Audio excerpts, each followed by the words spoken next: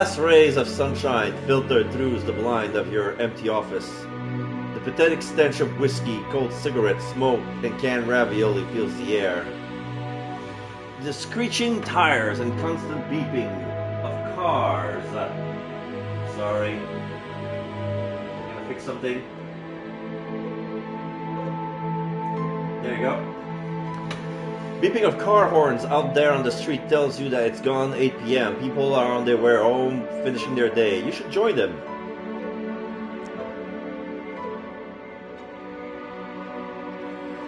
You decide to stay at your desk or go home. Let's try go home. What happened? You take a big deep sigh. It may not have been a successful day, but at least it's over. You're looking forward to a classic Friday night, watching all mystery series at home in sweatpants and getting drunk on cheap booze. Since the early afternoon, you have been staring at the foreboding bottle of liquor at the other end of the room. Until now, a vague sense of professionalism has kept you from drinking yourself into oblivion. Now, nothing stands in the way. Suddenly, you hear someone at the door. Say, "Who is it?" or "Don't make a sound."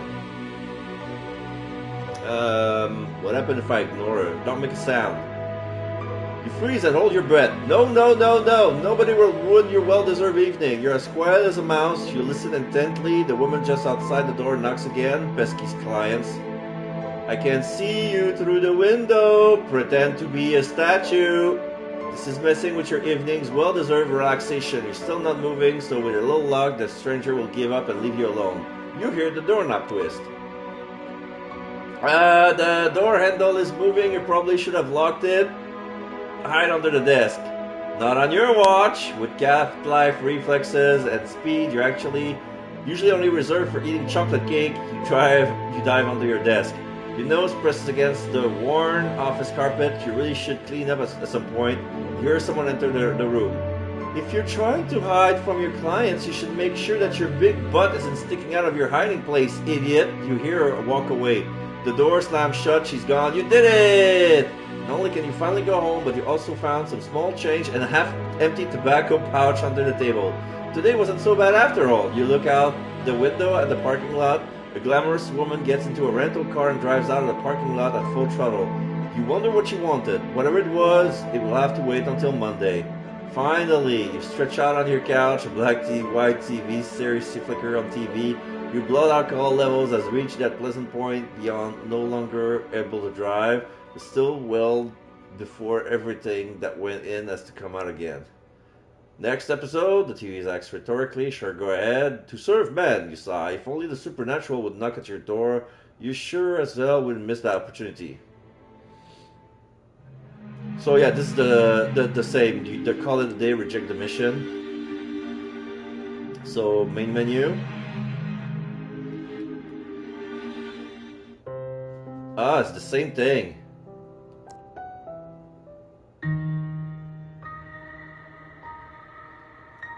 New game.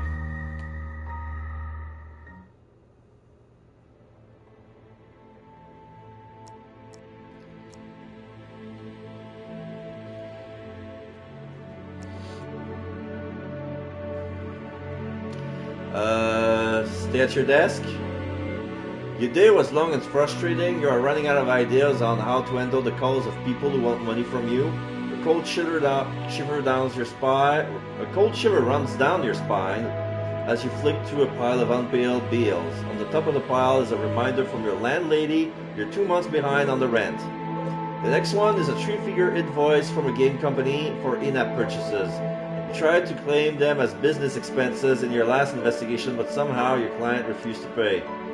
Then there's a second reminder from your internet provider threatening to cut off your connection. You might take legal actions because without the internet you cannot work or live. What you really need, more in-app purchases! You remember, during a particularly boring case, you start playing that game with the colorful candy. You made it to level 671, but not without the help of extra bombs, for which you paid a lot of money. You can't remember why you bought them, but it seems darn important at the time. You breathe a deep sigh. It may not have been a successful day, but at least it's over. Okay. Who is it? The door slowly cracks open with a timid creak. The unknown guest pauses, then in a breathy, melodic tone, you hear a woman utter, "Hello?"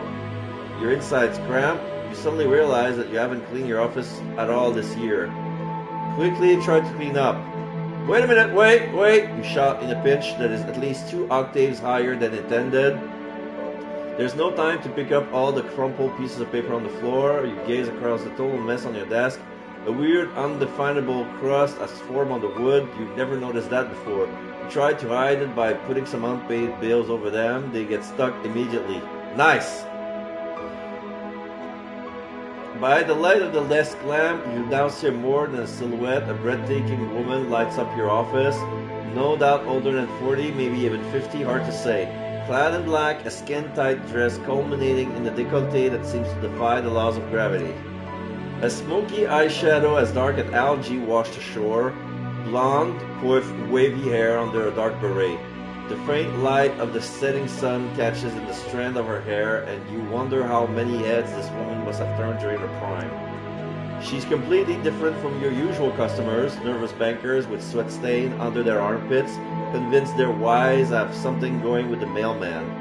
Every move she makes is calculated grace. Smooth as an eel, she walks towards you and sits down on the corner of your desk.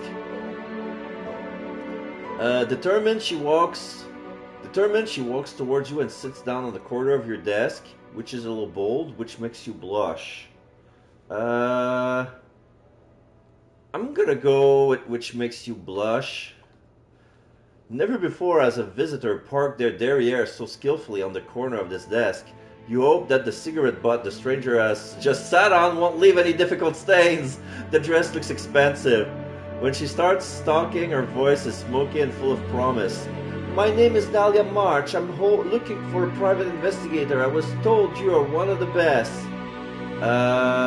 Kiss her hand. You kiss her hand and waggle your eyebrow in the same manner you've seen so often in those classic movies. This woman moves in higher circle and is used to luxury. You can tell by the strong smell of caviar she gives off. If you play this right, she might be even be able to increase the fee for this case. Keep flirting. Nothing is quite as attractive as a heroic private investigator, you think to yourself, while at the same time secretly trying to remove a piece of spinach lodged between your teeth. What's a smart lady like you doing in a disgusting office like this? This is your office, Dahlia replied, bemused. You smile and nod slowly. Damn, you should change the subject quickly. Pay her a compliment. Her eyes are dressed. No, her eyes. You lean forward. Your visitor looks at you expectantly. Ma'am, if you don't mind me saying, you have the most beguiling eyes I've ever had the fortune to look into. I can't get enough of them. Dahlia absentmindedly touches her cheek, a smile putting around the corners of her mouth. Go on about her eyes. Go for the jugular. You get up and walk around your table without letting her out of your sight for a second. The woman looks at the door tentatively, then back at you. She touches a strand of her hair and tucks it behind her ear. You take her hand into yours and say suggestively, True beauty or $1,000 a day plus expenses. Now let's go with true beauty. For I never saw true beauty until this night. You whisper in her ear. She giggles. Oh, you. What happened next is a different story, and we won't go into it here. You know what happened. After all, you were there. When you wake up in your bed next day, your hair tussle, Dahlia, is gone. All that remains is an empty bottle of red wine, 2 open frozen pizzas. Yeah, I got a one-night stand, and a still warm blanket or a video game console. But it doesn't matter because I got the trophy. Blanket or video game console? Blanket. It was a dark and stormy night. The rain fell in torrents. On your bedside table, you find an envelope marked expenses and a photo of a strange-looking girl, along with a handwritten note explaining your mission. Dahlia's little daughter has disappeared, and you're supposed to find her. An address for you to deliver her is also cited. Nothing unusual here. A common case of a little girl running away from home after reading her first romance novel. Usually they hide at the edge of the forest or in the library. Should be an easy case. You don't have much time to prepare. A quick search reveals that only one bus goes to Innsmouth only once a day. A pattern emerged in your research. The few new items related to this little coastal town are all about missing person. In addition, you find some rather old-fashioned articles that praise the coastal town as a secret holiday destination. The best fish, untouched beach promenade, authentic fishing people, and the recurring buzzwords. Dahlia has given you the address at which you're supposed to drop off her daughter as soon as you find her. She also wrote down her phone number on the child's photo. You take another look at the picture before you pack your things. Seaside promenade. Next morning, you travel by bus or by hitchhiking. Whoa. By bus.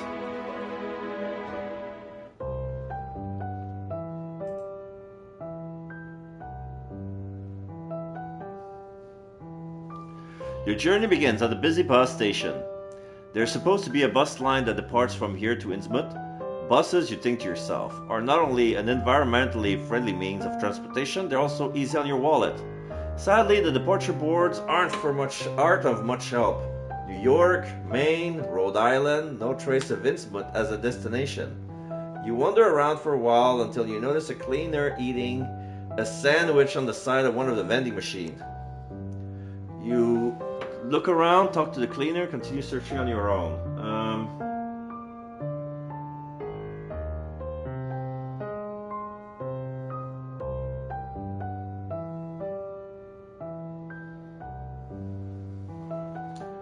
Okay.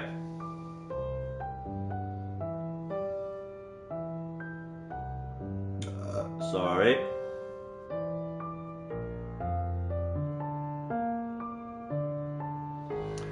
Talk to the cleaner. Excuse me, where can I find the bus to Innsmouth? Without letting go of his sandwich, the cleaner points to an abandoned counter in the dingiest corner that a public bus station could be capable of. The man gives you a nod, indicating that anything that can be said has indeed been said. You find that the counter is elaborately decorated with cobwebs. It's a bit early for Halloween preparation, but at least someone's made an effort. At the moment, nobody seems to be there. You press your face against the plastic window to peer into the room behind. Hello? Is everyone there? I have to go to Innsmouth. No one's there. Suddenly, out of nowhere, a bus ticket appears on the counter. Might the trip be free? Should you leave a payment? Leave a donation? Nah, just take the ticket. Yoink! In all likelihood, the ticket was already on the counter and you simply hadn't noticed it before. Someone must have paid and just left it there. This is what you tell yourself while you are looking for the departure gate with the ticket in your hand. Where's this bus hiding? In between the polished greyhound and travel stowing their luggage, saying goodbye and dropping tiredly into their seat, there's a kind of a dumpster. A dumpster with windows and wheels? No, it's actually a bus. It's a bit on the rusty side, and even from a distance you sense the strange smells it emits. Is that sulfur? You're not convinced how this thing is supposed to drive. In its vicinity, everything is noticeably quieter at the other bus stop. The people getting on show no sign of emotion. Nobody's trying to jump the queue here. Instead, the passenger move past the bus driver at a uniform speed, one after the other, shuffling up the creaking step. Each two-seater's bench is occupied by individuals as if they want to make sure not to come into contact with their fellow passengers. Sorry. The sign clearly says Innsmouth. No departure time, no stopover, just Innsmouth. On the bus. Undecided, you're standing on the stair of the bus. Talk to the driver, show your ticket, or sneak past in silence.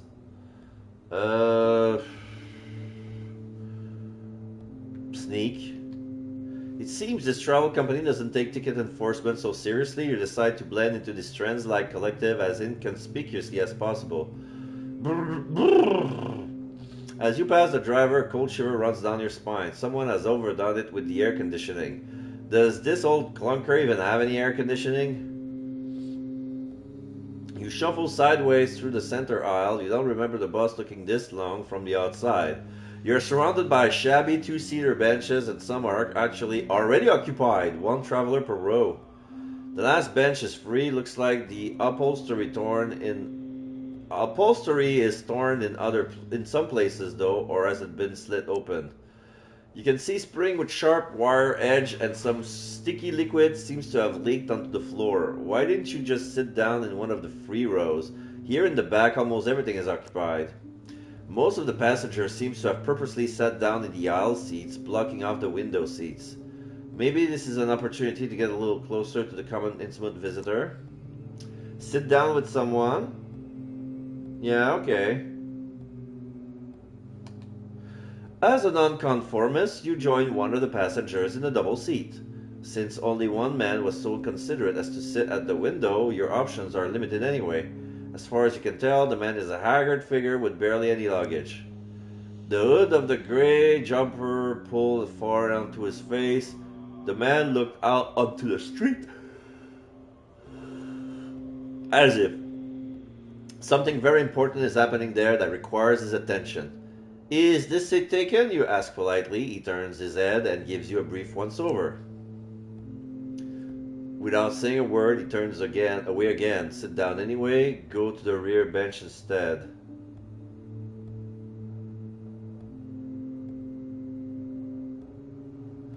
Sit down anyway. Alright, that wasn't a no either.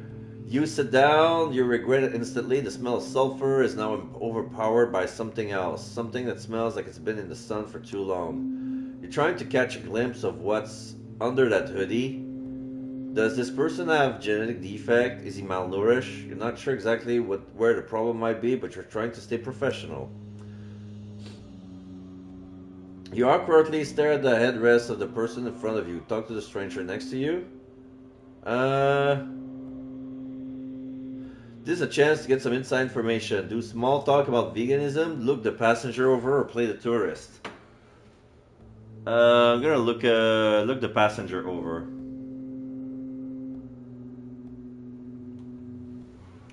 Before you start talking to the man next to you, just like that, you take a closer look at him, which isn't so easily because he's constantly moving like a nervous insect. Luckily, he seems to be busy staring at the headrest of the seat in front of him. You're looking at him steadily while he's distracted. Take a look at his clothes, I guess. Or his face. You scan the clothes of your neighbor. He dressed in the same black-green color palette as his comrade in the bus, the INNSMOUTH club colors. You notice that he's wearing a dark t-shirt under the hoodie. Take a closer look and you recognize the logo. It's the logo of the only current show you're watching on TV, Mr. Cyborg. The man finally notices you're staring at him and he looks at you with dull eyes. You point at his chest. Mr. Cyborg, you whisper triumphantly. Over the side corner of your neighbor's mouth creeps a smile. Suddenly the man seems human. His scratchy voice sounds as if it hasn't used it in years. Yeah, he smiles and he laughs. How did you like the season finale? Too few explosions, too few hacker scenes.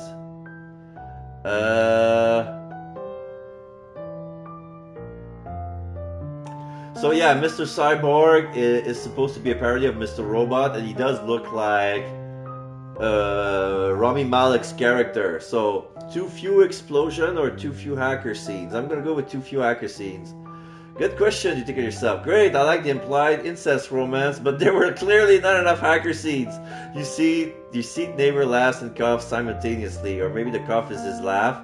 Some of the other passengers turn their curious eyes towards you. That one of them is finally having a cheerful conversation with a stranger probably doesn't happen too often. You introduce yourself to one another. The gentleman next to you is Jonah, city official in INNSMOUTH. He was at a comic book and TV convention in Boston. The story sounds a bit weird, so it must be true. What else are you watching? He asks. Good question. I like to get drunk while watching old mystery series. Right now, mostly nature documentaries. Nothing right now, trying to be productive, you lie, or everything. I'm gonna go with old mystery series. BFFs! The rest of the trip you talk about movies and TV series. Time flies. When the bus turns into INNSMOUTH, Jonah becomes noticeably quieter. All of a sudden you realize that during the whole trip you have not once talked about your case. It's okay. You still have time to ask him a question. Talk about the missing girl, so talk about INNSMOUTH. Uh...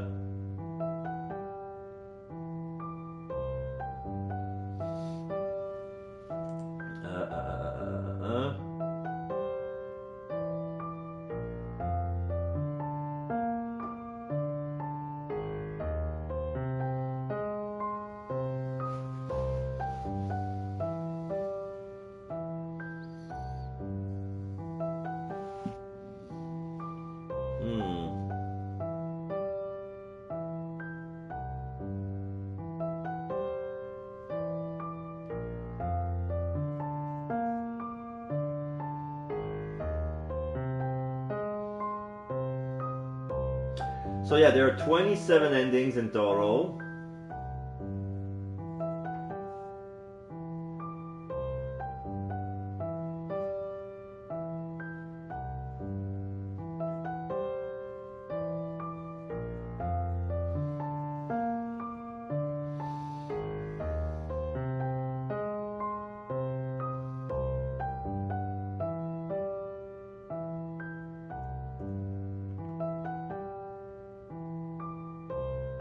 Okay, I see the page of... okay, I see the page with all the endings. I'm gonna go with the second one, see if I can make it.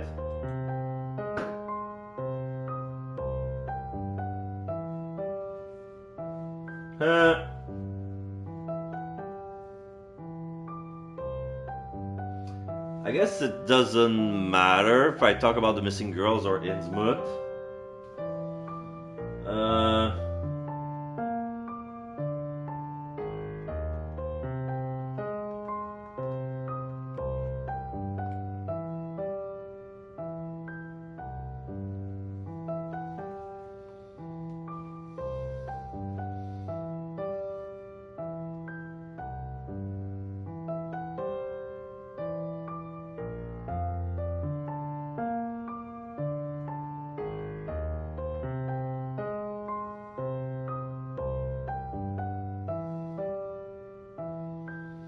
Okay.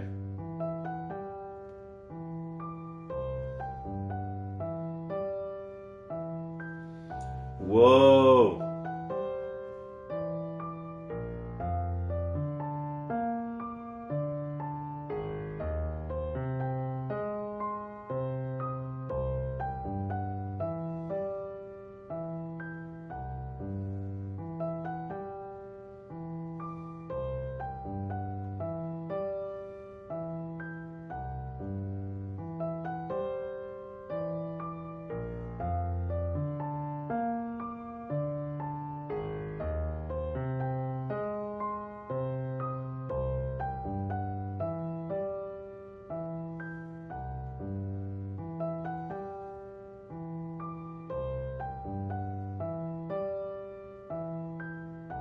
Okay.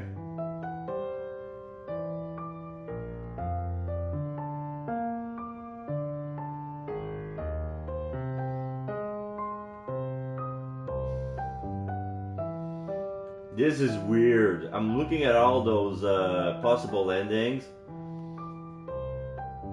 Okay, so Cthulhu Fhtagn, I have to go through all the endings. I'm probably not gonna get it. It's weird that the trophy doesn't carry over.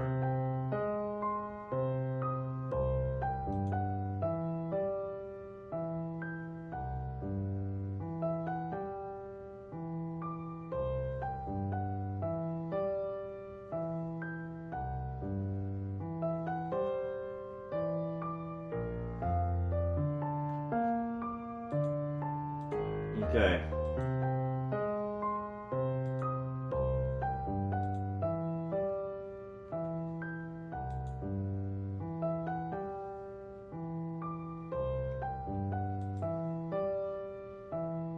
Sorry about that.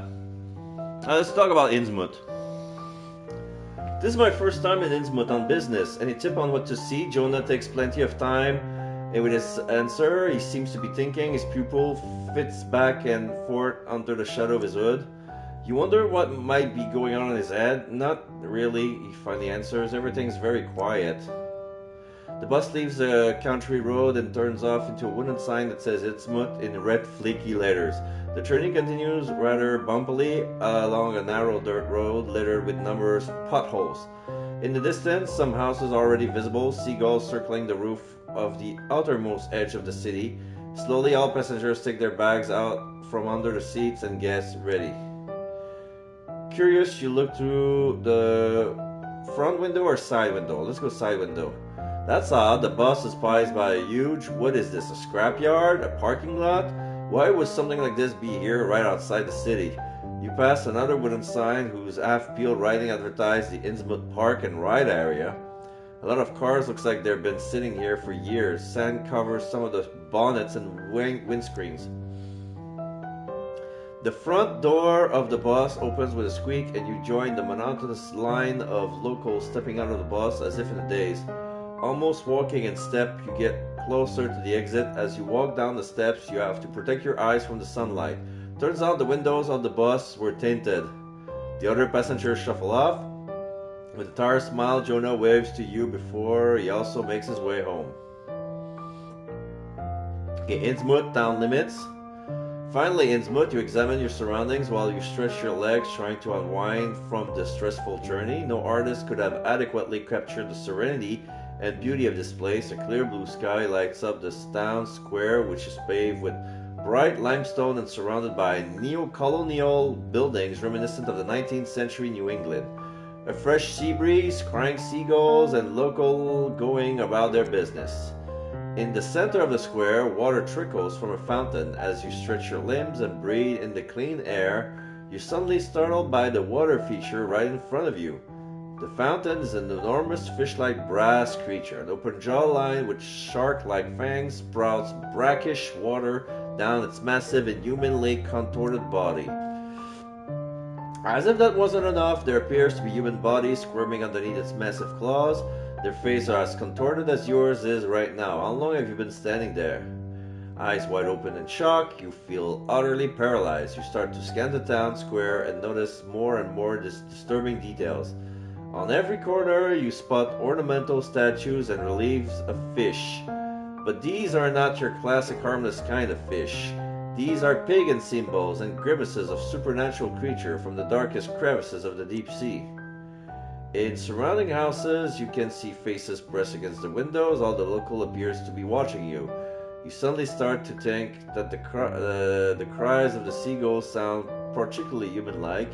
It sounds like human crying out in pain. What happened to the idyllic scene from a few moments ago? Welcome to INNSMOUTH. Turn around or ignore.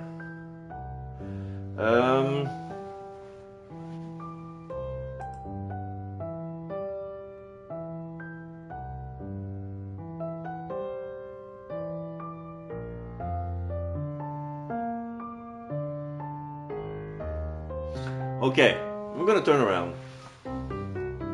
Welcome to INNSMOUTH. I'll now send you to visit. A nice elderly woman waves at you from afar. She beams at you as if you were your long-lost grandchild.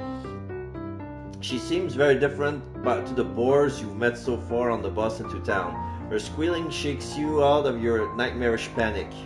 It's so good to have you here. I noticed you're very taken to our local fountain. It was built in 1704 by Abdul Necrotis, favorite artist and friend of Charles Dexter Tillinghast, the founder of INNSMOUTH. The central figure was a present and it was supposed to commemorate their travels together to Cairo. You can clearly see the Egyptians' influences in Necrotis' work.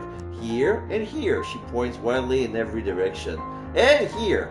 But I'm sure you already noticed this yourself. You look like someone who knows his way around art, she says with a wide smile. You're still in shock. Who the hell are you? Or of course I'm an art historian. Yeah, I don't care. She enthusiastically starts clapping and squealing. A small plump person in a garish costume finishes all her sentences with a lighted chuckle. Oh, I noticed that at once. How rude of me. I haven't even introduced myself. My name is Muriel Pooping Place. I'm the director of the Parks Commission, chief tourism officer, and head of the welcoming committee. Ta-da! Behind Muriel, there's a ramshackle wooden information stand, lovingly decorated with balloons. A colorful painted sign reads, "Welcome to INNSMOUTH." Muriel tiptoes over to her information stand and picks up a whole load of flyers and leaflets from the rickety display cases. She looks down at all the paper in her arms and briefly shakes with laughter. My goodness, why don't you take this city map to begin with? Useful. You take the map and put it into your coat pocket. Would you like to find out more about our wonderful town, which has been awarded the East Coast Stunning Town Award for several years in a row? Actually, I'm looking for someone, or sure, why not? Sure, why not? Muriel claps her hand excitedly and squeals. She begins unfolding one of her maps and points at 3 different locations in the town. The town center should be the next stop on your trip. There's a lively, up-and-coming shopping strip in INNSMOUTH, and since May, our local fountain has even had a real running water. Muriel stopped waving her index finger at you. I know what you're thinking. This town is being too showy for its own good, but I can assure you, we all kept our feet on the ground, even after the whole things with the East Coast Stunning Town Awards. Her finger now points to a different area on the map. The old town of INNSMOUTH is completely preserved. If you think nothing was ever done to the facade of the old houses, within 4 miles of there, you won't find any new buildings. Your face was unwillingly slipped into an expressionless mask due to the sheer boredom of it all. And then Muriel asked to the coastal line of the map, the amazing beach promenade, a dreamy beach with a bar that serves all of the kinds of drink your heart desires. I hope you brought enough stress with you, because at the beach, pure relaxation awaits you. The small woman chortles, thank her or just leave. Thanks ever so much, ma'am. Muriel seems delighted. Nothing gives more pleasure than ensuring visitors have a great time in our pretty little town. Will you be staying for a few nights? I can only recommend staying as long as you can. There's so much to see. Just so much to see. Trust me, by the end of your stay, you won't want to leave. 1 week, overnight, or it's a short trip?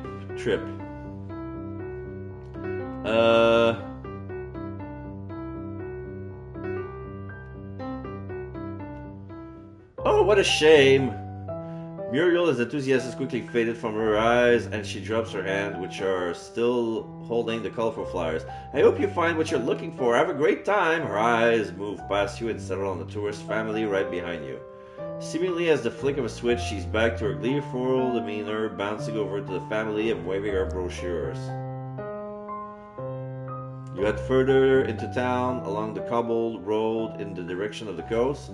Not long ago, the sun was bright in the sky, but already the first waft of mist is creeping into the street. The air feels thicker and the sun can no longer penetrate the fog. Time to think about where you want to go. Slow down. You lean your briefcase against the wall and start pacing up and down the quiet hallway. You got an important choice to make right now. The city center is in the north. Even from afar, you can see the outlines of the old and ordinary decorated buildings in the main town square. Here you should find the police station, the main shopping street, and of course the town hall. As a coastal town, INNSMOUTH also has a harbor. From your research, you found out that this is a bustling area with a dreamy beach. You expect to be mostly tourists. According to your research, the only hotel in town, the Gilman Hotel, is located in the old town. You should think about checking in. You could do with refreshing up and getting rid of that bus smell that is still clinging to your clothes.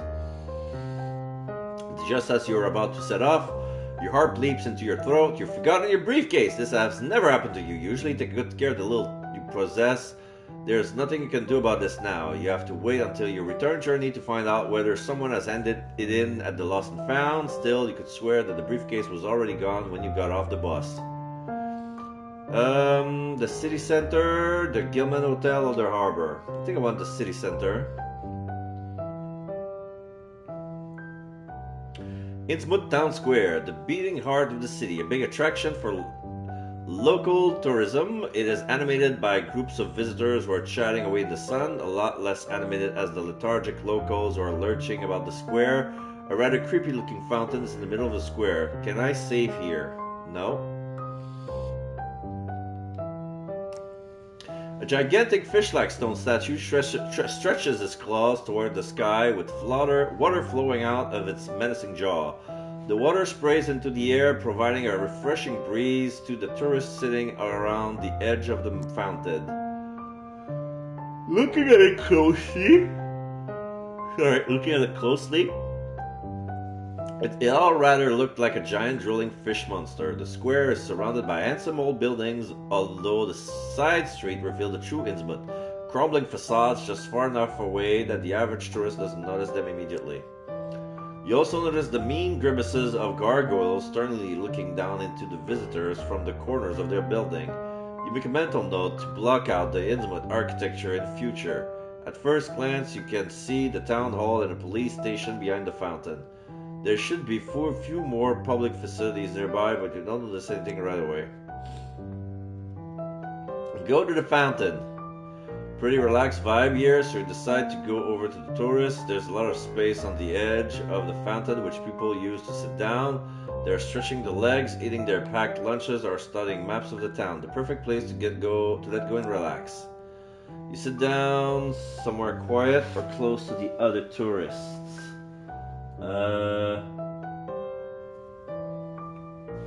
Goes to the other tourist.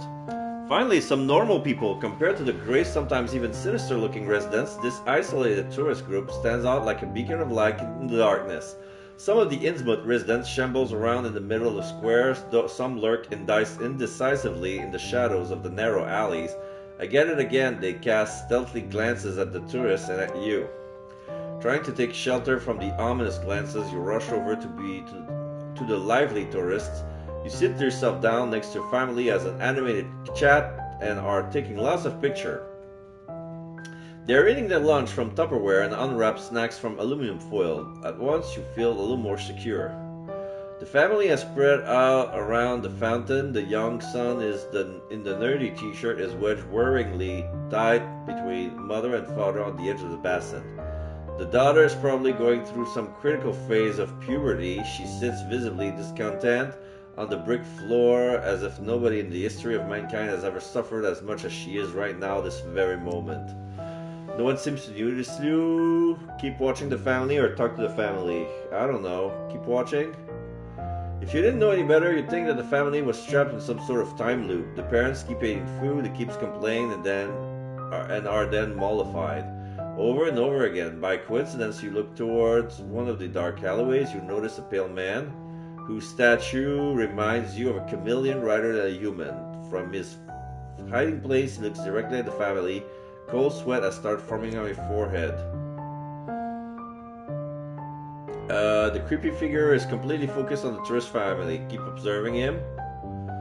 Or approach. I don't know. Approach. Focus on not making any rapid movements. You get up to the edge of the fountain. You pretend to take a relaxed jump over the square. You're pretty certain that the pale figure is still observing the family from the same place, but you avoid looking over until you're out of their line of sight. The man is hiding in a small side street.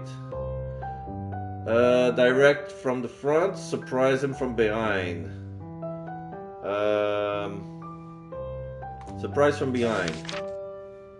The alleys. In order to surprise the gawker from behind, you first need to walk around the dilapidated building.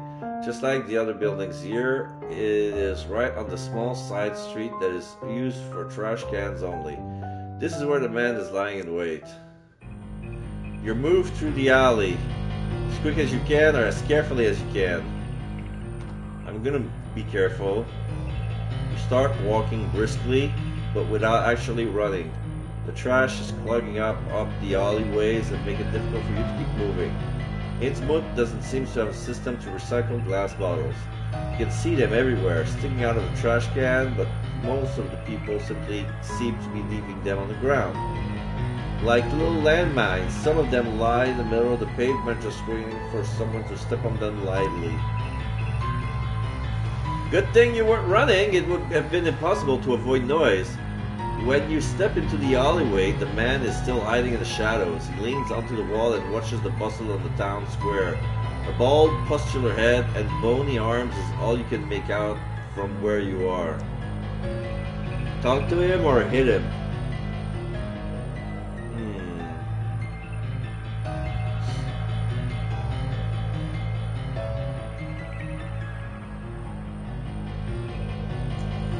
I'm gonna talk to him.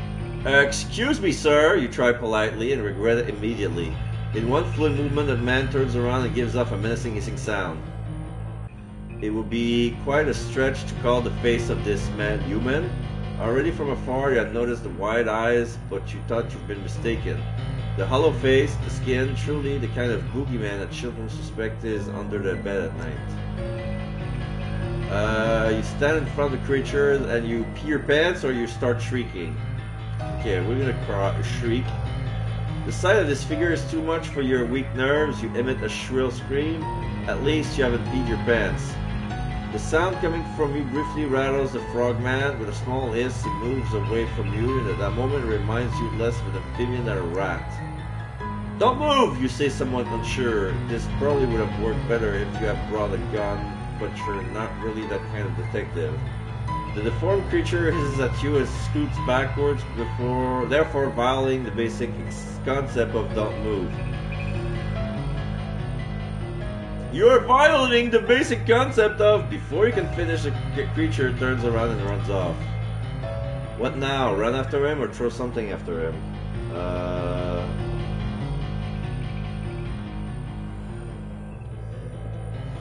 I don't know.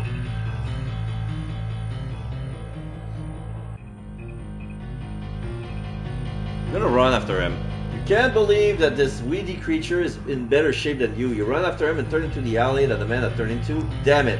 This alley has lots of back doors which the people there must be using to drop off their trash. It's simply impossible to say which of these has been recently opened. You run further into the alleyway and try some of the door handles, but everything is locked. The guy managed to shake you? He has escaped you. At least you won't have to deal with the strange appearance of the guy, which you glimpsed from afar has already been somewhat vomit-inducing. But the fact that this guy was just lurking here in the shadows, that he was doing nothing apart from observing the tourists, really worries you. What was his plan? Back to Times Square. Where are you headed now? Good question.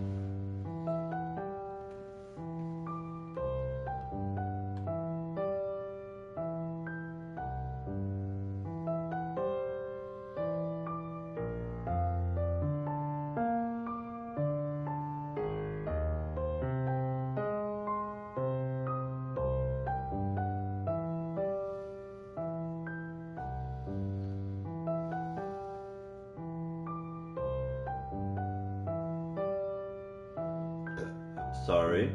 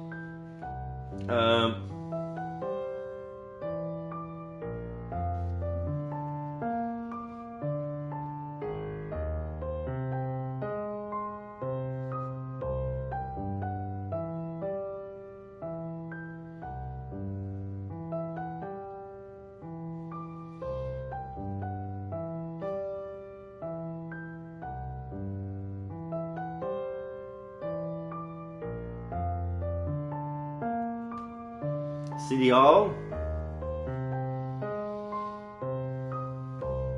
INNSMOUTH Town Hall. Impressed by his grandeur, you whistle as you enter the lobby. You glean a sense of the former wealth and prosperity of the place from before. Well, whatever it was had happened here. A red carpet runs across the white marble floor, while the green velvet curtains of the wall unsuccessfully try to hide some of the cracks in the massive wooden beams.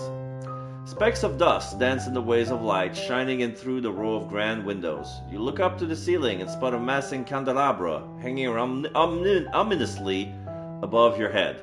It's exactly the kind of thing that would drop on the baddies in the fourth act of a caper movie. A series of ancient corridors go off to the sides into the belly of this bureaucratic beast. There must be offices with sinister civil servants dotted all around this place. Here in the foyer, only every third of the few counters is actually manned. With this kind of morale among the people running the town, it's no wonder everything is a bit off. The clerks who are working seem to have placed bets on who can move the slowest. A very normal town hall indeed.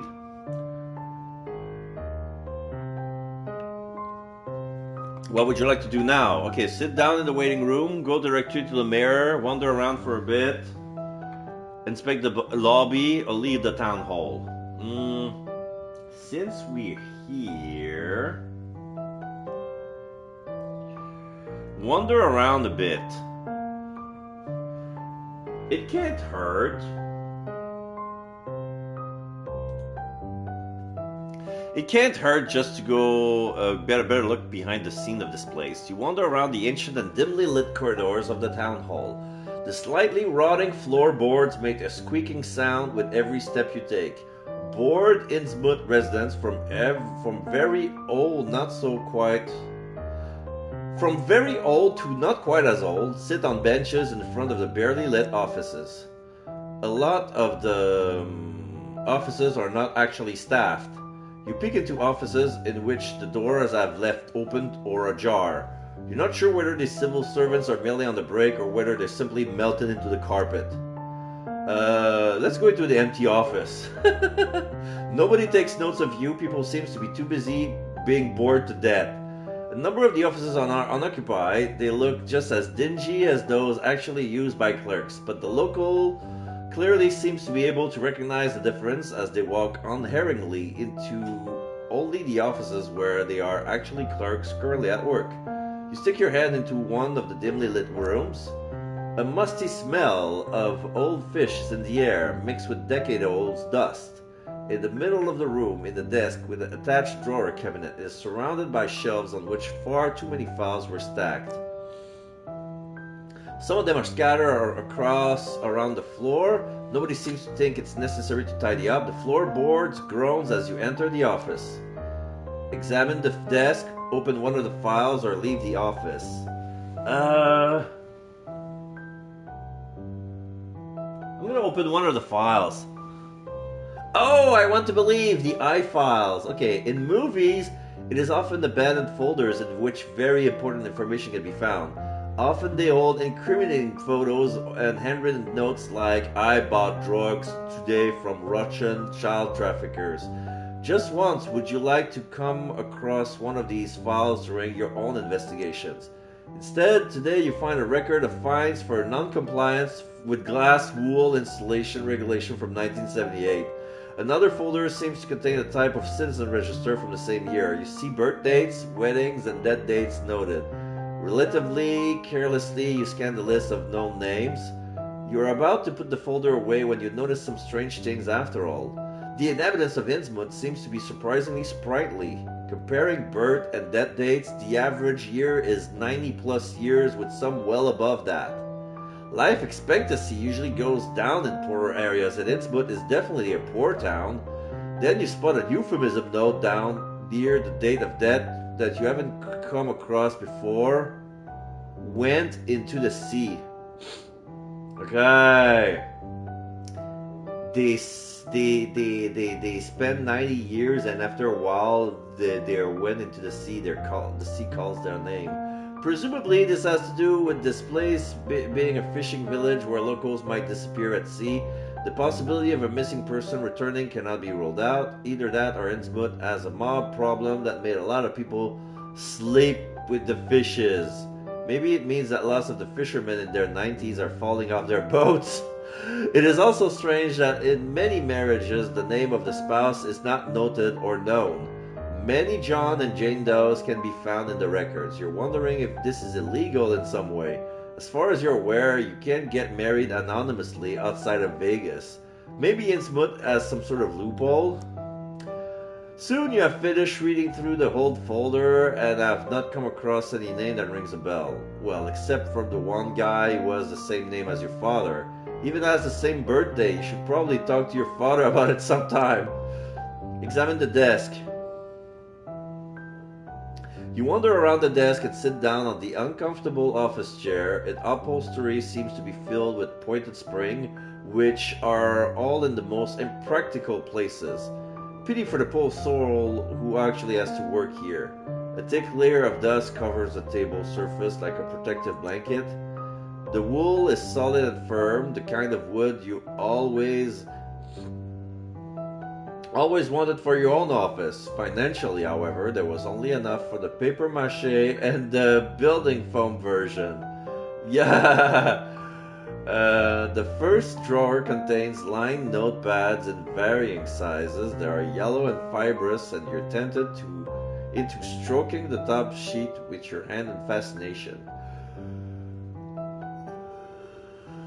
A few pencils and a ballpoint pen are scattered next to the sheets. You wonder what to do now. Leave the office. Shiver goes down your spine. You may not be able to spot impending danger, but your gut feeling rarely gets you down. Clearly it's time to go. Let's leave town hall. Enough time wasted. You walk back to the building the way you came. You got a case to solve. You push your weight against the massive wooden doors and leave the town hall. Mayor's office. INNSMOUTH Town Hall was a strange experience. You decide to avoid all other town facilities in order to not waste any more precious time. Following an inner voice, you march towards the little alleyways. The alleys. The town center is dilapidated and seems to be completely dead. None of the footpaths are maintained, and weeds have worked their way to every crevice. You notice carelessly dumped fast food packages, beer bottle, and other trash. Some on the narrow side street between the houses are so crammed with bulky trash that you wouldn't be able to walk along them.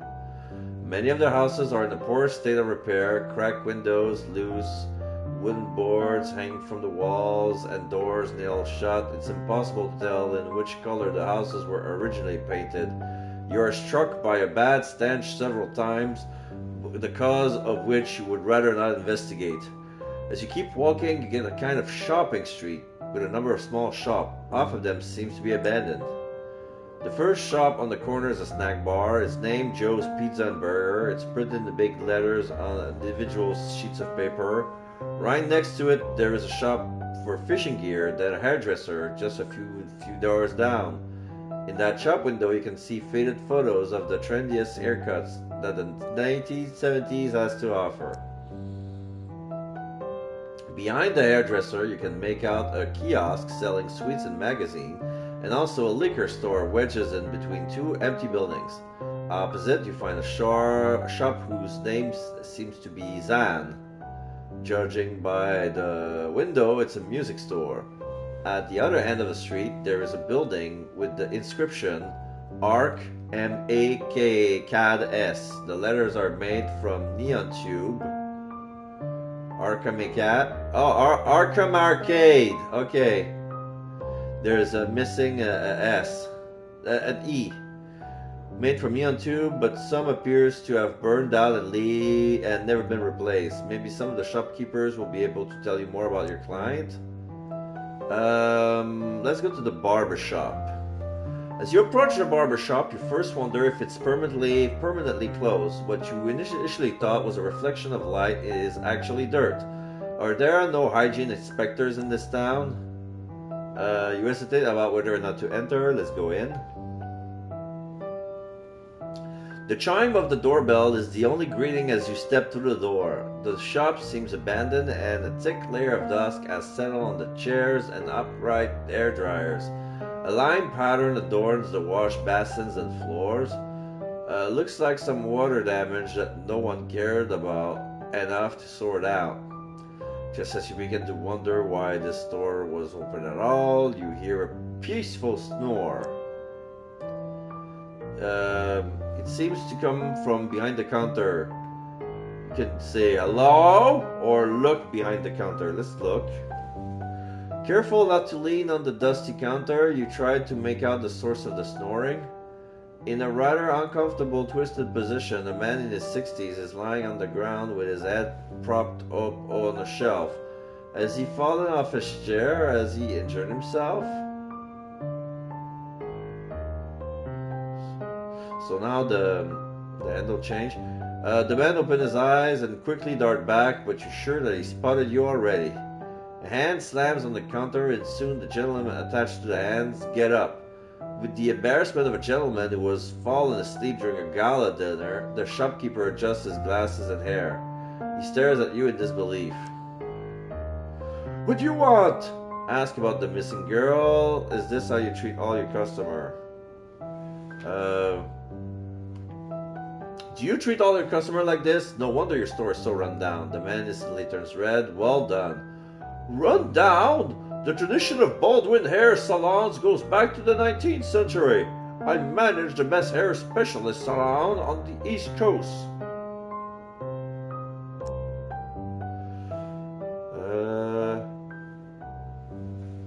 His eyes seems to be challenging you. Ask about the missing girls.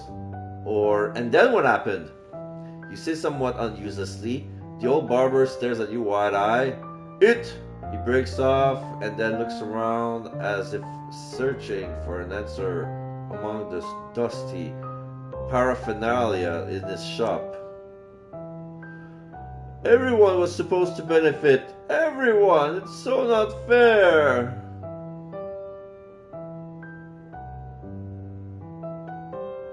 Okay. What are you talking about? Goodness, is that the time? What are you talking about? The barber lets out a long, deep sigh. After all I have sacrificed, what we all have sacrificed. Let him talk. Spy movies has taught you that often it's best to just let your enemy do most of the talking. Maybe the barber will tell you his master plan for world domination. The strength of the man is visibly dwindled and he leans on the bar to continue with his tale. I think I'm gonna get an energy drink just to get a boost of energy, because reading makes me drowsy for some reason. I don't know if it's the music or the ambiance, but alright, be right back. I won't go too far.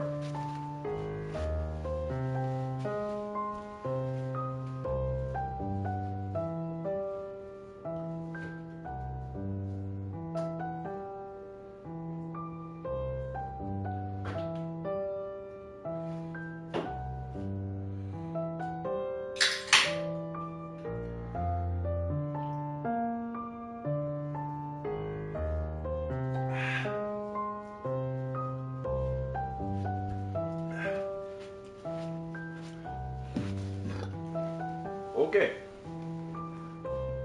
Everyone has benefited, but nobody cares about the fate of a single barbershop when people are so wealthy. With a sudden move, the old hairdresser leans over the bar and screams in your face. Their hair falls out!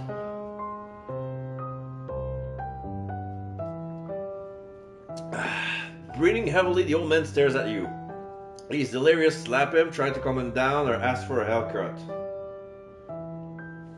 I'm gonna ask for a haircut. Why do people go to the barber? You say carefully. The barber gasps for air and lifts himself a few more inches. You want me to cut your hair? The guy is a bit too excited for your taste, but he seems to have found some sense of purpose. Of course. Goodness, if you only hadn't entered this store. The barber claps his hands and hurries over to the sink and prepares for the hair wash. You take off your hat and run your hand. You realize you're bald. Yeah, through your long flowing hair, through your locks, through over your short haircut, or over your bald head. Yeah, I just realized I'm bald. Oops.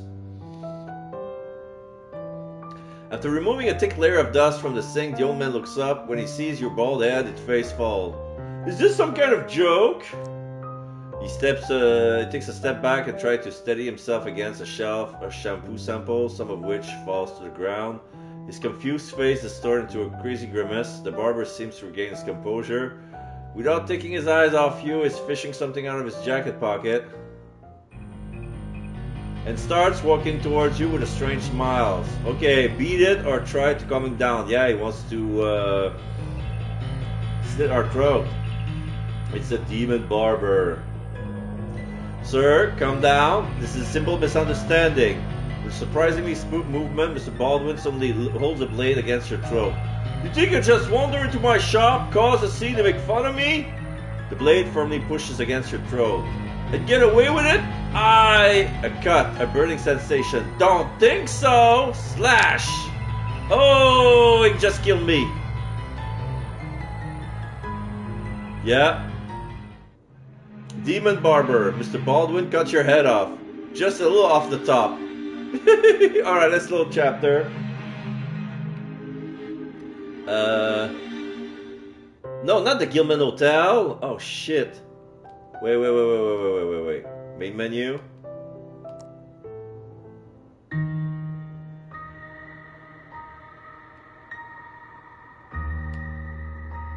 Town Square. Load chapter, Town Square. There you go. Scope up the surroundings. Reread that. Scope out the surroundings.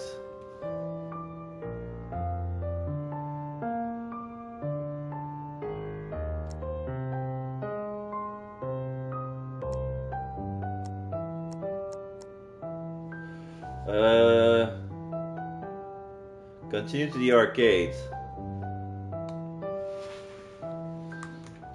I think we've been there before.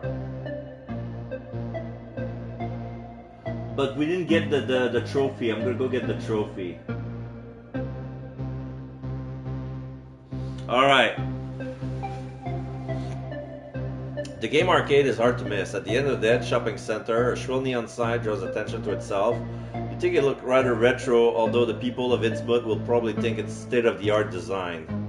As you approach, familiar sound starts ringing in your ear. A heady mix of cheaply produced guns, sound effects, and mysterious sounds from pinball machines. Gives you this cocktail of synth effect. Gives you a jolt of nostalgia or annoys you already. Hit jolt of nostalgia. Happy memories flood your brain. Your first beat-em-up game when your opponent, a super limber septuagenarian yoga dude who played the boxer, ripped you apart, and all those exciting moments when you managed to win. The futurist families who have ventured into the city center with you were all dragged in here by their excited children. Now you two pass through the gates of the realm of flashing lights and bad ventilation. It's extremely dark and the screens of the device appear to be the only light source. Families, slackers, groups of teenagers, and individual children crowd together in front of the screen to catch a glimpse of the games that are currently being played or to have a shot at playing themselves. The arcade is smaller than the elaborate archway initially suggested, but the equipment is not so bad for a small coastal town. Look at the game. Yeah, look at the game. One of the most important lessons you have learned, not from your own cases, but from television, is to look out for the small things. Only an absolute beginner would ignore the slot machine and look for the missing girl straight away. You, on the other hand, are playing the long game. Maybe you'll see her name token on one of the high score tables. Maybe you'll be able to improve your own reflexes. Toughen yourself and steal your nerve by playing a few rounds. A little girl is missing, but you'd rather play a round of computer games. But don't worry, no one will ever find out. How often will you return to Innsmouth, you ask yourself? The answer, of course, is hopefully never again. So you might as well make the most of it and try to leave new high scores for posterity. So let's go to the retro game machines. You can see a bunch of old machines, which looks like they're from the late 80s. There are barely any people there. A lot of the small screens show a swirl of flashing pixels that are barely recognizable as game. Some of them have two colors. At least the games are cheap. Better not touch them or play for a little bit. You know what? Let's play for a little bit. So you think about which classic game to play: Polypixel War, Trick Kicker 2, P-Fry, Pixel Bios, or none of those. So Street Kicker is Street Fighter 2, P-Fry is Q-Bird, Polypixel War, like a war game, I don't know. Pixelbius looks like I have no idea. Let's pick this one. At least you heard of these other games, but you never heard of Pixelbius. The machine looks incredibly old. You put in a quarter and begin. Turns out to be some kind of puzzle with geometric shapes and colors. The soundtrack is super trippy. Your thoughts turn one final time to the missing girls that you're supposed to find, but where the game stops, you devote yourself entirely to it. Entertaining, or switch to another game? Keep playing! The subsequent level involves more ships and colors, but no missing girls. Switch to another game. Next level! The next level adds in numbers. Yeah, exactly what every child wants in their games. Math. This is boring, you think to yourself. Stop playing! Switch to another game or keep going with 3s instead of E's. Keep going! Even more numbers and letters. Come on, you don't come here for algebra course. So the O are replaced by zeros and the E's by 3s. Keep playing. The screen fills with numbers and special signs. Slowly a pattern seems to emerge. If only your nose would stop bleeding, bleeding, bleeding, bleeding. Whoop.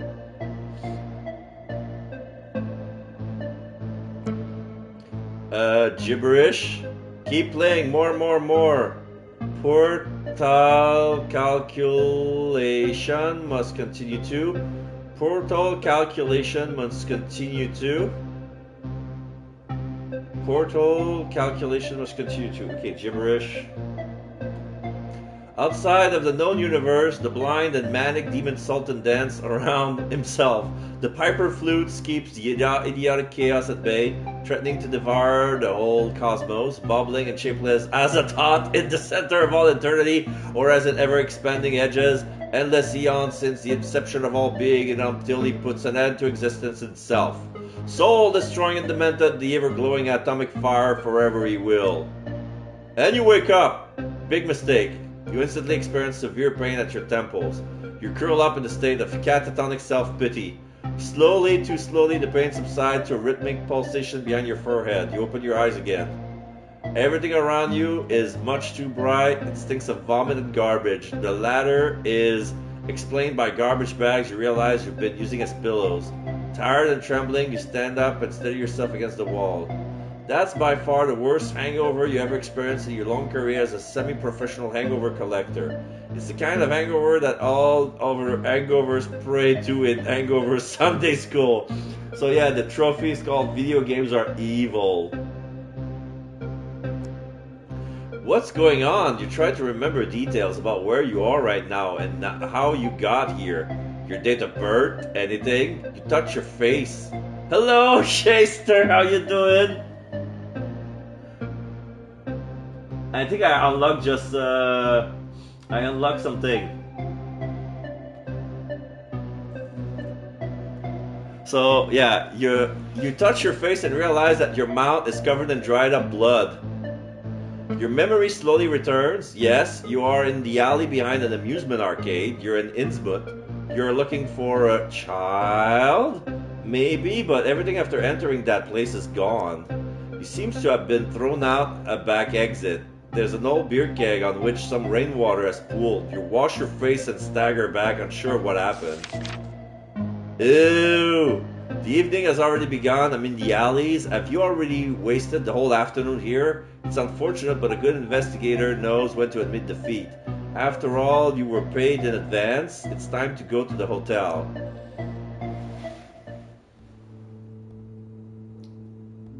Okay.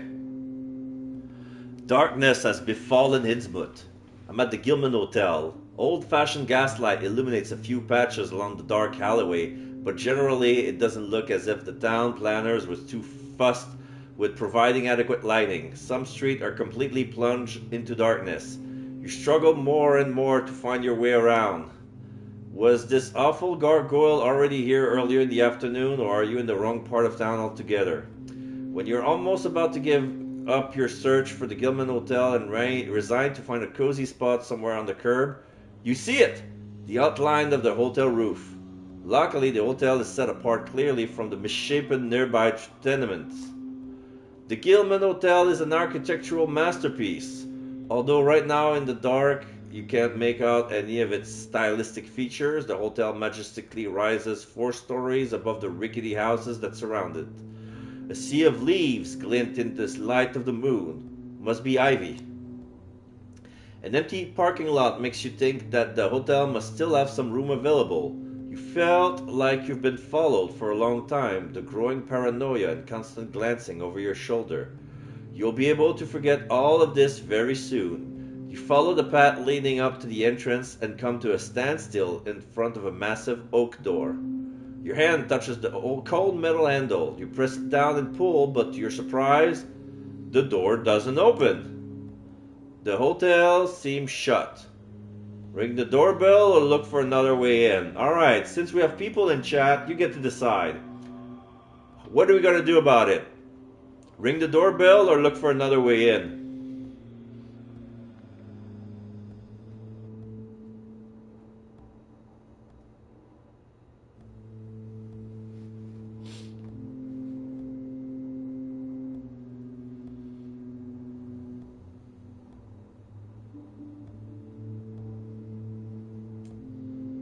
I know Tyler is at work, so it's probably not available, but what about you, Shay?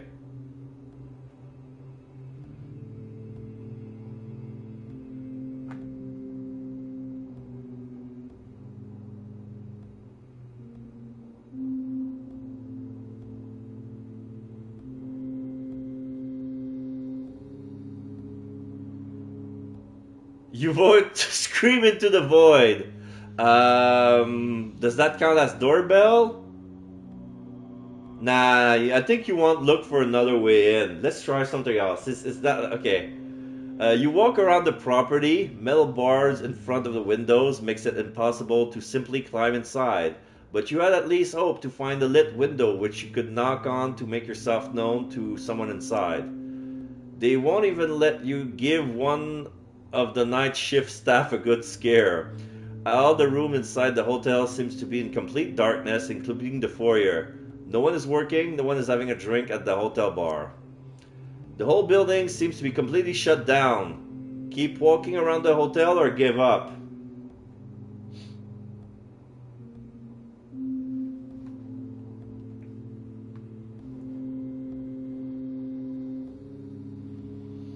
My vote is on give up. I don't know about you, but it's like, oh well, I came in too late. The building is closed. Sucks to be me.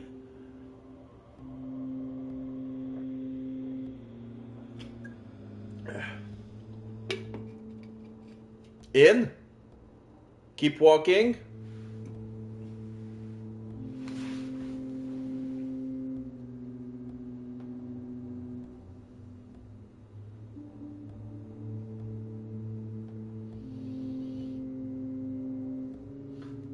Just want to make sure you want us to keep walking around the hotel.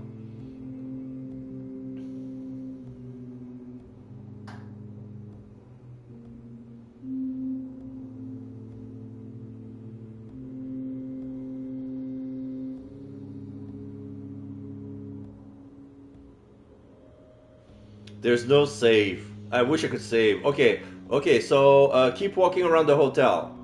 You walk around the whole hotel, still hoping to find a lit window somewhere, no such luck. Soon you're back at the entrance. It's hard to believe such a thing is possible these days, but the hotel really seems to be closed. No one is allowed in or out for that matter. Do the guests know that they're locked in the building overnight? Will there be another gormless tourist in an hour or two trying to get in just like you are now? Not actually your problem, you remind yourself. You turn around, leave the hotel behind you, and walk back to the street. Okay, what's gonna happen? Downtown. It's late at night. You wander the street.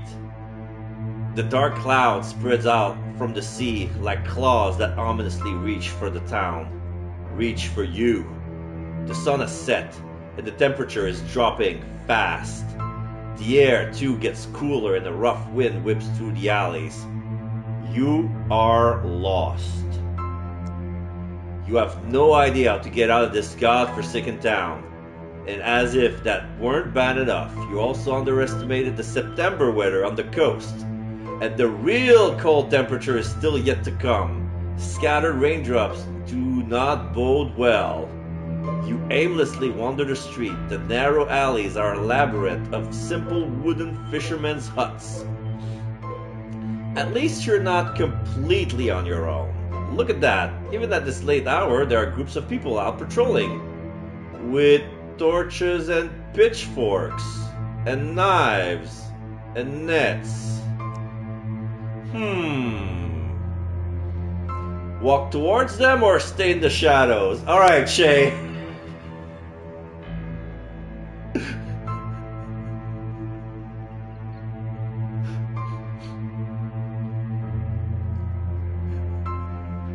No wrong choices. Just telling you.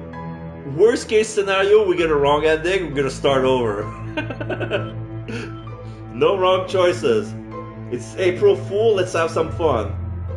My vote is to walk towards them. Unless you want to veto and stay in the shadows.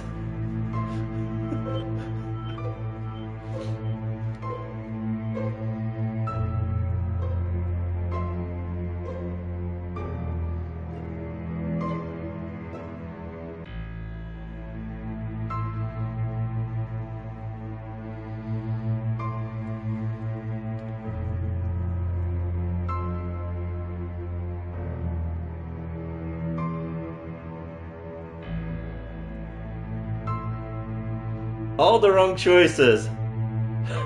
Shadows. Oh, you want to stay in the shadows?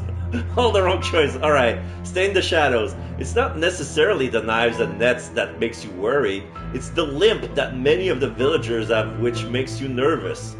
The people don't walk. They waddle, stagger, stumble and shuffle with their upper bodies lifted up like malicious trolls in a fantasy film. You have found refuge behind some old barrels in a narrow side street.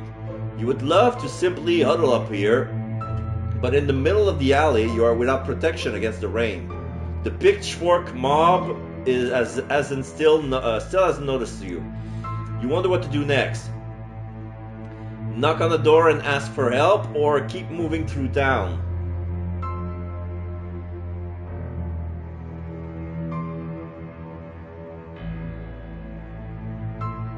I don't think that knocking on the door will get me anywhere. So what's it gonna be, Shay? Keep moving through town, or you want to try and knock on the door, see what happens? Oh, you're gonna lurk. Okay. Well, thank you very much, Shay, for the lurk. I'll try to figure out what to do here. So I guess I'll keep moving through town, see what happens. One alley follows the next. Oh, yeah, keep moving. Alright. The ground is muddy with knee-deep puddles. The paths are lined with run-down huts consisting of nothing but a few bricks and corrugated iron roofs piled on top of each other.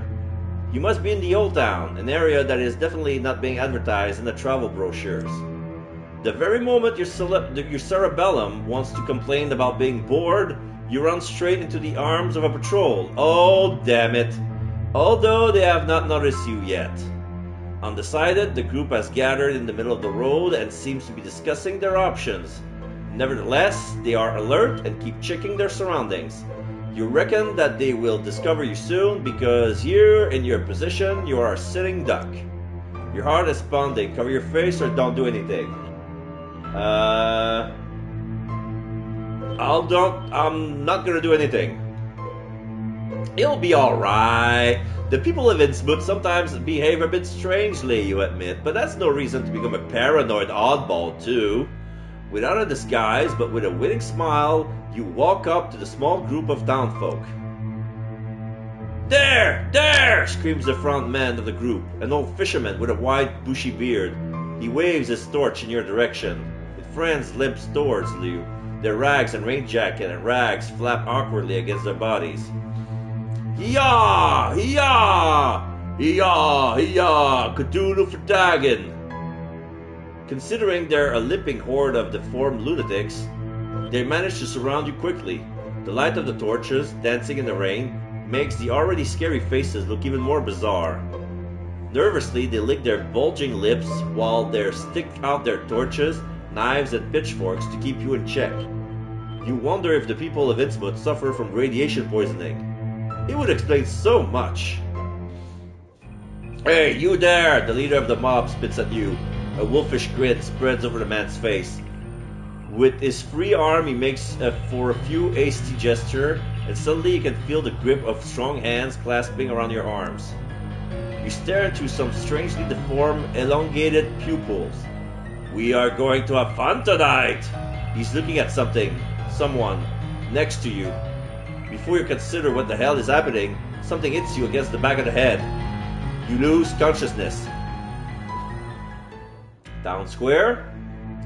Freezing cold. Voices. Whispering. Arguing. Raindrops that roll off your forehead.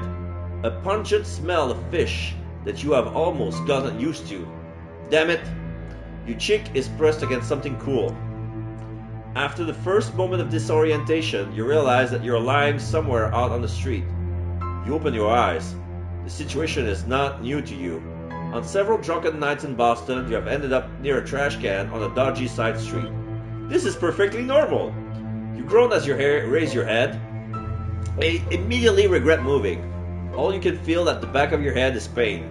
You have no doubt you were knocked out. You try to touch the back of your head but fail. You seem to be tied up. Okay, this is definitely not normal. At least now you recognize where you are. It's INNSMOUTH Town's Hall Square. At least 50 villagers have gathered around you. They have huddled together in small group and have deepened conversation.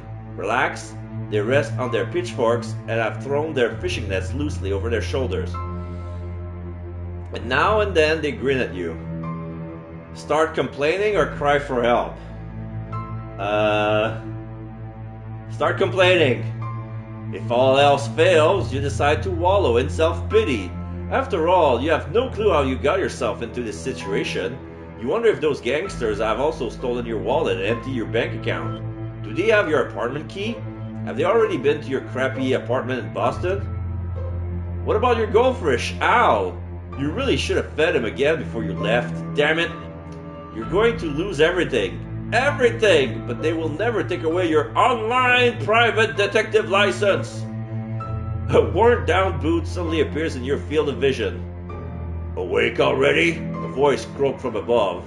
With great effort, you manage to look up to see who dares to interrupt your fit of self-pity. It is the leader of the group, Abraham, who looks down on you triumphantly. From where you are, you can see all the small tumors that are sprouting from his chin. "Yuck!" you say involuntarily. If you offended him, it doesn't show. It gives you a dirty grin. "I hope you enjoyed your stay in our little town today, landlubber." Enjoy? I love it here. I hate all of you, or meh. I'm gonna go with meh. Meh. It's pretty difficult to shrug your shoulder while lying on the floor in shackles.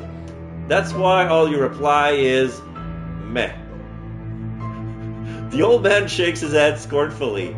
"You goddamn city dwellers and your indifference." "Damn," the man whistles as if impressed. "You are a tough guy, I'll give you that. I wonder how long that will last when you're on fire." Fire? Before you can ask for a more detailed explanation, you're grabbed by the arms. Some fishermen has silently approached you without you noticing. They jerked you up into the air and carry you over the square. After a few yards, they slow down. The ground they're walking on seems solid. You're standing by a stake. Two men in rags and gross bulges on their cheeks undo your handcuffs and then tie your arms around the central pole. The remaining villagers that interrupted their chatters are coming closer. What's all this about? Help! Or try to loosen the shackles. Try to loosen the shackles. You tug on the ropes, twist and turn your wrist as far as you can. No luck. The handcuffs are not even particularly well attached. You can feel their loose fit. It's just that they're strong enough to hold someone like you. Finally, about time! Someone shouts annoyed and drowns out all the other conversation taking place in the town square. Looks like someone finally managed to light a torch. Solemnly, the men march towards you, and in awe, the other villagers make way for them. Not everyone in Innsmouth can light a fire. Two of the men remain with the other spectators, and the torchbearer continues alone until he stands before you at the stake. He turns his back on you and begins to speak to the eclectic audience. Brothers and sisters! Yes, Abraham? Several people respond, which says a lot about the Innsmouth gene pool. Quiet! He growls immediately. I mean, everyone present. yeah, because he says brothers and sisters, and then there were the literal brothers and sisters responded. There were a lot. Like, okay, yes, brother, uncle, or something like that. So yeah, the gene pool. There's a lot of inbreeding. Sorry about that. Satisfied, he solemnly spread his arms. You can now see that the land with which he holds the torch is a single flap of skin wrapped around the log. Oh, okay. The hour approaches, and before you stands our tribute to Dagon. We share the sacrifice and the blessing, for we are faithful children of the... He falls silent. A dozen tourists walk out in the next alley along. The villagers look surprised and exchange baffled looks. Some look to Abraham for help. Embarrassed, Abraham drops the torch, cry for help, or remains silent. No. You remain silent. I remember last time we were saved by the tourists because we were asking for help, but I want to see where this goes. This whole thing is really rather unpleasant. Sure, this degenerate wants to set you on fire and sacrifice you to some god, but the point is that they picked you for it. Out of all the travelers in this town, they chose you. For example, this guy is constantly shoveling white French fries into his mouth. They didn't pick him. Or the blonde hipster who has the nerve to take selfies of himself and the steak with yours truly on it. They didn't pick him either. All these tourists were carefully considered, and only you were found to be worthy enough for the steak. The tourists mingle with the people, but the atmosphere remains stiff and awkward. The villagers once again prove to be lousy hosts. The tourist zooms move on the next attraction of the Innsmouth nightlife. Abraham, the torchbearer, hems and haws for a few more minutes until all tourists have left the town square. Thanks. He mumbles sheepishly with a side glance in your direction. That was really decent of you not to make any trouble. Don't worry about it, or could you possibly not set me on fire for that? Where are we going with this?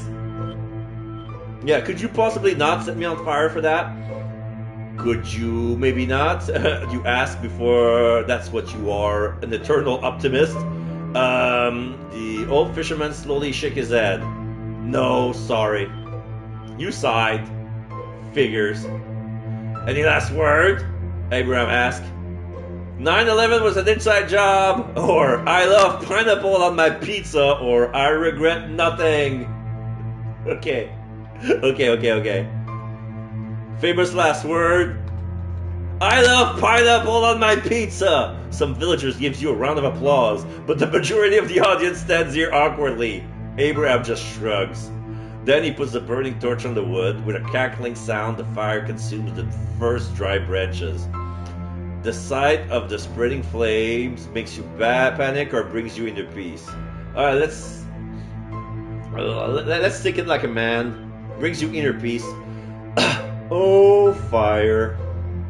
The naughty rebel amongst the four elements. The slowly approaching flame takes you back to your childhood. Evening under the stars, which you watched on the TV. Oh, television. It doesn't take long for the whole pile of wood to be on fire. The heat is unbearable. Your skin hurts so much that you almost lose consciousness. But no such luck. Only when all your clothes are singed and blisters from on your cheek does your circulatory system finally collapse. At the stake, you burn alive. Never again, cold cases. Alright, so let's reload the chapter. Let's go back to the town square.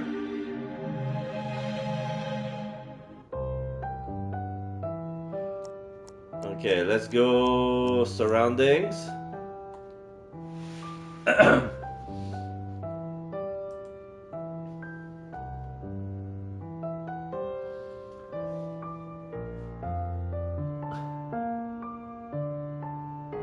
Alright, let's go back to the arcade. There's something more to do to the arcade.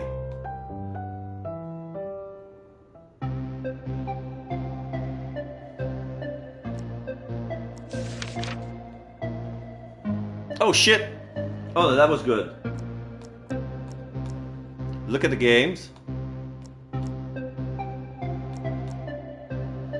The first-person shooters. Fantastic! Who would have thought that you've come across one of your favorite games here in Hicksville? Shooter games obviously cost more money, but the graphics are the best. The pixel blood sprays abundantly, and you can shoot at the screen with neon plastic weapons. Annoyingly, this is where the most people are queuing. It will take a while until it's your turn, but from what you can see on the screen, you're sure it'll be worth it. Your choice is Boom, Boom instead of Doom, Quark instead of Quake, Maison of the Unliving instead of House of the Dead, and none of these. Oh, those are nice. Those are nice titles.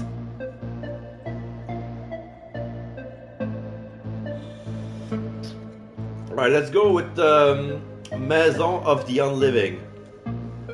In Maison of the Unliving, scientists in a secret research lab under, well, a house, have been experimenting with the dangerous zombie virus. When the virus is accidentally let loose and all employees have turned into an army of the undead, it's up to you, the cleaner, to save the world by offing all of them. Doesn't sound too bad. Q for... yeah, M-O-T-U. Motu. Q for Motu. Maison of the Unliving. Good choice.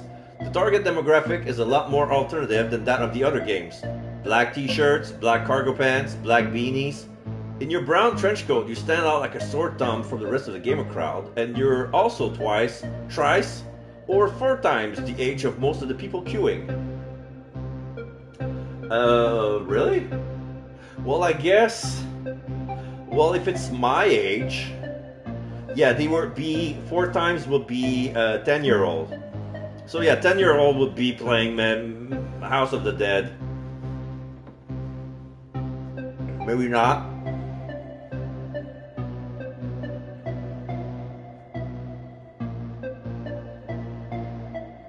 But in my case, it will be between 10 and 21. So yeah, mostly teenager. Right in front of you is a child who only reaches up to your hip. Ask the people in the queue how old they are or don't say anything. Nah, don't say anything. You know what? Online and offline, the rules is not to cross the gaming community. Impatiently, you watch a child who still has some of his baby teeth struggle to reach the control panel. Luckily, he gets overrun by zombie hordes pretty quickly. After a few players are knocked out, it's your turn, quicker than you thought. You put all the coins you have into the machine. Your hand claps the black plastic gun. It feels good. The screen goes black. The slogan Maison of the Unliving flashes up.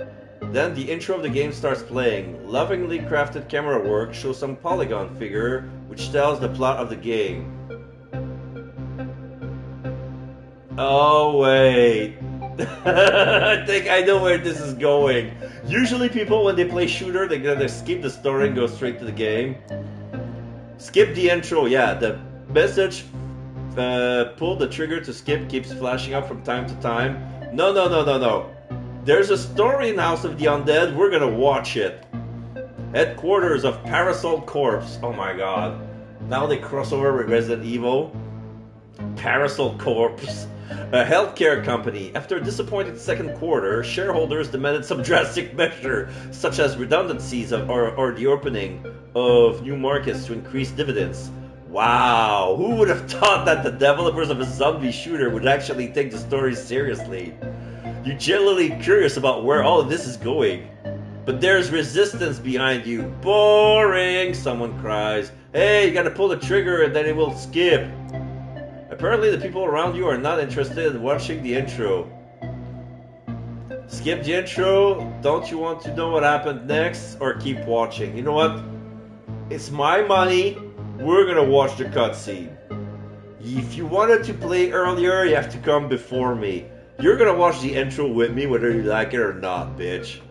You try to hush the people behind you. The video keeps playing. The camera zooms into a wide conference room in which pixelated people gesticulate wildly with their arms.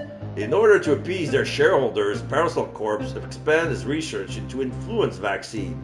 A wide block appeared. It looks like it's supposed to be a building. In front of its doors, there are some blobs who seems to be holding signs up into the air. The process is made difficult due to regular staff strikes. They are likely in negotiation with the unions. It's much calmer behind you now. Keep watching the intro. The first tests are very promising. The voiceover continues. A first test of the vaccine happens during influenza season and batches of vaccines are delivered to doctors' offices and hospital. Please kill me, someone in the crowd says, but another person shushes him. Oh, okay, now they're engrossed. Okay, they invested. Nice. Graphs fill the screen. Lots of graphs. The annual budget show. The annual budget shows initial positive trends, but because of the research investment profits are still low, Parasol Corps breaks even. Unions signal their willingness for compromise in order to keep jobs. I really hope they're going to make it. My dad lost his job last year and we lost the house. A young boy next to you says, "Oh man, I'm so sorry," says someone else in the crowd. God, they relate. They relate to the union striker. There are now barely any impatient comments from your audience. It seems as if no one has ever let the intro of this game play to the end. Okay, so this is the first time they see this. No one is saying a word now. Keep watching. Stock exchange development and more graphs resolving the conflict with the unions. The voiceover calmly reports how Parasol Corps managed to become financially sound again and slowly turns into the market-leading health company. It engages in social projects, provides jobs, and supports the economy. The whole audience contemplates now in silence. Lots to chew on here, and you even think that you've learned some new things about business plan and economic strategies. The intro reaches its final part. A lab assistant accidentally knocks over a sealed test tube and its greenish content spreads out on the lab floor. Then everyone turns into zombies. Well, that was a bit disappointing, someone murmurs behind you. Indeed, compared with the carefully researched background of Parasol Corps, the part with the zombies seems sloppy. The intro fades and the game continues. Bloody lettering splatters onto the screen and lets you know about your mission. Level 1. Survive. Is that all? With nothing but a handgun, your character stands in seemingly endless corridors. Hordes of roaming zombies come at you. Yeah! Yes! Your audience is visibly excited about the upcoming battle for survival. You shoot at the pixelated head and those enemies you hit slowly turn transparent and vanish. You seem to have endless ammunition and you only need to shoot outside of the screen to reload. After what feels like 100 kills, you start to feel bored. Why was there a queue for this machine? Your motivation to stay alive dwindles rapidly and is being replaced with the desire to do something useful. Maybe even solve your case? The zombies overrun you and wordlessly you hand the plastic gun to your next player. As you move out of the line, you cannot believe your eyes. In front of you stand Tabitha March. She waves at you excitedly, her bug-like eyes sparkling. You are the first player who looked at the story. Now I finally know how Parasol Corp started. Many people don't really pay much attention to the story in games. Words failed you. Wait! This is it! This is the girl! The girl I've been looking for. I already found her. What? Talk to Tabitha. Or grab her. I'm gonna talk to her. Shit. So as to not scare the girl, you gently sinks down to your knees. Tabitha, your mother has asked me to bring you home. The girl scrunches up her face. What? My name isn't Tabitha.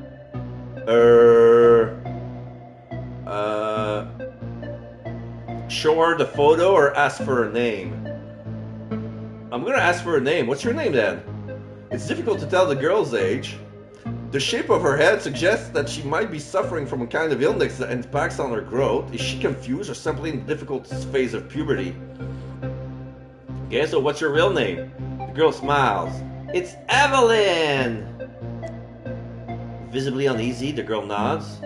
I shouldn't be here anyway. Finally, you found the girl. Now you only need to pick up your reward and then you can finally leave this dump on the place and relax at home.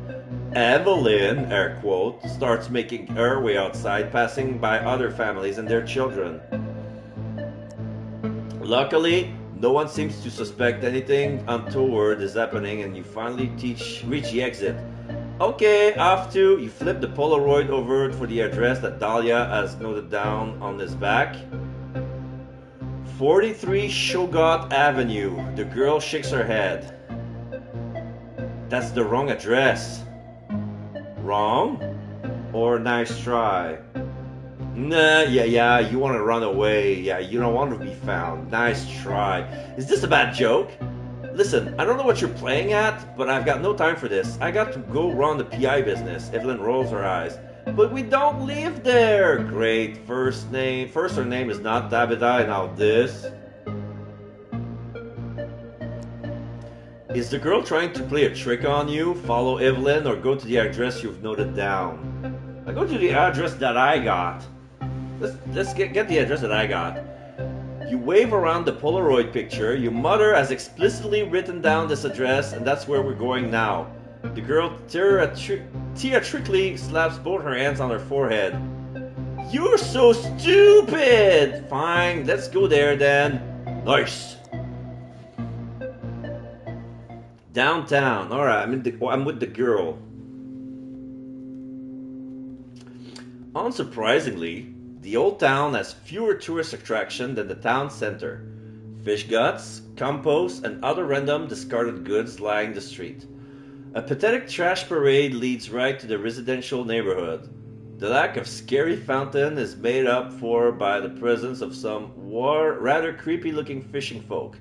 The man tan and scarred skin around you makes you wonder whether there's been some sort of large-scale chemical accident.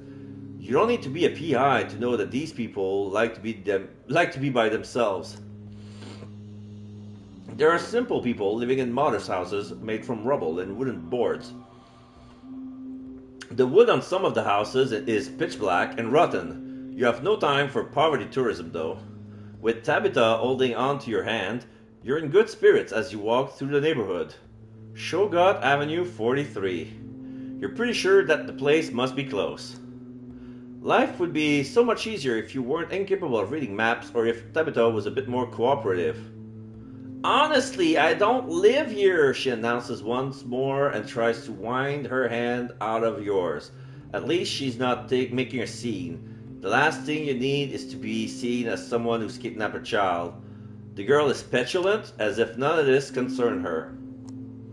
You blame her behavior on puberty, poor upbringing, or INNSMOUTH. Yeah, I blame her behavior on INNSMOUTH. It's all this crazy town's fault. Kids from these incestuous hinterland towns are damned to mediocrity. Don't worry, little one, you say and tussle Tabitha's hair. Kids love that. Hey, she squeaks. It's not you, it's this place. You've never had a real chance. What are you talking about? The girl asks while trying to put her hair back in order. Things would be so much easier if only you'd work with me, you say. I get you home, your mother gives me all your money, everyone's happy. Tabitha rolls her eyes. She's pretty cheeky for such a strange-looking girl. You turn down a small side street. By now, you're really far off the beaten track. You've not seen any shop for a long time, not even a kiosk. You could swear that people have started looking at you suspiciously. Tabitha keeps nagging. You're not listening to me precisely, or listen what she has to say. No, I'm not listening to her. Precisely, and this has worked out fine for me so far. You're about to launch into a tirade when you notice two fishermen leaning on some barrels looking over to you. You begin to whisper, let's get this thing over with and you'll never have to see me again. Oh shit, I pressed something and it skipped. With an optimistic something. So the whole situation makes you feel skeptical or excited? Excited. Almost. You're nearly there. All your worries about money will be gone and you'll be able to indulge in some delicious seafood near the harbor. You happily skip over a rotting octopus that someone has left out on the street. This is it. 43 Sugar Avenue. You involuntarily smooth down the front of your rumpled trench coat. This is an important, nay, historic moment in your career as a private investigator. You have solved a missing persons case. This is the kind of publicity that will land your face on the cover of some local newspaper or even the news. With Tabitha in tow, you rush over to the little gate and press the doorbell button for a few seconds. A doorbell with the sign Hawthorne written on it.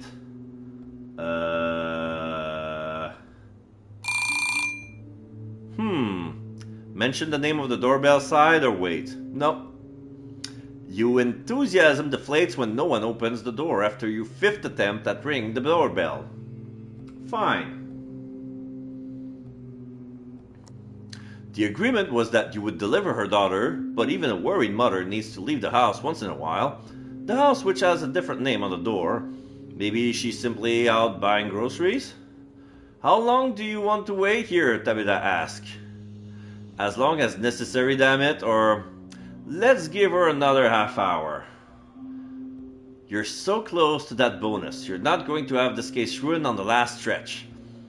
Everything's going to be fine, you say encouragingly and pat her head. She tenses as if waiting for something awful to stop. Strange child. Now you wait. You wait like you've never waited before. Tabitha seems to have resigned herself to the situation. She has stopped begging you to let her go so she can go home. She is at home, damn it. You settle down on the small step leading up to the entrance of the house. It's the only place in the alley that's not completely grimy. After 20, 30, or perhaps even 60 minutes to you, rest your eyes. Just for a moment. When you open them again, Tabitha is gone. Of course she's gone, you loser. But someone else is now in the alleyway in her stead, a group of fishermen. They must have surrounded you silently without you noticing. Scaly face with green eyes stare at you. Blackish green tongues dart out over bulging lips, anticipating something. They look like sharks circling their prey. With a sudden move, you get up from the step and rub your bum cheek where you have pins and needles. An evil grin creeps into their faces. Walk past them or try to distract them. Let's walk past them.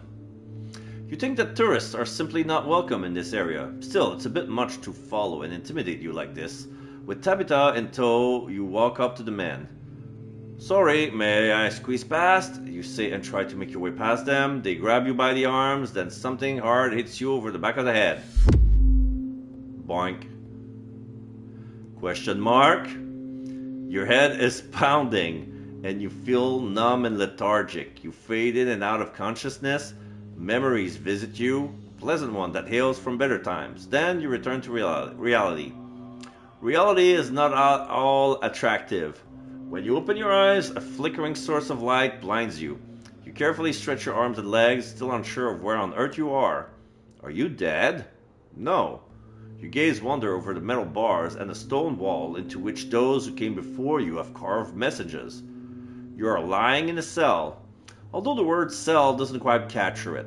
These are more like cages which are separated only by thin metal bars. No cot, no toilet.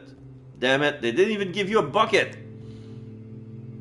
Someone must have given you a good beating. From your scraped cheeks and hands, you deduce that you were dragged here afterwards. In the cell to your right is a woman with her back against the wall. To your left, an unconscious young man with disheveled hair lying face down.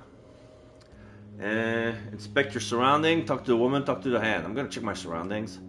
You get up and you knock the dust off your coat. A quick rummage through your pocket confirms your worry. All your belongings were taken before you were incarcerated here. Your cell neighbor pays no attention to you. She sits on the cold floor with her knees bent, her arms wrapped around her legs, her gaze directed stoically into the distance. What is she looking at? Ah, the only door leading out of the crypt. Even if you magically manage to open your cell door, you still have to overcome this metal door. You squint your eyes to get a better overview of the situation.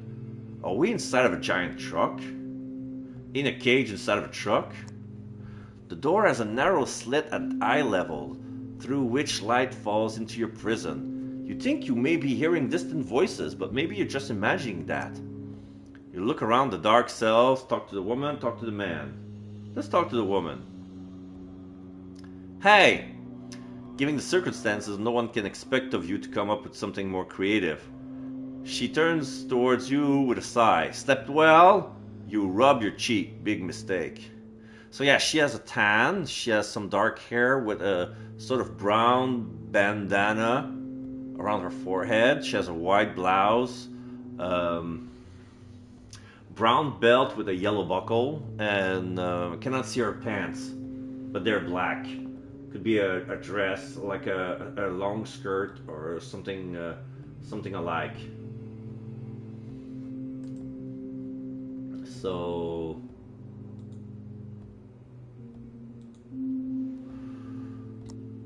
your head feels like one big bruise.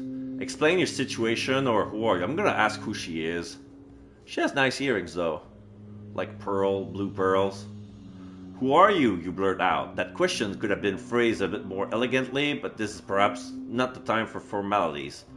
Kate, my pleasure, the woman replies monotonously. I'm here for the exact same reason as you, I suppose. She listlessly starts imitating a falsetto voice. My little girl is missing. I'm so worried. An accurate portrayal of Dahlia, you have to give her that. And this, she nods towards the peacefully slumbering surfer-dude. This is Lonnie, who was here on vacation. She laughs softly. What's going to happen to us now is on of the many questions in your mind right now. At least it's in the top 3 of all your questions. In addition to how can a degenerate man from INNSMOUTH knock you out so easily, and would the telekinetically gifted evil mutant twin in this horror movie from the 80s have become much nicer than his parent not baptized in Belial? Wait, would the telekinetically gifted evil mutant twin in this horror movie from the 80s have become much nicer had his parent not baptized him Belial but Steve? Belial is one of those demons, but was there a mutant twin telepathically from this horror movie from the 80s? I don't think I've watched this horror movies. I don't understand that reference. But yeah. The woman frowns at you. How the hell should I know? She looks away from you and, as before, stares at the metal door at the end of the room. Then there are scramblings, rattling sounds. The door is being opened. But I guess we're about to find out. Hard to tell which is worse, the squeaking sound of the rusty hinges or the light flooding the basement rooms and blinding your eyes. A figure approaches. It takes your eyes a few seconds to adjust and taking who is standing in front of you. It's a cop and he's not alone. Like, he's a big burly cop. He has a big pointy teeth. Like, he has a big maw like a bulldog. His skin is all gray. The policeman looks down at you with a condescending grin, then he fumbles with the lock on your cell. From the corner of your eye, you can see that more visitors are entering the cell room. They seem less amused by the situation, chewing on their bulging lower lips. They keep an eye on you and the other two. In their hands, they hold burlap bags. There are 4 figures in total. 2 of them wear a police uniform. 2 seems to be just henchmen or civilians. Of the 2 figures in the background, one is wearing a white shirt and boring office worker's gear. The other is hiding underneath a black hooded sweater. Wait a minute. You've seen that black hoodie before, and indeed you can make out Jonah's puffy eye from under the hood. He looks very downbeat. I hope I didn't keep you waiting for too long, the cop says in a chatty tone. I wouldn't want visitors to get a bad impression of INNSMOUTH. He opens the cells and grins at you. And you're coming with us now. Play along or attack? I'm gonna play along.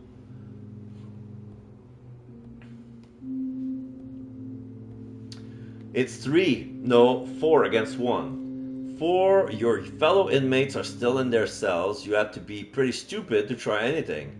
You do as you're told and step out of your cell. The cop with the keys nods and starts to unlock the woman's cell. Kate, meanwhile, has gotten up. With an expressionless face, she stares at the cop to avoid her gaze. He motions for her to come out of the cell. Something is being pulled over your head. Suddenly everything just goes dark and smells of potatoes. Just great. This coward of a cop has put a burlap bag over your head. Your hands are pulled behind your back and you can feel how a scratchy rope is being wound around your wrist and pulled tight. Someone has to carry our surfer boy. He's still completely out of it. Now let's get a move on. Go, go! 2 hands grabs you by the shoulders and push you down a long and winding corridor. It is probably the discreet way out of the police station. At least, that's where you assume you must have been. Someone mumbles the word staircase, but it comes too late and you fall flat on your face. The hard edge of a staircase rams himself into your forehead. Someone behind you laughs a nasty, rattling laugh. He goes on your nemesis list. This day seems to turn more and more unpleasant.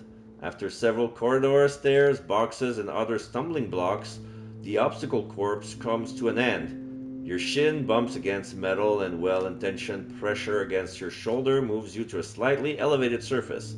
Next to you, Kate falls on her face too, cursing loudly. Well, at least you're not the only victim here.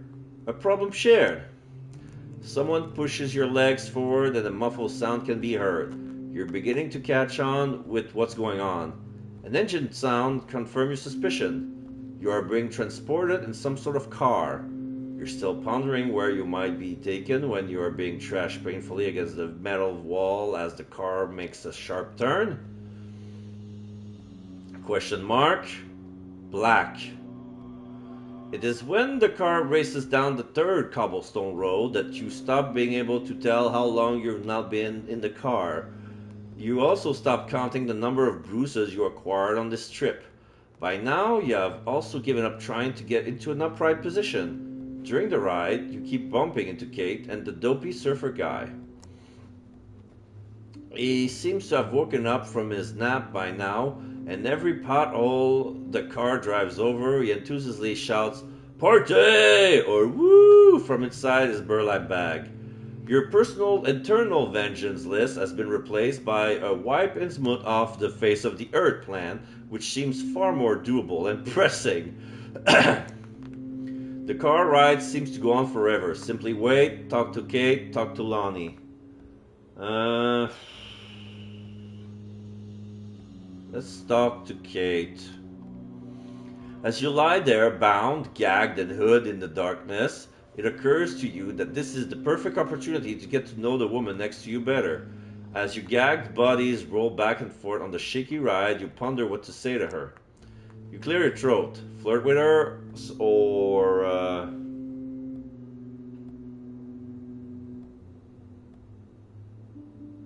So, you're also a private investigator? Yep. Kate enunciate the P pretty clearly. Yep. In your experience, that's never a good sign. Did you manage to find the girl? Did you spend the night with Mrs. March? No one's going to be inquiring after you either. Wait.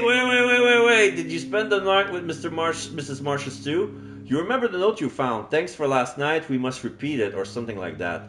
Your own feelings for Dahlia are still shifting wildly on a spectrum that ranges from curiosity to sheer disgust and marry me! But you have to show if there was anything between Dahlia and this woman. So, did you spend the night with Mrs. March? Mm-hmm. Kate says non-committedly. What happened. Oh, damn it. As you lie there, bound, gagged, and hooded in the darkness, you decide to simply wait it out. What further trials might await you? Suddenly your weight shifts around. Seems like it's going downhill. Everything feels even bumpier than before until the car comes to a sudden halt. The front door and the van squeak open and they are slammed shut again. You can hear voices outside. Quite a lot of voices. Some cheerful laughter too. The door to the back of the van is now being unlocked. People shout, "Go, go, go!" and your several hand grabs your calves and drag you out of the van. Now, there are even more hands slightly clasping your arms, shoulders, and you notice, a little alarm, your hips too. Unpleasant. Say something or be quiet. I'm gonna say something. A good private investigator tries to establish a connection with people, even in the most extreme situations. Without being able to look at anyone in the eyes, you say, "I'm looking for this girl, where are you taking us?" Or, "Mercy!" I'm gonna say, "Where are you taking us?" A painful smack on the back of the head is all you get as a response. "Shut up! Keep walking!" Question mark. We see a full moon and the sea. We're at the beach. You decide to retain your dignity and wait. Maybe these gentlemen are more keen to talk to you once they've brought you to wherever they're supposed to deliver you. The stress and responsibility of kidnapping, tying up, and carting innocent tourists off into the night must be weighing heavily on their shoulders. With a jerk, the hood is pulled off your head. You find yourself on the beach. The sea is rippling in the far distance. It must be a low tide. You and your fellow captives are surrounded by several sinister-looking men. The only thing that this pitchfork mob is missing are torches and, well, pitchforks. Their leader steps in front of you and points in the direction you're supposed to walk. In between a jagged rock formation, you can make out a hidden path that seems to be leading into the inside of a rock cave. Goes down quite steep. Watch your step. You don't want to be impaled by the stalactite. Impaled by the stalactite? That's the from the top. Oh, we're gonna correct him. Stalagmites or keep walking? Yeah, just keep walking. I'm not gonna correct him. I don't care. He meant you don't want to be impaled by the stalagmites. You were not too far from off with the torches. The villagers distribute old-fashioned oil lamps among themselves before you all enter the cave. Your shoes are soaked full of salt water after only a few steps, but you barely noticed. The lamps in front of you reveal ever new paths, twists and turns, but after what feels like an eternity, you wonder if by now you have traversed the entirety of INNSMOUTH underground. Where might they be taking you? Look over your shoulder or just keep walking? Just keep walking, just keep walking. For the longest time of your arduous pilgrimage, your little group was just a tiny floating island of light amid the darkness. But now you can finally make out another flickering light in the distance. It's a simple light, yet it is enough to give you hope that you won't die in this subterranean darkness. As you approach the source of light, you recognize two men in dark, strangely patterned robes. Both carry a torch in their hands and jagged staves that look a lot like pitchforks. Everything is ready. One of them shouts over to you. The man walking in front of you just waves back without actually replying. You would really like to know what it is exactly that has been prepared, but you get the sense that all will be revealed soon. You follow your two captors down a narrow passage that has been carved into the rocks of the cave. Columns decorated with ornaments support the ceiling of the cave. You are now in the winding corridor and you can't make your mind up as to whether you think that the walls are man-made or not. The wall seems to be shifting and moving depending on how the light illuminates them. Then you have arrived. Question mark. You have arrived at your destination. Your eyes need a moment to adjust to the new environment, which is illuminated by flickering fires. Your group enters a hall in which the ceiling is supported by four broad columns. The moment you step through the archway, a lump forms in your throat. There is something in the air that takes your breath away. The smell of death and decay. And bad breath. The origin of the latter is easy to make out. A big mob armed with what else? Torches and pitchforks is waiting to welcome you on the other side of the hall. The blazing fire of the torches gives you a tint of hellish nightmare up to the whole scene. Only as you walk closer do you realize that in the center of the hall there's an abyss extending into some unknown depths. So far your footsteps were the only sound echoing to the place, but now you can make out another sound. The faraway murmur of the sea. Calculate your flight opportunities or keep walking. Let's keep walking. It's eerily quiet. Under the watchful eyes of the creepy creatures, you're being led into a raised platform. You risk a look into the abyss to estimate its depth, but you can't see the bottom. Hiya! Hiya! The crowd cheers and waves the torches. Vertagen! Cthulhu Vertagen! One of the kidnappers cuts your ties in two, then lines you up. Your travel escort blends into the mob. Your instinct tells you that any wrong move could be your last. The three of you now faces a huge pack to the finest specimen that INNSMOUTH has to offer. The glance of emotionless, bulging eyes rests on you, and then a monotonous chorus song rises from the swollen gray lips. Hiya! Hiya! Cthulhu Vertagen! Hiya! Hiya! Cthulhu Vertagen! After what feels like an eternity, the crowd splits. From its midst, a tall figure in a black robe emerges and slowly approaches you. The villager looks at it with awe. Time seems to stand still as the mysterious figure walks towards you. Ya, ya, Cthulhu Vertagen, the villagers croak. A stocky figure with a receding chin follows closely in the shadow of the mysterious stranger. You have seen many of his kind today. The hooded figure remains silent. Instead, his helper takes the floor. Hiya! Hiya! Cthulhu Vertagen! It echoes through the hall again. The swollen, milky eyes of the little man wander over the assembled crowd, whose chants become quieter with each repetition. Hiya! Hiya! Brothers and sisters, the man begins to say. Dagon will be grateful for your coming in such large numbers today. Today's sacrifice is led by... The robe bearer behind him spread his arm. Gary! Cthulhu Fa... A collective moans from the crowd. A collective moan comes from the crowd. The robed figure drops his arm limply. His helper looked at him in disquiet, then limps back into the anonymity of the crowd. The hooded man puts his hand on his hips. Seriously, guys? Seriously? He lets the figure linger for a bit. Do you think this attitude is helpful when trying to run the show? Do you think I enjoy this?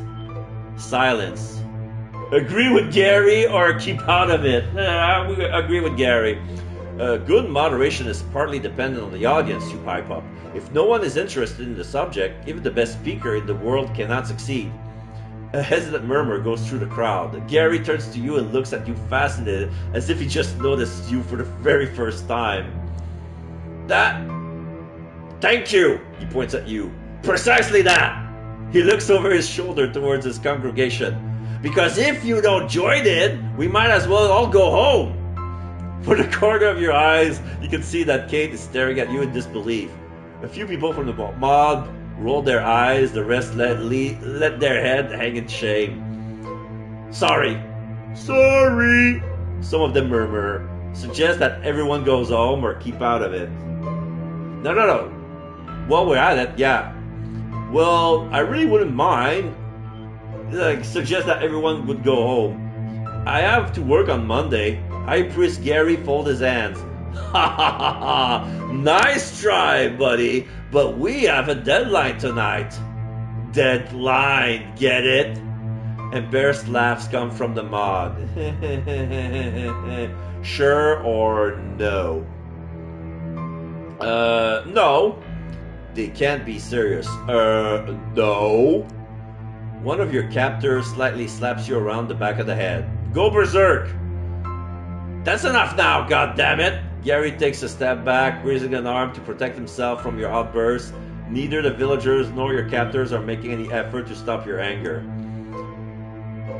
From the moment I set foot in this goddamn shithole at the end of the world, I have had nothing but patience for you disgusting, mutated scumbags. Then you kidnapped me and dragged me into this stupid grotto, and now, to top it all off, you're going to sacrifice me? You point to the abyss. And now you want to chuck me down the dumpster of hell. Gary makes an appeasing gesture and approaches you. Whoa. Nobody is getting chucked anywhere. This ain't Dunwich, am I right, folks? Dunwich. The villagers giggle at that. I giggle too. No. It's Dagon who decides what's going to happen to you. Okay, let's get it over with, or but why? But why? But why? Why are you doing all this? And what's wrong with this guy? What's wrong with this guy anyway? You add and point to a figure, half man, half carp. The high priest folds his hand. I can assure you, we have good reason. Excellent reasons even. Only it's impossible to go into detail right now this very evening. You won't make it easy for them. What is it you get out of doing this daggone sacrifice routine anyway? The high priest laughs artificially and then turns around to the mob seeking confirmation. The mob is silent and looks skeptically up to the pedestal. Mouths open, frowns. Mouths close again. Any insights? The high priest is silent. He's either getting angry or nervous. It's hard to say which of these would worry you more. Dagon provides us with unending wealth. Give them a sermon, or I cannot see any proof of that. Yeah, like they give you wealth. Have you seen the town? You look around over people standing on the lower level. These figured creatures are mostly fishermen and farmers, or they earn their money with other menial jobs. Wealth? Is this supposed to be a joke? That one there, you point out almost blindly at someone in the crowd, doesn't even wear clothes. It's just a fishing net combined with bits of fabric, and that doesn't even cover the critical spots. Ew! The people who were just standing around the man are just moving a few yards away from it, as if they were magnetic poles that had suddenly been reversed. One could almost feel sorry for the man in the fishnet clothes. His sad and swollen frog eyes look down at the ground. Give them a sermon or get down to business. Yeah, get down to business. While we at it, let's go all the way. My point is, just look at you. You're all run down. The whole town is run down. The high priest steps forward and waves his arm. We've had enough talking for the night, haven't we? How about we get to the exciting part of the evening? You could swear you sowed the seed of doubts in some of the villagers. Okay. You know who's at fault here? It's the high priest of the location of the town. Now let's go with the high priest. I'm not one to hastily point the finger, but this all looks like bad management to me. Hey! The high priest looks very angry, but he appears alone with this anger. The mob exchange uncertain glances, some shrug their shoulders apologetically. Oh, we're gonna throw the high priest into the bridge instead. We're gonna sacrifice the boss. Yes, yes, yes, yes. They have no idea what you're talking about. That means he doesn't know what he's doing. Explain the basic of modern management theory. Alright. Let's have a class, folks. Alright. Everybody in chat, sit down and lend me your ears. You ready? Today we're having a class about the basics of modern management theory. You sigh. You didn't want to have to do this, but there's no way around it. I would need a display area for this. You wish is the mob's command. A small black board is pushed from a storage room into the main hall and lifted onto the elevated sacrificial platform in the collective effort. Wow. Thank you, mob. It's been a few hours since you watched the oddly specific business-oriented introduction to Maison of the Unliving from the arcades, but you still remember the most important part. You write one word onto the blackboard. Everyone present, including the high priest, Kate and Lonnie, stare at you with open mouths. You clear your throat. Okay. Who here has experience with agile management? Silence. The distant sound of the sea sounds like chirping crickets to your ears. Okay. Let's start with how to build teams. You explain and present. You present like you've never presented before. You present as if your life depended on it, which in fact it does. When you finish your presentation after 2 hours and 18 minutes, the blackboard is scribbled on both sides, complete with charts, mind maps, and statistics, which you have roughly reconstructed from memory from the cutscene of Maison of the Unliving. A few fishermen climb onto the sacrificial platform to take pictures of the table with their disposable cameras. They promise others to send them copies for the picture. The mob scatters and the first fishermen go home, no doubt to whip their little fishing business into shape. A pregnant woman climbs up to the hill to thank you personally. Wow. My husband had already given up, I think. He was only alive to be at one with the sea one day. Thanks to you, the fire in his eyes is finally burning again. The fire he had when we first met. So thank you. Thank you very much. You notice the high priest is missing. When you inquire about him, you are told that, faced with the futility of his life, he had thrown himself into the abyss and to become one with Dagon. Alright, we bored him to death and he decided to kill himself.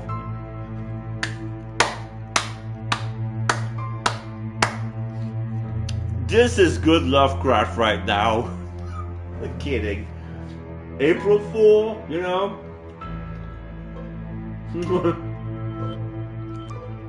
Or maybe he just went home. Who's to say? After a short consultation with Kate and Lonnie, you decide not to mention this whole abyss sacrifice business anymore. Instead, join the remaining good humor people from INNSMOUTH, who now return to town to an underground pathway. And what will become of Dagon now? An old man asks a young woman who climbs up the steps next to him. She shrugs her shoulder. Dagon schmagon. Yeah, fuck this guy. It's the new economy, stupid. You led INNSMOUTH into the future. Dagon schmagon. There you go. Fuck the old ways. I give hope into this. With a 2-hour lecture, I saved the whole town. Okay, so let's reload the chapter. Last chapter. Okay, so we're gonna keep walking.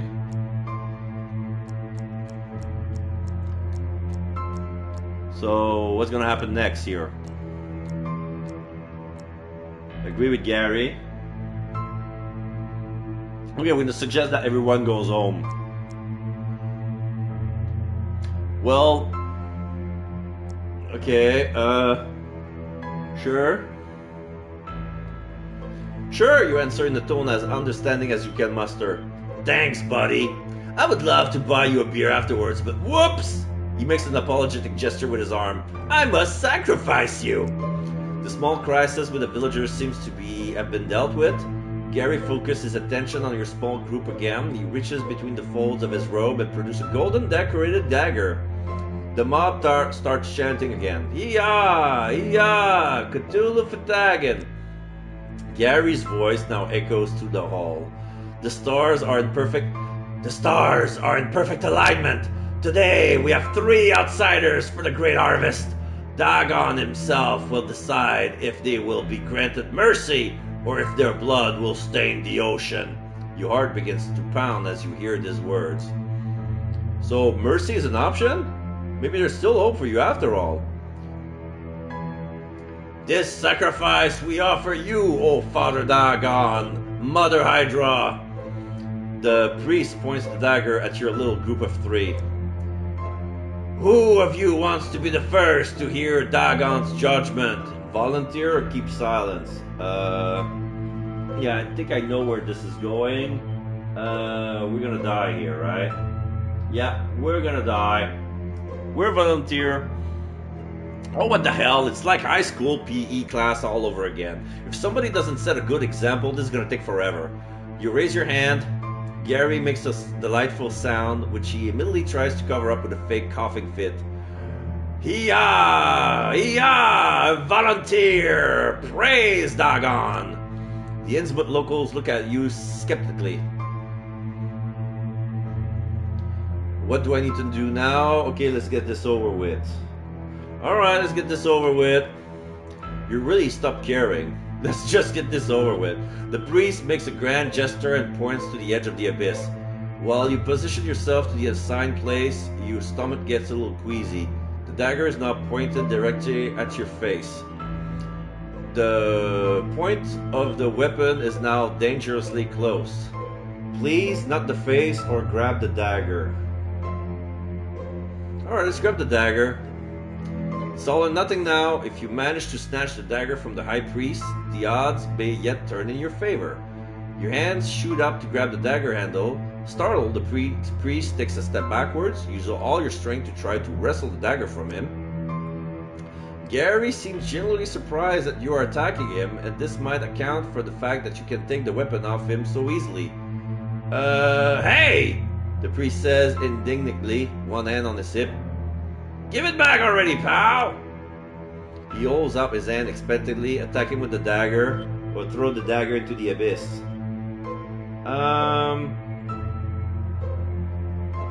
Throw the dagger into the abyss. This mob can put their sacrifice where the sun doesn't shine. If you have to go, then you might as well go with a bang. Without much momentum, you throw the ornate dagger into the pit. Lonnie looks around over his shoulder, then turns to you with a worried look. Wow, man, that looked expensive. The high priest is now frozen to the spot, his right arm still raised in an unsuccessful attempt to stop you. What's going on? Someone in the crowd behind you asks. You idiot! And all too familiar, the crowd shouts. Dahlia! You goddamn idiot! The crowd parts to let her through. Her eyes are fierce and she looks as if she would like to strangle you single-handedly. Why do you always ruin everything? Before you can say anything, she pushes you. You fall headfirst into the abyss. Blackness. Yeah, Dahlia was in the crowd and she pushed us. Damn. So fortunately, the impact on the water surface knocks you out. Your lungs fills up with water, and fortunately, you don't even notice which orifices are penetrated by the tentacles of a dark god who has been waiting for you in the depths of the sea. Okay. Sinking feeling. You drown. Glug. Okay, so let's reload last chapter. So this is gonna be where we're gonna be Let's attack him. Let's redo all our actions, but attack him with the dagger instead. Oh!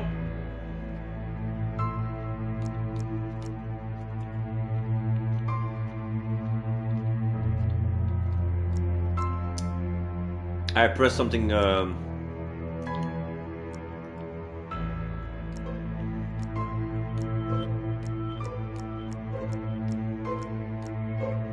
Agree with Gary.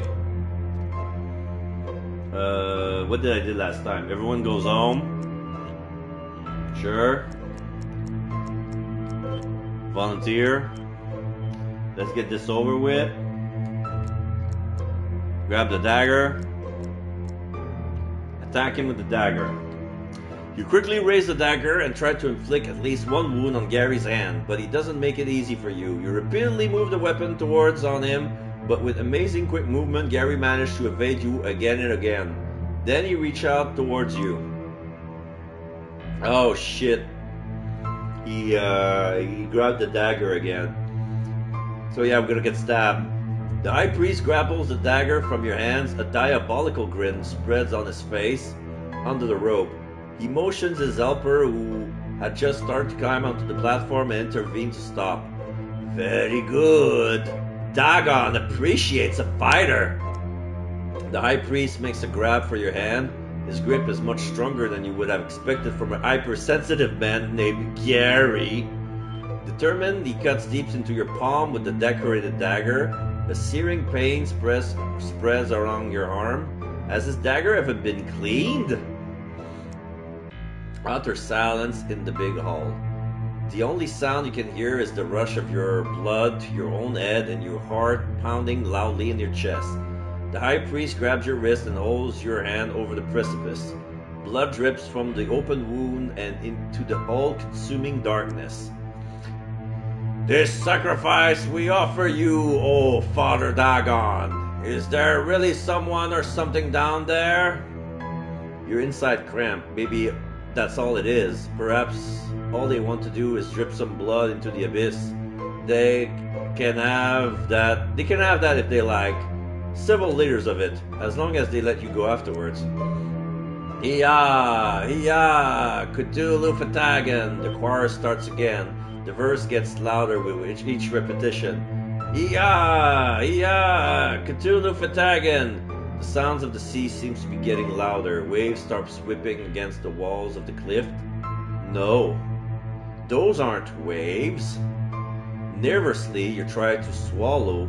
Only now do you notice how dry your mouth has become. Hiya! Hiya! Cthulhu Fatagan! Rumbling. Rumbling.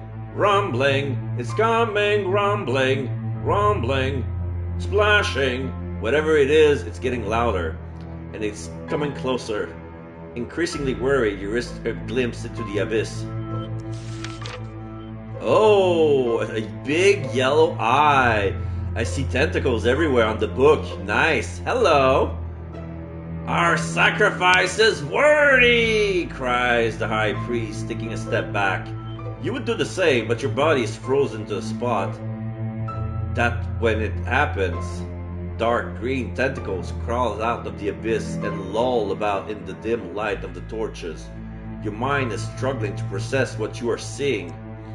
The dark surface, you refuse to call this abnormality skin, does not seem to reflect the light, but to absorb it, almost devour it. A writhing ball of shadows. Several tentacles leap forward and wrap themselves like iron shackles around your limbs and other parts of your body. It will take too much time to list where exactly these tentacles touch you, and it will not be an exaggeration to say that they're truly everywhere.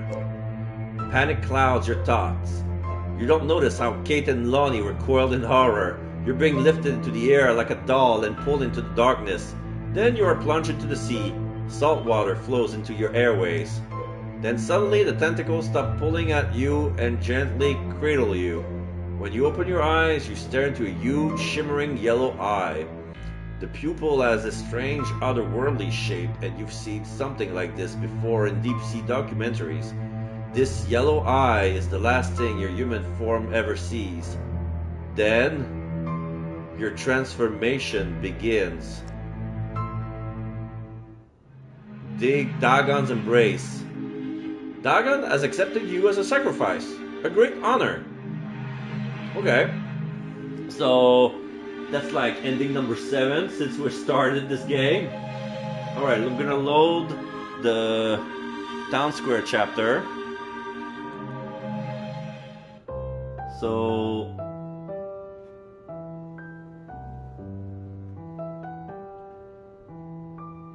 okay, we're gonna go to the arcade again, and this time we're gonna follow Tabitha / Evelyn. But we're gonna pick a different game.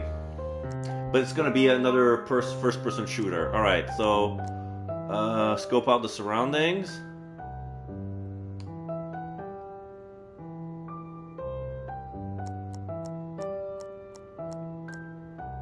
Continue to the arcades.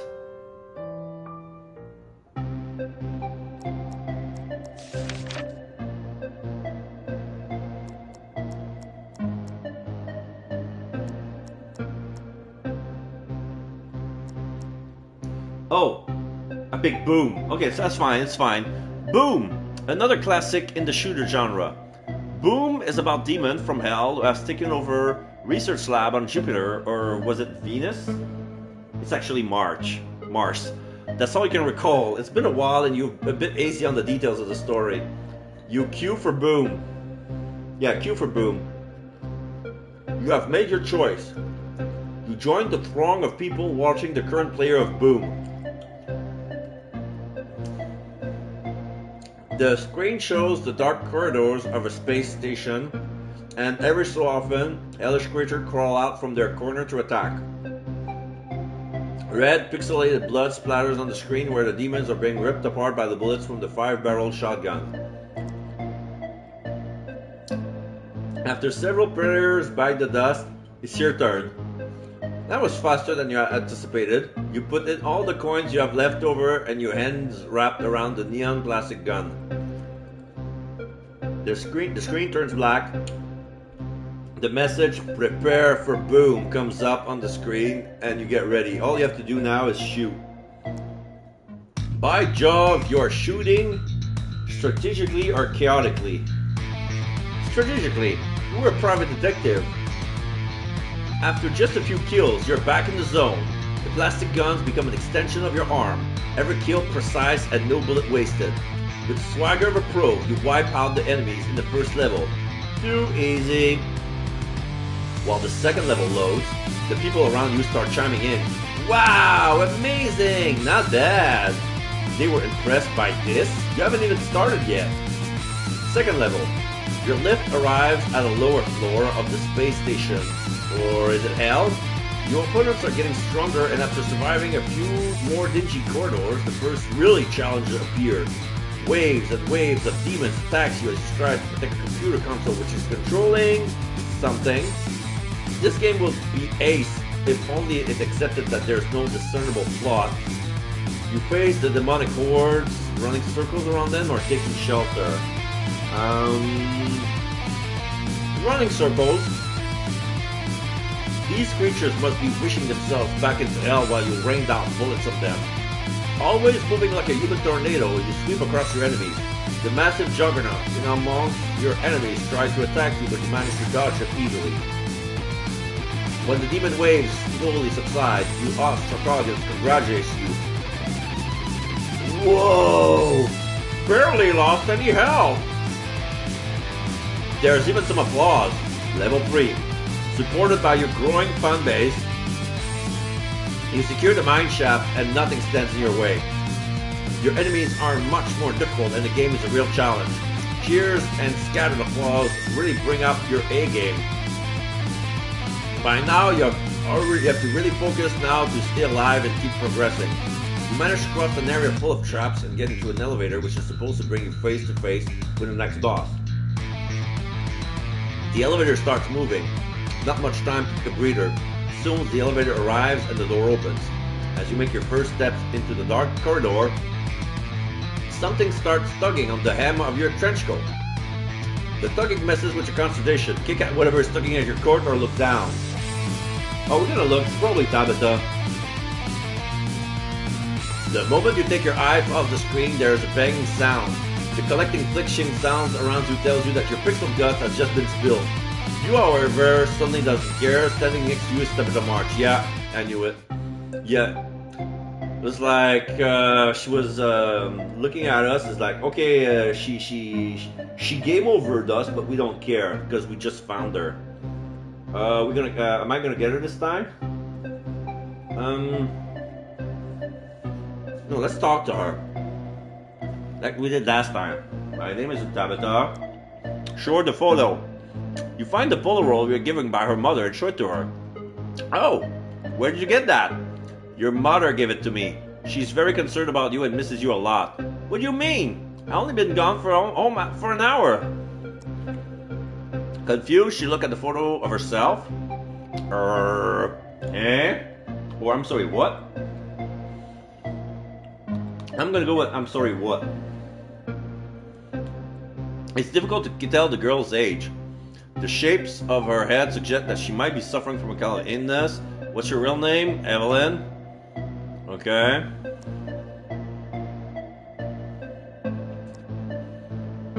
The address is wrong. What do you mean wrong? Why would your mother give me a wrong address? The girl rolls her eyes. I don't know. Can we go now? Our house is not far from here. And we're gonna follow Evelyn. If her real address is somewhere close, it should be easy enough to find out whether she's lying or not. You give in and put the Polaroid back in your coat pocket. Okay, you lead the way. Evelyn is visibly relieved. She points out a little side street you haven't noticed before. The little girl is leading you across town. When you read the street name Riley Road, you realize that you are on your way to the northern part of the city. Had you followed the address that Dahlia left you, you would have ended up in a completely different area. The other end of town, to be exact. You wonder what would have awaited you there. Evelyn strides ahead purposefully into an area in which she claims to live. Apart from the two of you, there is no one else on the street, although it's only late afternoon, but you can sense that you are not alone. The curtains in the window of the surrounding houses are constantly moving. The streets are getting narrower and narrower. Good thing you don't suffer from claustrophobia, unlike somebody else we know. Evelyn isn't speaking. Talk to the girl. Nothing wrong with cleaning up a few things while you're walking. Hey, listen. Evelyn slows down and looks at you expectantly. Something appears to make her sad. Why does your mother think you've gone missing? Talk about video games or never mind. Okay, let's talk about video games. So, do you like video games? Her face lights up immediately. I love video games! My mother doesn't allow me to play them at home, and that's why I go to the arcades. I had to wait so long for the new Boom and Quark 5 has just been released. That's why I couldn't stand staying at home any longer. Then her enthusiasm falters.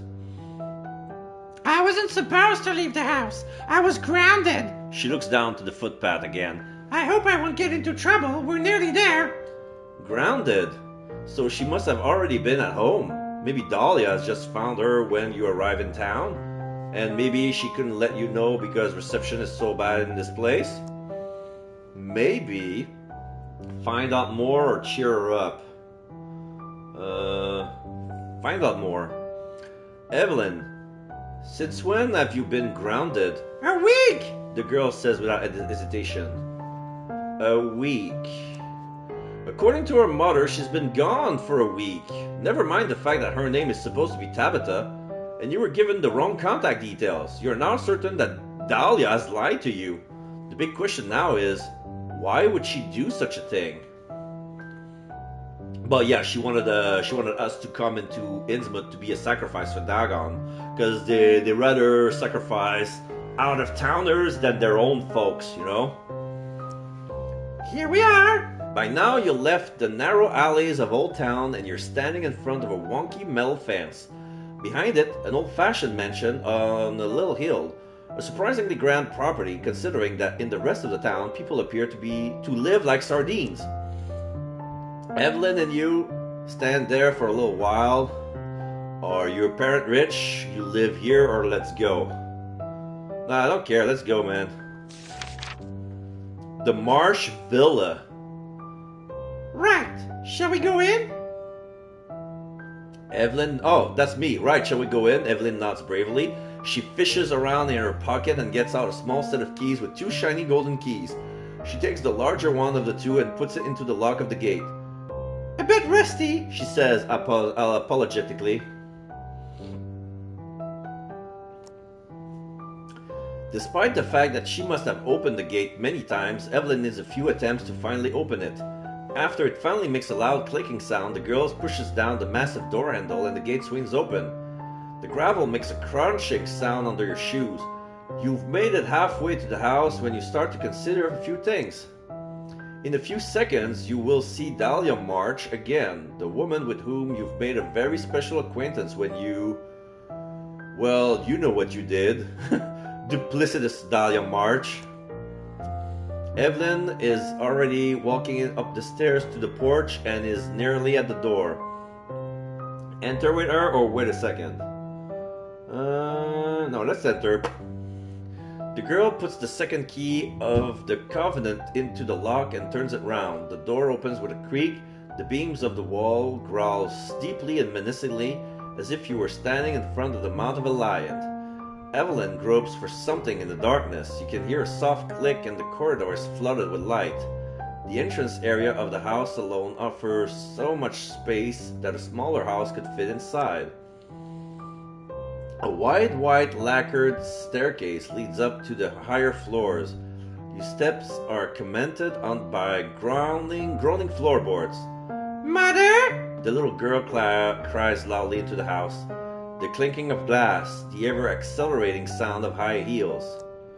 A light goes on in the room next door, and shortly afterwards the door is opened wide.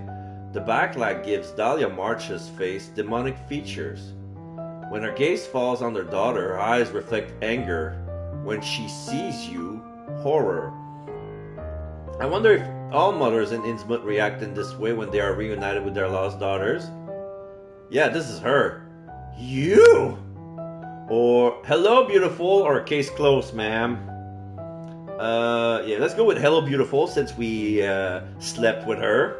We're probably gonna have more. Hello. You've given up on professionalism at this stage. After having spent the night with her, you can't help greeting your client with a wide grin. The expression of outright horror is still on Dahlia's face, while the little girl keeps looking back and forth between the 2 adults, trying to put one and one together. Dahlia holds her hand in front of her mouth, an antiquated gesture which reminds you of the old film in which men had strange beard and the women wore corsets. She recovers herself quickly and an affected smile presses on her lips. How nice to see you! Before you can reply anything, she kneels down gracefully and gently ruffles her daughter's hair. There you are, Angel. Are you okay? Evelyn nods, but she's actually not said anything ever since you entered the house. Dahlia seems to be satisfied with this response. Apparently completely recovered from her initial shock, she gets up and gives you a dazzling smile. Dinner is almost ready. Why don't you stay so we can discuss everything else? Her smile is tense.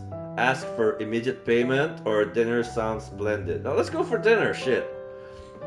A bonus for a solved case and a free meal. If only you brought your Tupperware. Maybe you can clarify some things over dinner. I would love to, you say, and Dahlia claps her hands excitedly. She turns to her daughter and purrs. Darling, please go to your room. I'll bring up your food later. What's this about? The girl rushes up the stairs. The time has come. Only you and Dahlia. She absent-mindedly strokes her hand over her décolleté. Please, come through the dining room. Let's talk about last night. You walk up to her and grab her hand, which still rests on the doorknob. Dahlia. Was that all? Do you need me to say it? But this unpredictable woman in front of you remains silent and simply bites her bottom lips. All the unbridled passion between us, unbridled joys when shooting the final boss. Yeah, because there was a choice between we had sex or we play video games all night because there was a warm console on our bed. So let's go with unbridled passion because this is what I think happened. All the unbridled passion between us, Dahlia. Your hot skin on my, well, slightly less hot but still appropriately warm skin.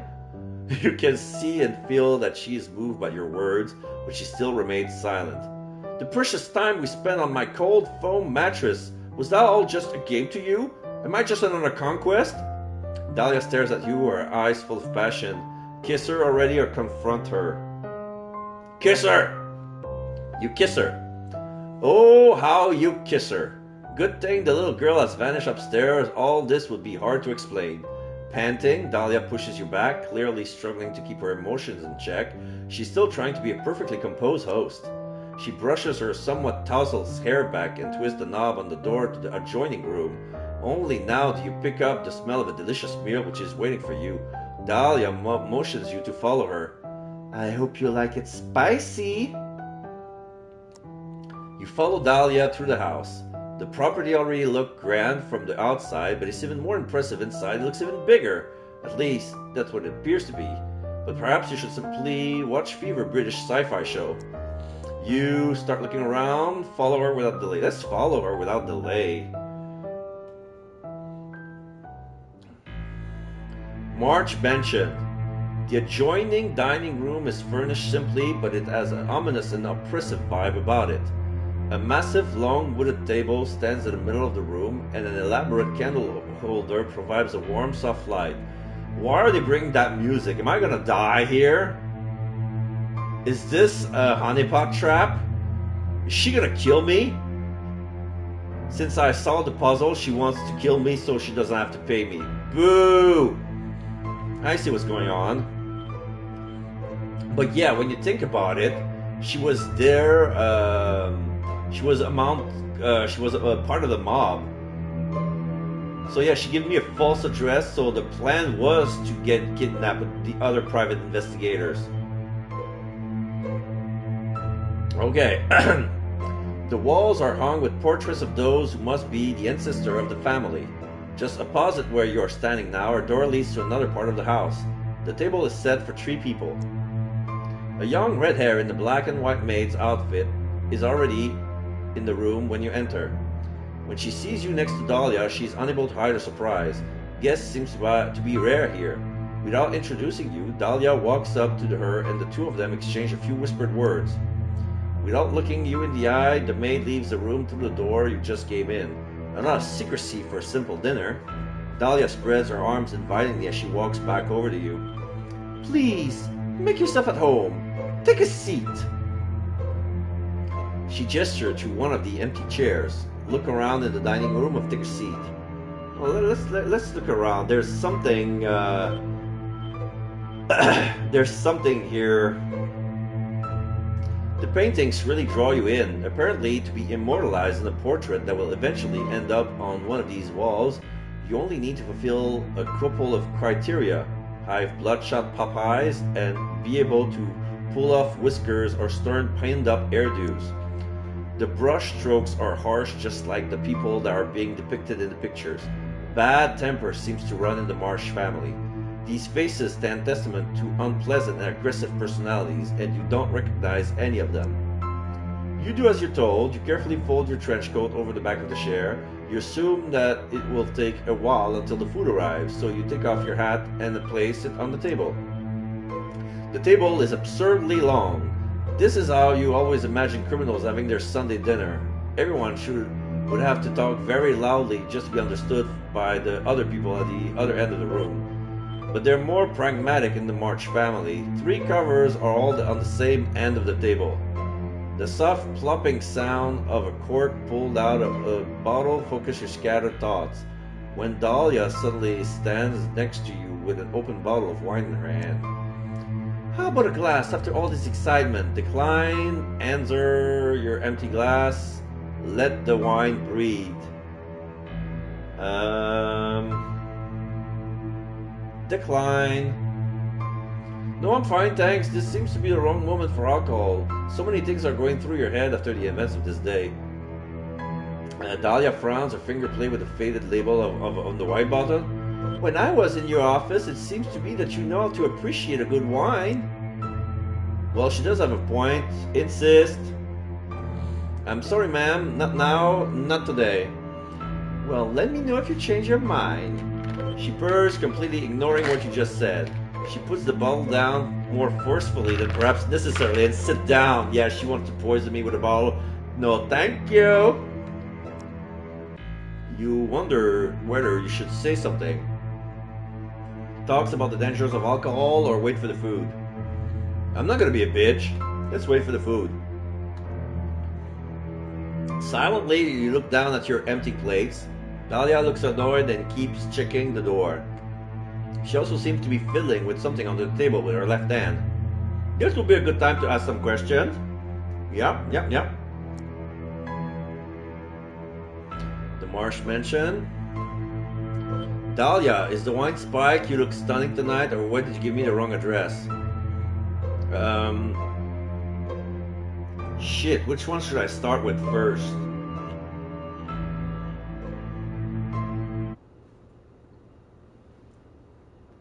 What's this? Sorry, I pressed the button, I don't know what it is. You look stunning tonight. You look beautiful. You beam at her, secretly wondering whether you brush your teeth today. Oh, you! Dahlia purrs and turns away shyly. It seems that she's finally opening herself up to you. You readjust your clothes, use this opportunity to flee. Yeah, let's get out.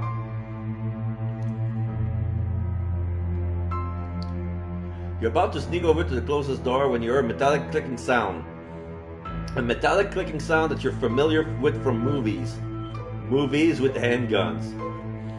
Hold it right there, a monotonous small voice behind you says. The voice reminds you a little of Dahlia. Sit back down or flee the seat. No, fuck it. I'm gonna get a bad ending, I don't care, I'm gonna get shot. You won't be thrown by a threat like this and keep moving towards the door. You touch the doorknob and can't wait to leave this godforsaken town and dangerous femme fatale behind you. You dream of Boston's North End with its endless string of delicious pasta places. You begin to think fondly of some of the Somerville dive bars. Okay, you asked for it, the voice behind you says. The moment you turn the doorknob, a loud bang suddenly brings you back into the here and now. You lurch forwards involuntarily and then sink back against the door. You slide down the floor. Then, when the shock subsides, a sudden pain in your chest takes your breath away. The strange pressure expands more and more when you start to feel dizzy. Blackout.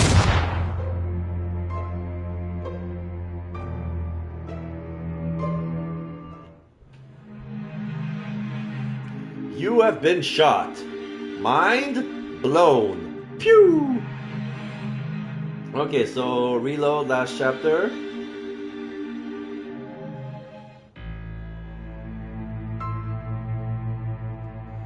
So yeah, let's not, you look stunning tonight. Readjust your clothes. While Dahlia looks away sheepishly, you take stock of your appearance and try and fix the worst of it. Shirt, hair, teeth, fly, all sorted, ready to go. Dahlia's finger slowly caresses her own cheek. You somehow manage to stay in her good books. Your romantic radar, which is reliable in about 60% of all cases, tells you that she's into you. Seemingly without realizing, she leans in, wanting to be close to you. What is it that you want from me? Good question. I want to take you here and now. Maybe we could start by going to the cinema. No, I want to take you here and now. Excitement travels through your whole body and you feel a tingle from your nose all the way down to the tips of your toes. And you can see Dahlia feels the same. She digs both hands into the table as if to hold on in order to withstand an irresistible pull. That irresistible pull is you. Take me, Dahlia, right here on this very table. With one sweeping movement of your arm, you clear the table of the carefully set out plates and cutlery which break and clatter on the floor. Or you could have moved it to the other end of the table where there's nothing at all and there's plenty of room to do a nice kitchen talk, if you know what I mean. You both crawl onto the table, and within seconds Dahlia's slender hands starts to explore your body. How did she get under your shirt so quickly? You must ask her for a few tips later. From the corner of your eye you can see that the door is opening. It immediately closes again. Dinner may have to be rescheduled, but you already arrive at the main course. Ha ha ha ha. Yeah, that was the maid, eh? You both get rid of your clothes, and soon you do things that are too strange and too dirty to describe. Things finish as quickly as they started. Naked you lie next to each other on the table. You gaze up at the majestic chandelier. A fork, which you must have overlooked earlier, digs into a very unpleasant spot, but you are too exhausted to do anything about it. The wood creaks and you can feel the weight shifting on the table. Dahlia now bends over you and caresses your cheek with the back of her hand. The wild desire in her eyes has given way to a tenderness that you hadn't thought her capable of. I want you to marry me, she says. Yes, damn it. I'm more of a lone wolf kind of person, or marriage, but I'm a Satanist. What? Fuck. Where do we go? I'm more of a lone wolf. Like, I'm not sure this is the thing.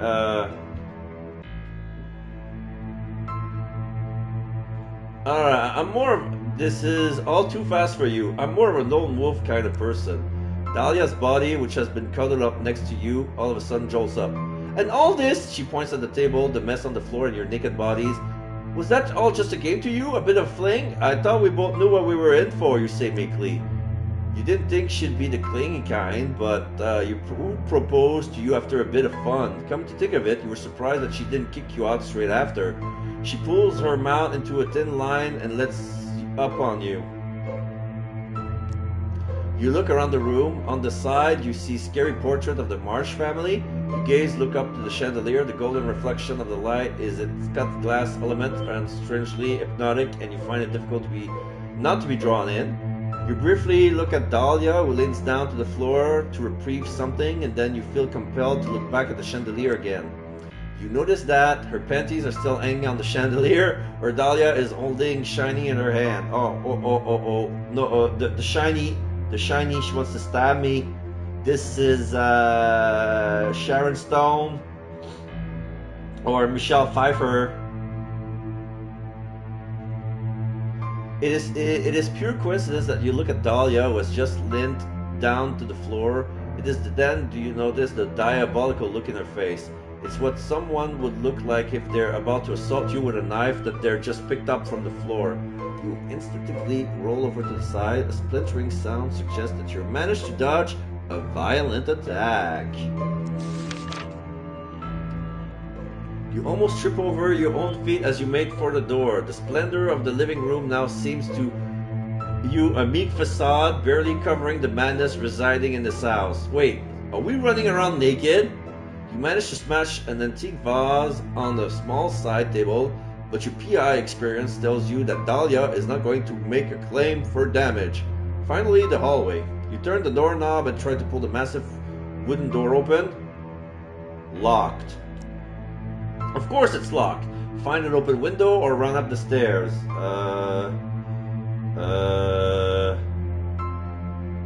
Window. You frantically run down the corridor and try every window to see whether you could escape through it. But all the windows on the March property seems to have a solid metal lattice in front of them. A lattice through which an 8-year-old girl might be able to squeeze through, but not an adult of your stature. This is not fair, you think, when you're in the bathroom. You finger clasp the bar that prevent you from escaping. Then the sound of steps on the tiled floor. Before you can turn around, someone presses a tissue soaked with chloroform against your mouth. Shit. Question mark. Am I in the attic? Your consciousness returns in surges. Each interval lasts a little longer unless you absorb more of your surroundings. The freezing cold. The pain. You blink your eyes that feel crunchy and dry. Your first instinct is to rub your eyes and get some relief, but you cannot move. The first thing you notice is the wooden planks in front of you. No, that's not right. Not in front of you. Above you. You realize that gravity is pushing you to the ground. You're lying on the floor, maybe in an attic or a basement. It's hard to say. You lift your head to try to get a better sense of the situation. A circle of candles is placed around you. They are almost burnt to the ground and their light flickers on the walls and ceilings. Your arms and legs are stretched out in a sort of X shape. You try to move and get up, but no luck. There's a firm and scratchy resistance on your wrist with calves, which forces you to stay in this position. And on top of it all, you're stark naked. The only thing that still covers you is green paint. Your whole body seems to be splattered with green paint. What? Scratchy board rubs uncomfortably against your back, legs, and other part of your body, which you usually keep at a safe distance from splintery wood. Whoever transported you did not take great care when placing you down. Your whole body feels like one big bruise. You have been gagged and naked prisoners many times. You have seen gagged and naked prisoners many times before in cheap thrillers and horror movies. The fact that this has now happened to you makes you laugh, makes you shout out for help, makes you think, or makes you aroused. Where would I go with this? Makes you think. You decide to just lie there for a while and consider the whole thing rationally. You're still not entirely clear on how you ended up here or why, but you've got a suspicion. Inevitably, you reflect on your life, ups and downs, as well as all the decisions that ultimately led you to this point, bound and humiliated. It's enough to make you weep. Your eyes fill with tears, and soon they flow freely and down to your ears. The soft whimpers escape your throat. Take a breath. You'll get a great anecdote out of this if you manage to survive it, that is. What now? Wriggle out, examine the room, or wait and gather some strength?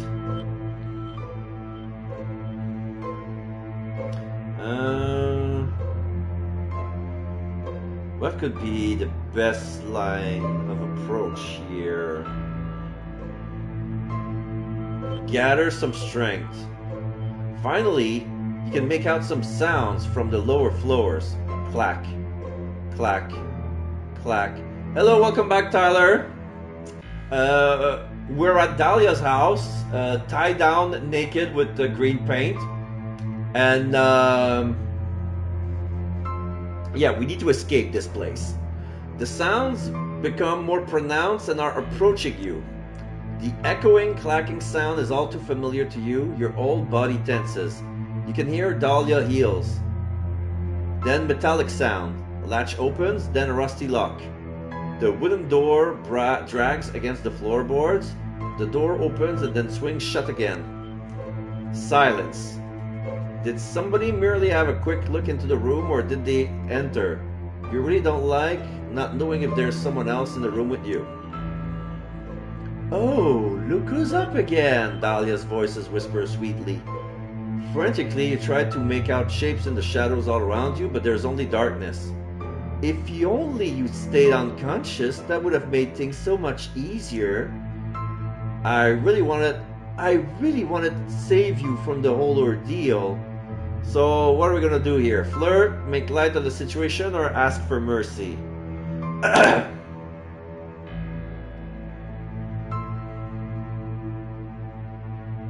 I want to go with flirt. What about you, Tyler? What do you want to do?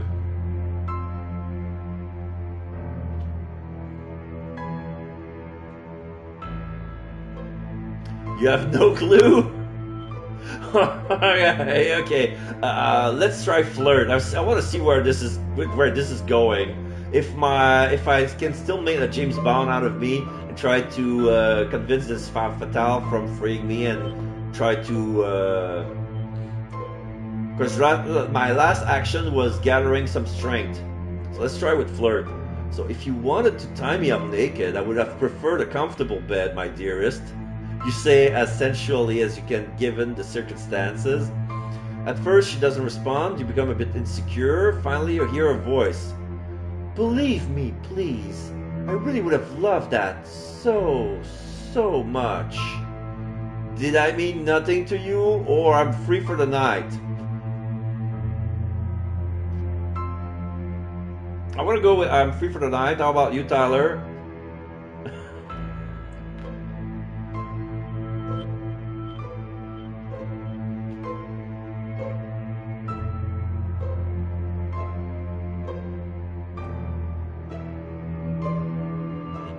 Okay, alright, you let me drive on this one? Okay. I'm free for the night. Dahlia giggles. You're unbelievable. She looks away from you and calmly looks at the dagger in her hand. Okay, this is doing well. Unbelievably, she repeats more quietly. Unbelievably hot, cute, or dashing. I think she would find me cute. She laughs out loud. Yes, you keep surprising me. No, I'm not gonna go mean nothing to you. I'm gonna wait. You decide not to be intimidated and put on the best poker face one can muster when naked and tied up on the floor. Let's hope that your naked body will not betray your anxiety in one way or another. Dahlia has gotten a little closer to you and is looking at you as if you were a potential new rug. Are you cold? She asks with a flirtatious smile. Oh, damn it. Her finger caresses the handle and blade of a knife. Even from your awkward position, you can see that she's smiling. Yeah, it's the same knife. It's the same knife that Gary had. At least one person is having fun. Bargain or ask for mercy?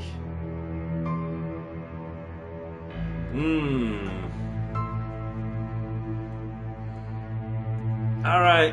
I don't think she's gonna... If we ask for mercy, I don't think she's gonna let us go. So let's try to make the most of it. Bargain. Whatever you're planning, you say with as much confidence as you can fake. Make it quick. Explain what's going on. Shit. I think I'm gonna go with explain what's going on. Because, I think she wants to make a sacrifice out of me, like in the cave. Well, she was part of the mob, but she wants to do it personally instead of with the whole crowd with the high priest. So explain what's going on here. I'm being serious. Explain to me what's going on here. Classic, delaying the inevitable just a little by asking the villain to explain their plans. Hopefully Dahlia isn't too familiar with all these cliches. Dahlia's fingertips impatiently stroke the handle and blade of her dagger, her face reflecting the conflict that must be going on inside of her. She points the gun down at you and relaxes a little. A gun? She has a gun as well? Oh yeah, she does have a gun. Yeah, because I've been shot last time. She does have a gun. Yeah, it's just that on the picture right now she doesn't holding the gun. She doesn't hold the gun in her hand right now, but she does have one. Right now it's the ceremonial dagger, the ornate dagger with the golden handle. Fine. I guess I owe that to you. You listen intently to the measured clicking sound of her heels. She moves through the room like a cat, elegantly but with malicious intent while continuing to talk quietly. You're an exception, you know. Usually all this works very differently. All this? Differently or an exception? Yeah, what do you mean I'm an exception? She gives you a smile, fingers still clutching the dagger. To make it brief, yes. We do lure people here to INNSMOUTH to sacrifice them to Dagon, ruler of the ocean. To be more precise, it is just me and a handful of other inhabitants who are still able to mingle among other people without raising suspicion. Many here suffer from what we call the INNSMOUTH look. Dahlia points to her neck. Oh yeah, the INNSMOUTH look, because everybody else are fish people. And she's an INNSMOUTher, but she's the most human-looking INNSMOUTher, and so she's a perfect for luring people in. I see. But she has some scales on her neck. Gills! Changes of the eye shape, dandruff's hair, dandruff, hair loss, to only name the common effects. And you don't really want to know what's happening downstairs, she laughed softly. Your blood curdles downstairs. And this weekend, the sacrifices are of special significance. The stars, she points the dagger towards the ceiling to illustrate her point, the stars are in a unique constellation. You could say that every family, even the rabble of the city, is trying to make a sacrifice today. You can't imagine how surprised and delighted I was when you showed up on my doorstep. We had assumed that you would just be wasted as, she twists her mouth in disgust, a community sacrifice. This explanation brings up more questions than it answers. Okay. Because usually, this is why there's always an angry mob outside. Like, usually every family makes their own sacrifice. Those who can't, those who do not have a sacrifice, they go with the community one. Like, either the angry mob or the one where, like the ice ceremony with the being handpicked by Dagon himself. Yeah, but why me? But just to clarify the downstairs bit, yeah, we focused on the downstairs. Yeah, can we clarify the downstairs bit? Getting back to the downstairs bit, you start strangely fascinated by the mutation of the intimate areas of the local population. Dahlia raises an eyebrow. She's probably not too thrilled to have to go into more detail. Well, for many years we have had intimate encounters with the beings from the deep. We are all their descendant. The beings from the deep are all children of Dagon. As creatures of the sea, they have adjusted to life at the bottom of the ocean. They come on land only to, well, she clears her throat. Yeah, okay. They come on land to fuck. To breed? You say helplessly. Dahlia nods.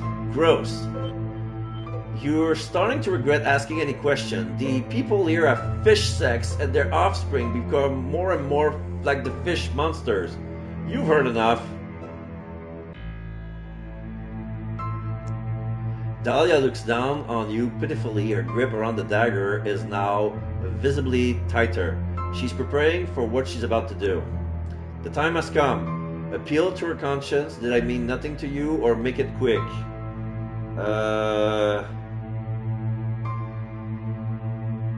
I mean, this appeared way before, so I have a feeling that choosing this path will bring me to a dialogue that I could have accessed earlier ago, but since I asked for details, I can see this better.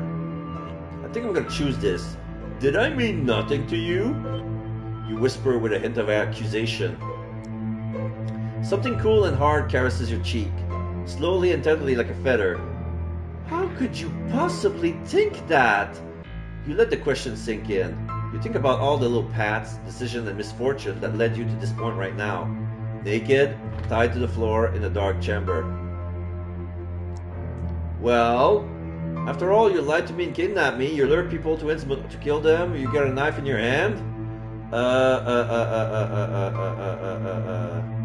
Yeah, you got a knife in your hand. Haven't you? What you felt on your skin earlier now strokes your other cheek and comes dangerously close to your neck. You can finally see her again. She has settled down on the floor and made herself comfortable, presumably to be able to read your head more easily with the knife. She looks down at you almost like a mother would look down at a child. Just so you know, I have no other choice. A cool breeze gives you goosebumps all over your naked body. Are you going to kill me or confess your love? I'm gonna confess. Ever since you walked into my office last night, all I can think about is rummaging with my teeth through your perfectly coiffed hair like a rabbit Doberman. Dahlia frowns. You can't blame her. Words have never been your strong point. What I mean to say is that I willingly played along in this ridiculous, transparent act of a supposedly missing $6 just to see you again, and I know you feel the same. I don't know what kind of influence you're under, but give us a chance. Oh, you sweet summer child, you idiot, she breathes gently.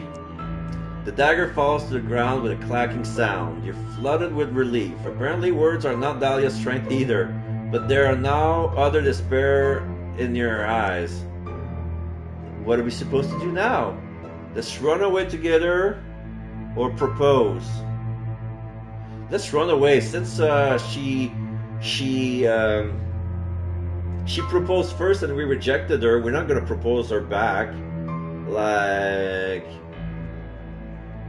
looking back, I think I could have proposed to her and we could have another child. Let's give Tabitha another baby brother, baby sister. Who's gonna be another half fish.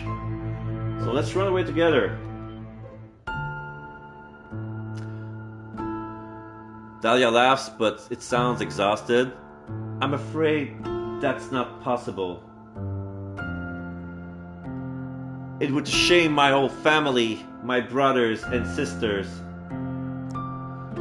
Did she always look this old? You remember you estimate her to be about 40, but in the darkness of the attic, her blonde hair has not lost all color. Skin and hair are both faded and ghostly. A sacrifice must be made today. She picks up the knife from the floor. I'm so sorry. No, she's not. She looks down at you full of sorrow. Nothing has to happen today, damn it, or don't do it. Nothing has to happen today, damn it.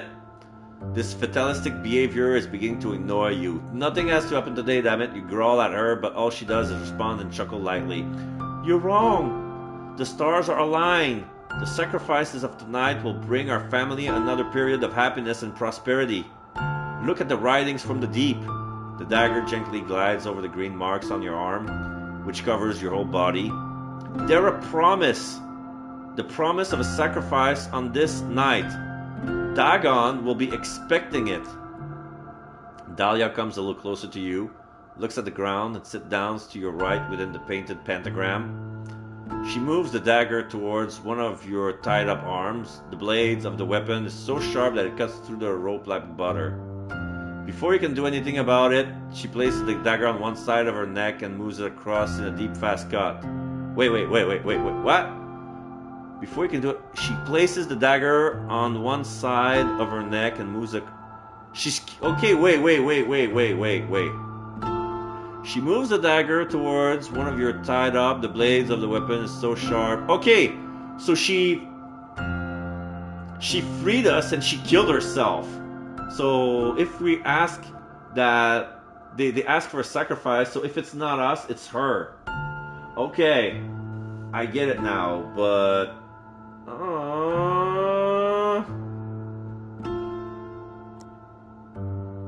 A torrent of blood runs down her chest. A lot of blood splatters onto your body. Your whole body begins to tingle and burn, and the many strange runes that have been painted on you start to glow weakly. You're not quite sure whether this is a heart attack or some sort of allergic reaction to ritual suicides, but she lands on the wooden floor with a dull thud. Lifeless. Scream hysterically or stay calm.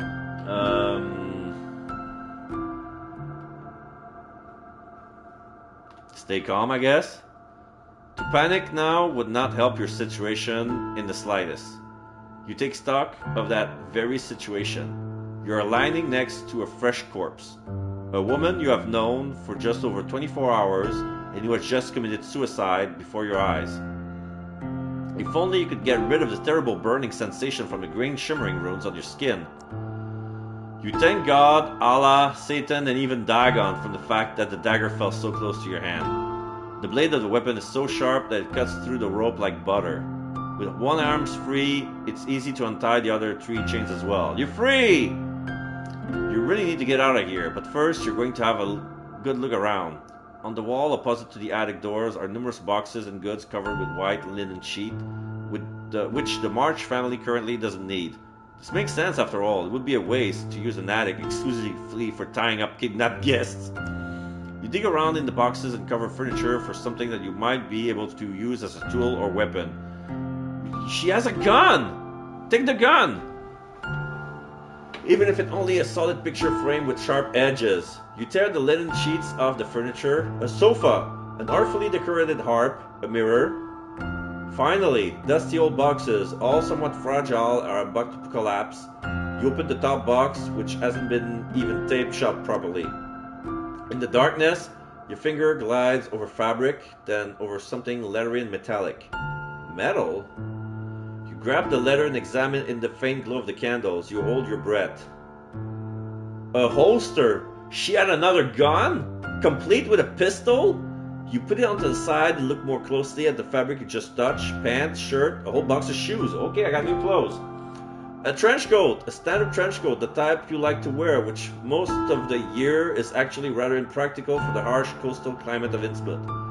Your fingers slide into the outer pockets of the coat. They are empty as expected. Then you try the inside pockets of the coat, pockets that not everyone knows about. You find a folded card. In the flickering candlelight, you stare at the Polaroid showing Dahlia's daughter. Those are our clothes? Without thinking twice, you put on the clothes you just found. You hurry and only take the bare necessities so that you no longer feel like a vulnerable victim. The pistol helps a lot. You leave the attic and sneak down the stairs. Your mission is clear. Leave this hellhole and inform the authorities. The clothes are too big for you. You almost fall down the stairs in your huge boots. With a pistol in your hand, you are ready to defend yourself if someone gets in your way. But there's nobody there. Not a soul. The house is abandoned. You're not sure why. Yeah, Tabitha's supposed to be there, right? And the maid. The big grandfather clock informs you that it's just before midnight. When you reach the entrance corridor, the front door is opened. In the midst of a rain shower, you walk through the garden and leave the March family estate behind you. Everything happens just like a dream. You limp through the dark street of INNSMOUTH in the stolen clothes of a stranger. Your body is covered in goosebumps. You stop abruptly. A group of men with pitchforks suddenly surrounds you. Oh shit, yeah. They want the communal sacrifice. Not gonna happen. They must have been waiting for you. Nah, fire warning shot. We're not gonna go through this bullshit again. Without hesitation, you cock the gun and fire into the sky. Scared, the people jump back a few steps. With their deformed hands, they point at you and they shout in an unknown language. They sound scared. The villagers drop pitchforks and run away. When you check your revolver, you notice that the green marks on your skin have started to glow. The rest of the way is blissfully uneventful. You think people were hiding from you. The rain is slowly dying down. You feel a sense of triumph. Another question mark. 13th of November, Boston. Panting, you wake up from a dream, a nightmare to be exact, a nightmare that haunts you whenever you manage to fall asleep. You try to run away, but the more you run, the closer the tentacle come. They always get you in the end. They grab you and drag you into the sea. You scream and scream until your lungs fill with salt water. Wait, what? Wait, what? We receive blood from a Dagonite. The runes glow, and now we have the same dreams as them. The blanket lies on the floor. You must have kicked it out of the bed at some point in the middle of your nightmare. The taste of salt water is in your mouth. As if in a trance, you sit upright, reach blindly to your bedside table for a bottle of whiskey. It's better than the taste of salt in your mouth. You're used to these nights by now. You're used to waking up in the middle of the night. It's been several weeks since you returned from INNSMOUTH. The runes that Dahlia so generously decorated your body with are still there. Whatever you try, you can't seem to get rid of them. Soap, turpentine, emery board. Ugh! In your panic, you tried to cut off a piece of skin with a pocket knife just to get rid of the rune. But it went much deeper like a tattoo, through the flesh and through the muscles. Oh, shit. Okay. At least they now only glow occasionally. You already feel numb, but it will be a while before you can sleep again. It's 3 a.m. You reckon you'll wake up at least twice more before those damn tentacles.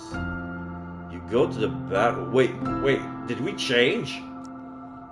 If you're lucky, there will be a few sleeping tablets left in the mirror cabinet. You look into the mirror and a stranger look back to you. Empty, swollen eyes, pale skins, these muscle spasms, your inability to walk straight. Yeah, we're turning into one of them. Caused by strange bulges on your feet, your increasingly stiff hands. You tried to blame it on a particularly bad case of arthritis, but these are flaps of skin between your fingers that grow with each passing day. Under the light of the bathroom lamp, your head looks like a bony skull. You now stare into the empty eyes of this complete stranger.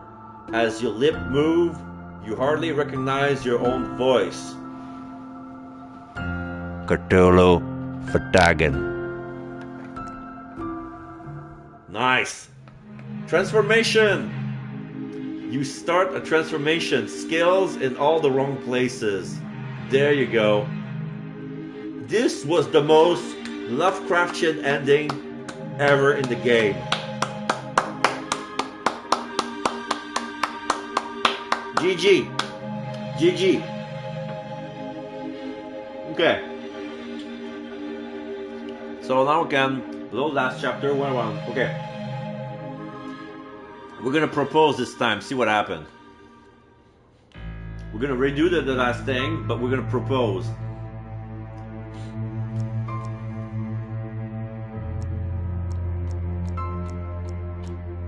Makes you think.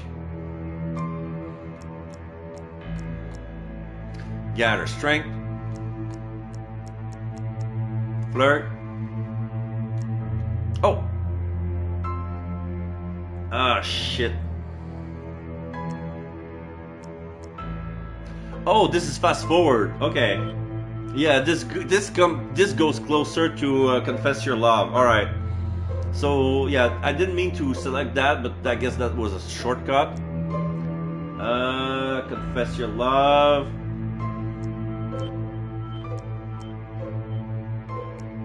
Propose.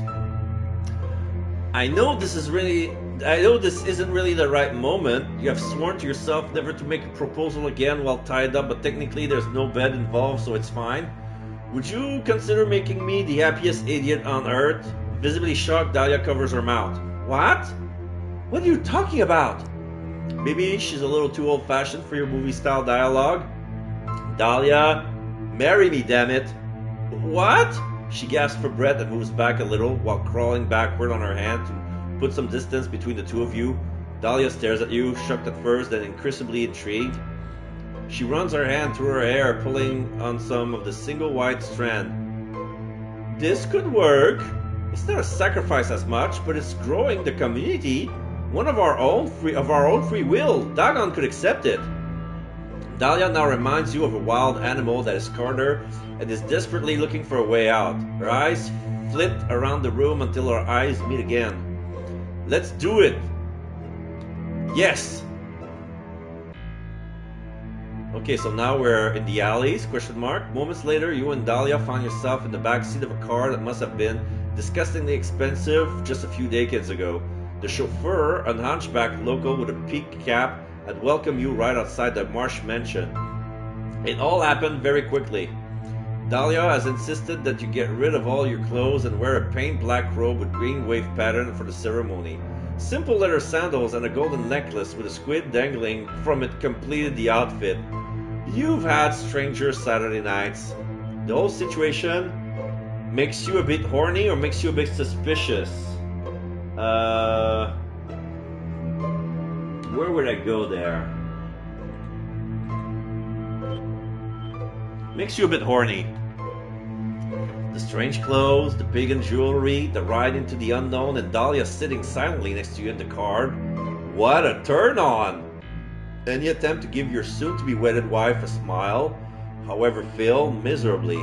With a serious, intense face, Dahlia follows the course of the road. The car makes its way towards the harbor. Occasionally, a small group of inhabitants slips out of the way as soon as they see the headlights. The car moves through the narrow alleys of uneven cobblestones. Bloated, expressionless faces stare at you through the window with open mouths. Don't worry, Dahlia stays relaxed. She has not taken her eyes off the road. As long as you stay close to me, you are safe, she adds. Try small talk or keep silent during the ride. Let's keep silent. There's nothing left to say. You nervously pull at your ropes. After a while, the narrow labyrinth of small huts and dilapidated estate gives way to larger buildings. There must be the warehouse and shipyards of the harbor. The car turns and now drives along the promenade. As you look at the harbor basin, you realize for the first time how important fishing must be to Innsmouth. There are so many boats here that not all of them can be reached the jetty and are simply connected by ropes. Presumably the fishermen have coordinated themselves so that they do not block each other's access. The car leaves the promenade and heads towards a church on a hill above the harbor. The chauffeur steers the car up a very narrow dirt road and parks in front of a low wall that surrounds the church. The Church of Dagon. Well. The driver switches off the engine and applies the handbrake. Then he gets out of the car and opens the door for you. Dahlia gets out on her side by herself. It seems that only your door could not be opened from the inside. You all walk along the pebble path towards the church, which is flanked by weeds and withered bushes. The church gates are already open. A few families and bug-eyed loners have started following you and are now waddling along with you. There is no one welcoming visitors at the church gate, and it seems unnecessary anyway. Apart from you, everybody seems to know the way. You try not to stand out and wordlessly follow the small group of people who seems to be heading for the crypt at the side of the altar. Unlike the hunchbacked, deformed men and women before you, you must duck down as you descend the narrow stairs into the vault of the church. You walk through a small room full of candles and elaborately decorated letter books. You can also make out golden treasure that look as if they are from fairy tales of knights and dragons. In the center of this small treasure chamber, a huge crack runs through walls and gives access to a vaulted corridor leaping deeper still into the ground. You wonder how this crack could have ended up in the walls of an old church. It looks like an open wound. One by one, you slip through the crack and continue walking down a staircase made of natural stone slabs. Your latent tendency to claustrophobia rears its ugly head. Oh, this is the same altar as before. So when we went underground, when we came out of, this is where the altar for Dagon is. So now we're back here. Your group enters a hall in which the ceiling is supported by 4 broad columns. The moment you step through the archway, a lump forms in your throat. It smells, yes, we read this. So there's gonna be, oh my god, Gary's gonna celebrate the wedding. Gary's gonna wed us. Alright, this is hilarious. Gary's gonna wed us.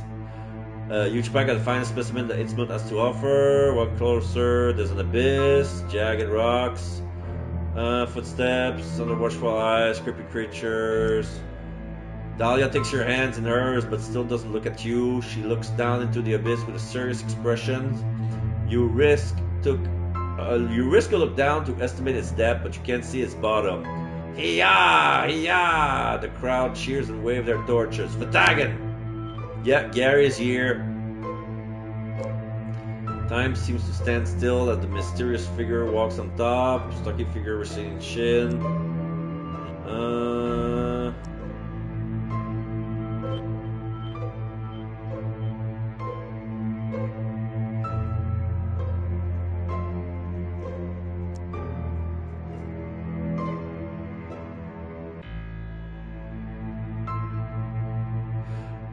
The hooded man put his hand on his hips. Seriously, guys? This attitude, today of all days, when we can welcome not only 2 victims, but also a new disciple of Dagon?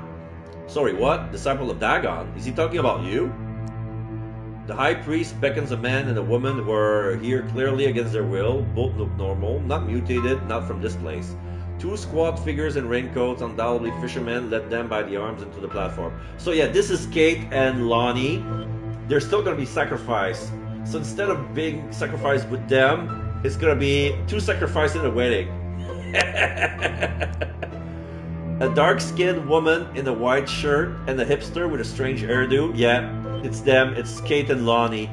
With a Hawaiian shirt are being roughly pushed into the small plateau. While Lonnie looks at the surrounding with increasing confusion, the woman gives Dahlia and the high priest withering looks. She seems tired and resigned, but her hands are clenched in fists. Dahlia, do you know this woman or ignore? Technically, I know this woman. I would prefer ignore, but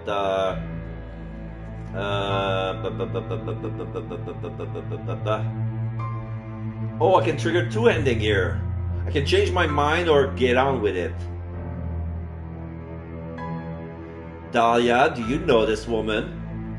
You whisper to your soon-to-be wedded wife, although you already know the answer. She laughs softly, her lips curl into a scornful smile. Only superficially, you know. She seems to laugh at her own private jokes. She puts a finger on her lips.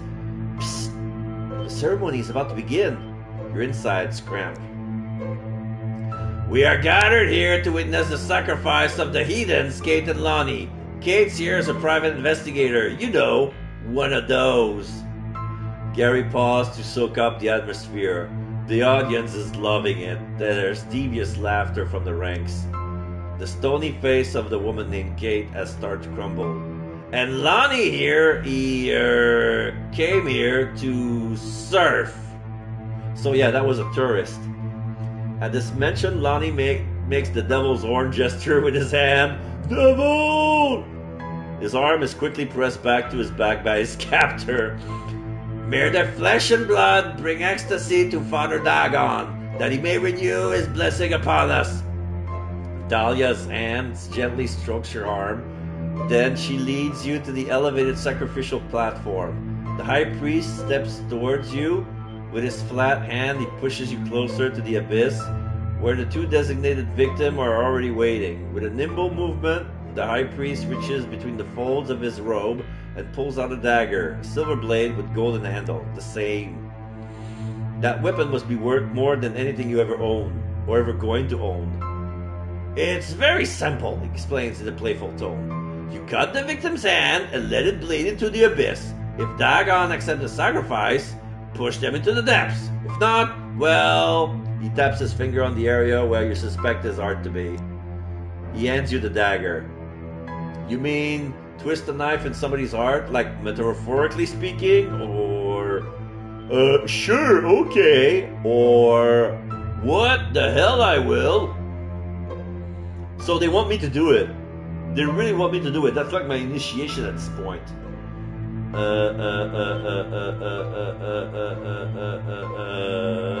Sure, okay.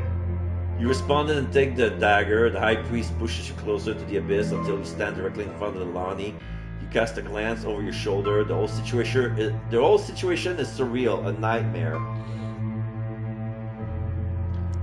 Only this time you're not standing in front of your whole school assembly in your underwear, but a figure in a strange robe in front of a bunch of degenerates. Dahlia looks at you expectantly, in her eyes an untamed passion which says that she would love to tear off your clothes with her teeth. The blade weighs heavy in your hand. After careful consideration, you decide to sacrifice Lonnie, to attack Dahlia, to throw the dagger into the abyss.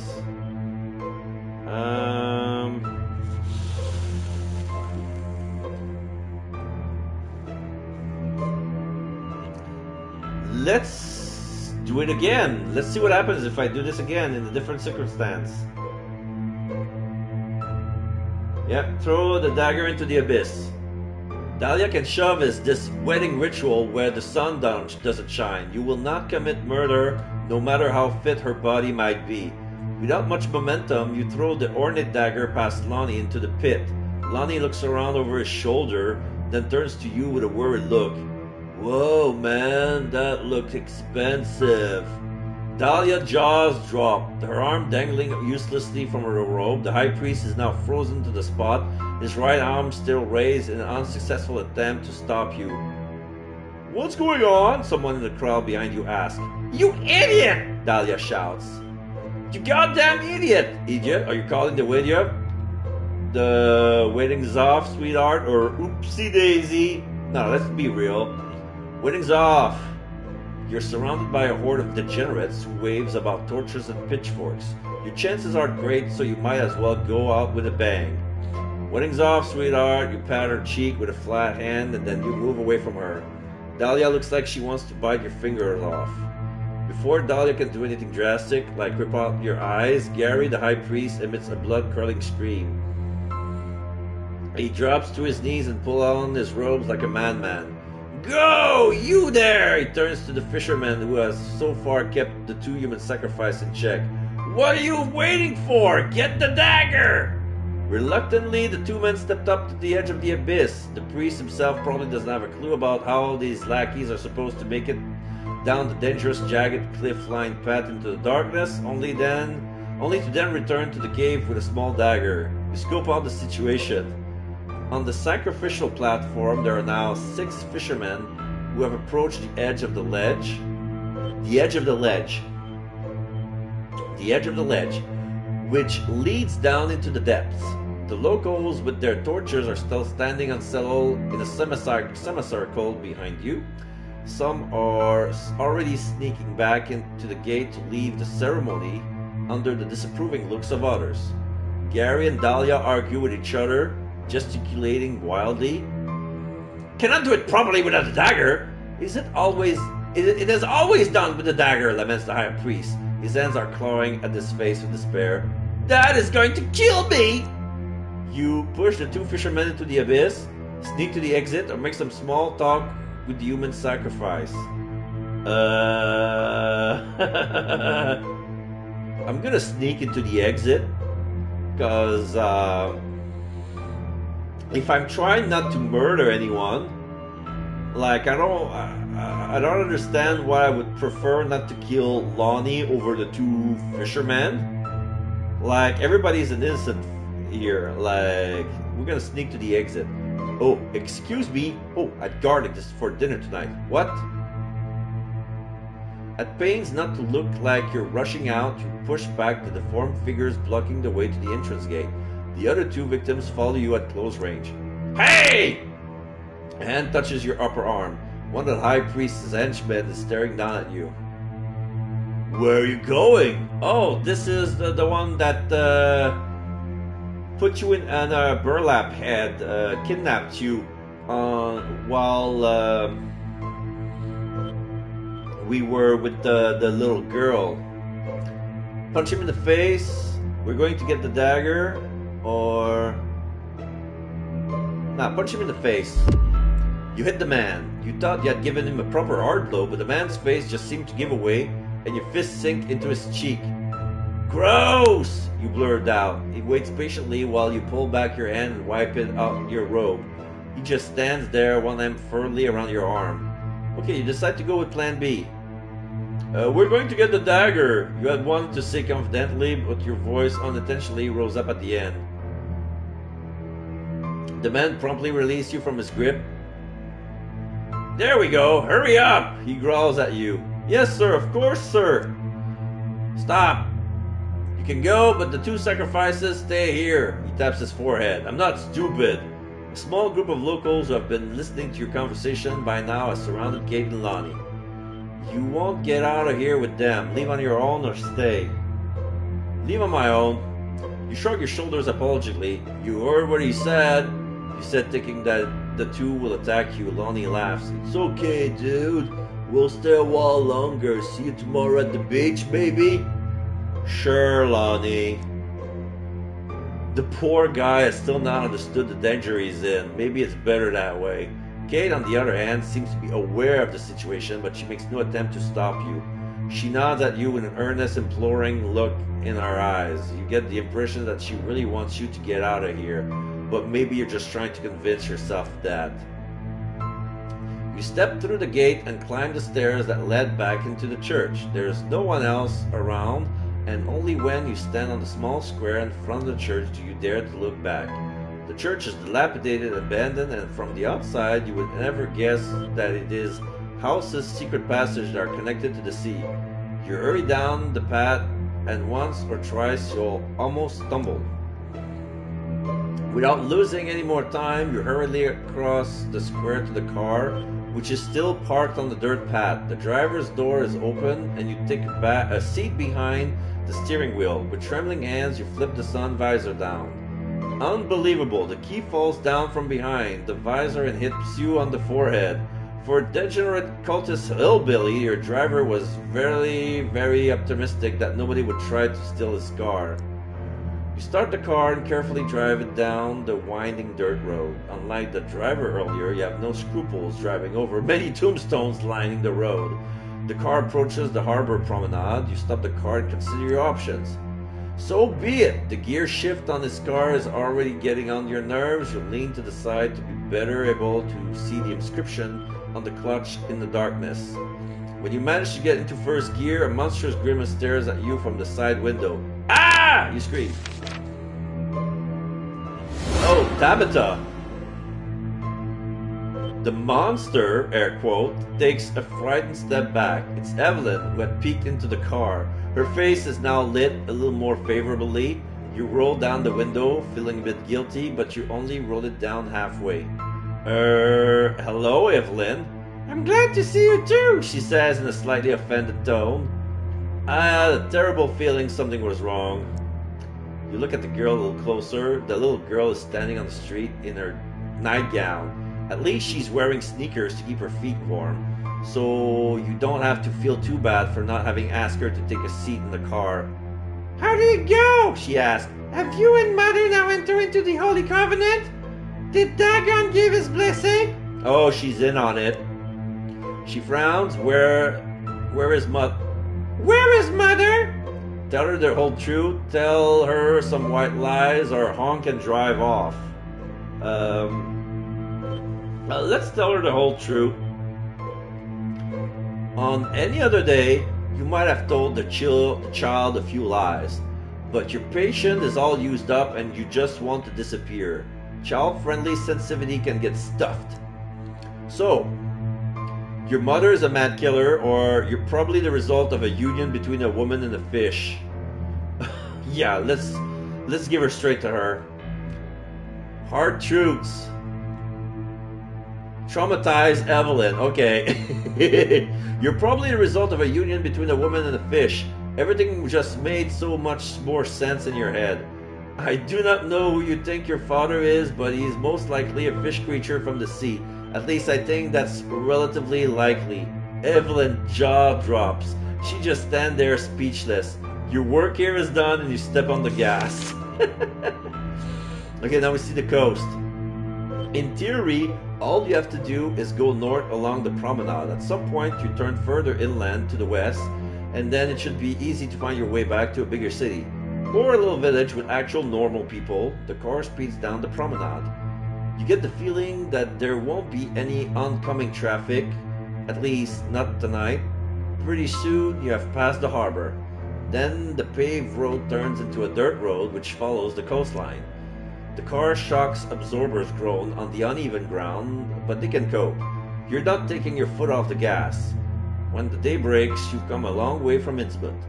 After you manage to pull some distance between you and that hellhole, you park the car at the side of the road and sneak into the back seat. The leather seat smells like a dead animal, but you have slept in worse places. Still too tired to climb into the driver's seat, you lean on your elbows and admire the sunrise. A new day. Months later. Boston, 13th of November. You jerk awake, only the pale moonlight seeps through the blinds of your apartment. Must be very late. You soak in sweat as per usual. You sit up on the edge of the bed and try to calm down. You have alerted the police, the FBI, the CIA, virtually every organization with a catchy acronym. The agent who were sent, you're quite sure of that, only set out in protest to this remote little place called INNSMOUTH. You were not allowed to look at the report when they came back. It was enough for you to see the pale faces of the men and women who investigated your serious allegation at INNSMOUTH. Of course, you did try to find out exactly what the agents had found out, but all they did was mumble about attics, cellars, a grotto, a church, and so many human bones. INNSMOUTH was prepared. The identity of the informant who had warned the city so quickly of the state investigation is a mystery to everyone. It's almost as if a higher power has protected its people. The town was deserted, not a single soul. Here and there, signs of a struggle and a completely deserted harbor. So I guess everybody went into the sea, and those who could not, who were too human, were killed. That's what I think. Had the whole town squeezed onto his shabby fishing boats and taken to the sea? A truly strange idea. While you fail to get any sleep, the Coast Guard is working overtime to keep up the trail of INNSMOUTH resident. None of this is your problem anymore, you tell yourself. You're safe. You're at home. You've managed to put an end to their scheme, the kidnappings, and all the lies. You've escaped, but you're still under the spell of INNSMOUTH. A bad feeling. You returned to Boston, you did everything you could. Did I did this ending already? I think I did. Yeah, I did. That was the same ending when I run away from the stake. Okay, let's reload the last chapter and get to the marriage. So where does that leave us? Oh, yeah, the marriage. So yeah, we're gonna be Orny. Kept silent during the whole ride.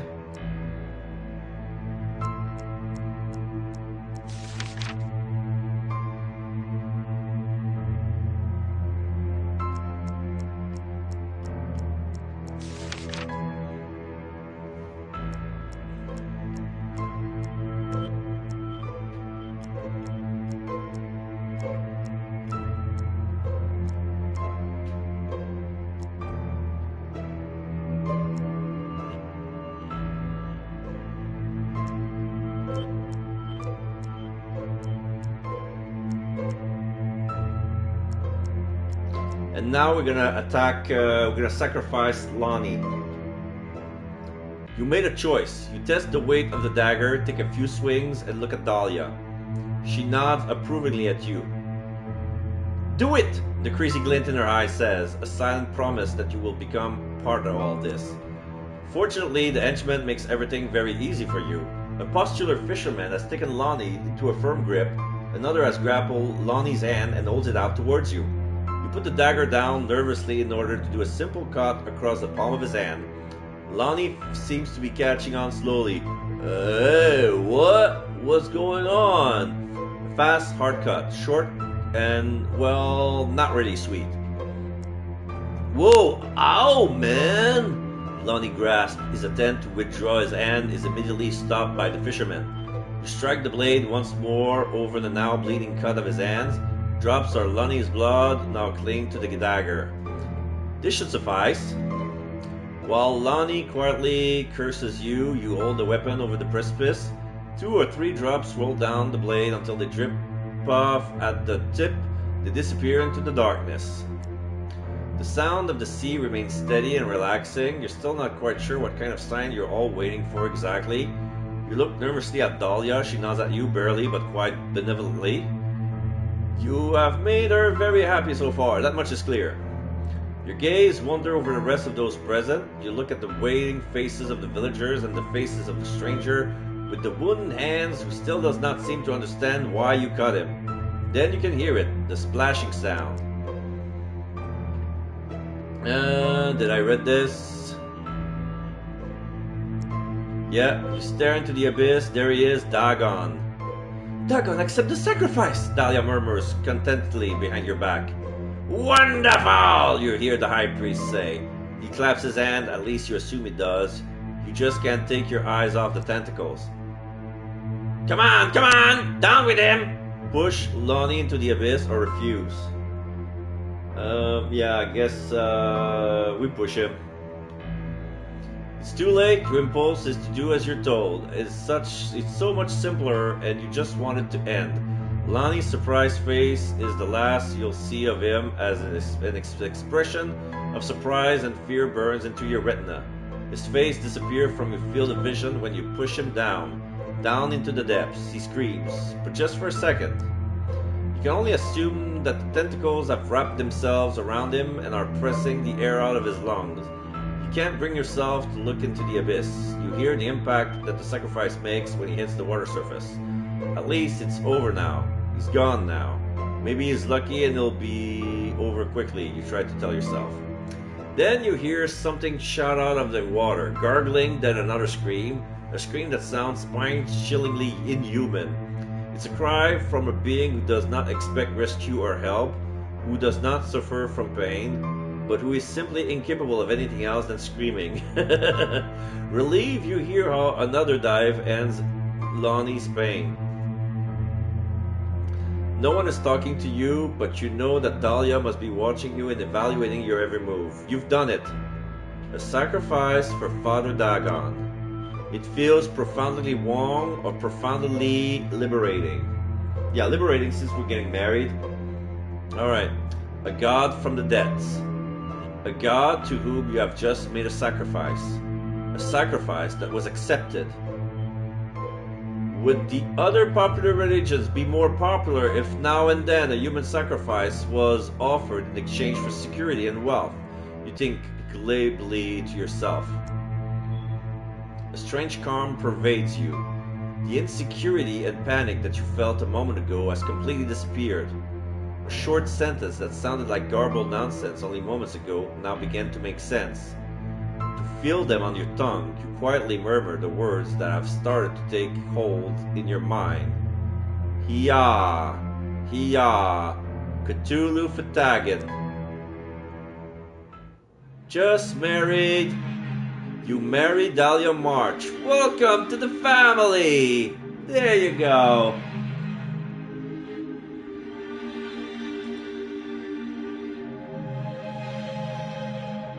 Okay, so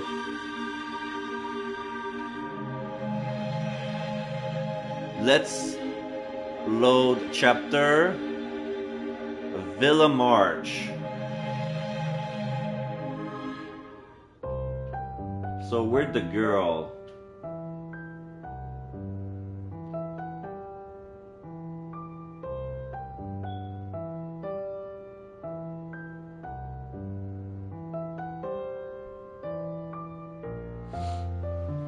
Okay, so talk to the girl, talk about video games.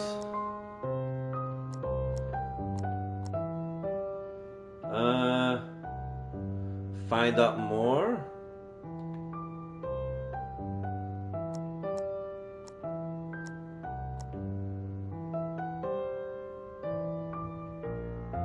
Let's go.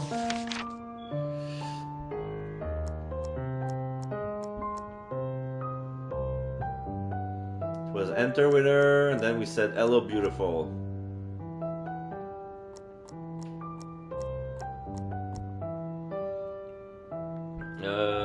Dinner. Talk about last night. Unbridled passion. Kiss her. And follow without delay. I remember that much. I think we're gonna accept the wine here. Take a seat. You do as you're told. You carefully fold your trench coat over the back of the chair.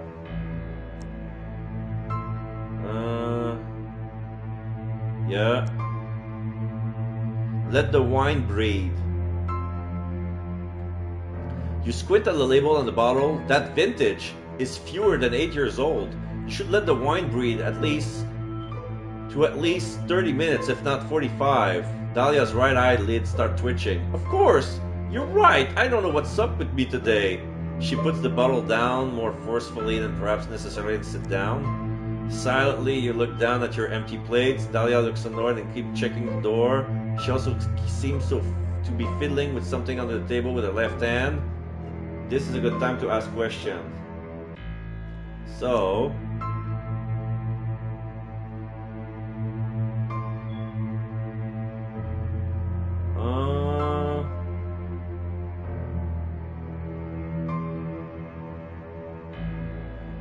You look stunning tonight. Readjust your clothes.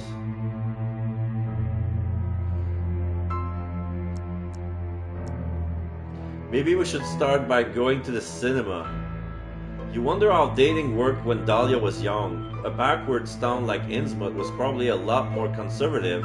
That's why you go for the tame option. Maybe we could start by going to the cinema? Dahlia smiles indulgently. It's the first time this evening that her smile reaches her eyes. You're adorable! Her finger keeps circling the rim of her glass and she seems to consider the dark liquid in it. Sadly, there's not much cinematic variety here in INNSMOUTH. Boston has a quite few cinema among other things. So we're gonna leave INNSMOUTH. Alright, let's go to Boston then. Dahlia looks up from her wine glass and the enormity of what you've just suggested has not passed her by. Why squander your life living in a shithole like INNSMOUTH when you could just go and live with a heroic PI in a real city? Is that an invitation? She asked quietly. Is that a yes? Or come with me, I can take you far away from here. Is that a yes? You asked tentatively. Amusement, affection, curiosity. You can detect a whole roller coaster of emotion on Dahlia's face. You never thought you'd see her so good-natured. There's a squeak of a wooden door in the corridor. You wonder if dinner's finally ready. Dahlia's face turns ashen when she turns towards the sound. She immediately gets up from her seat, walks around the table, and firmly grabs you by the hand. She leads you out of the dining room back the way you come in. You feel as if you've got whiplash from the signal she's sending you, but you follow along obediently. She stops in front of the main door and lets go of your hand. Then she seems to be looking for something in the pocket of her blouse. With her back turned to you, she seems to be fiddling with the lock on the door. There's a metallic sound and then she leaves open the door. Outside, the garden is dark. Without saying a word, she makes the universal hand gesture for get out of here. She gives no indications of wanting to come with you. But I don't understand. Are you not going to come with me?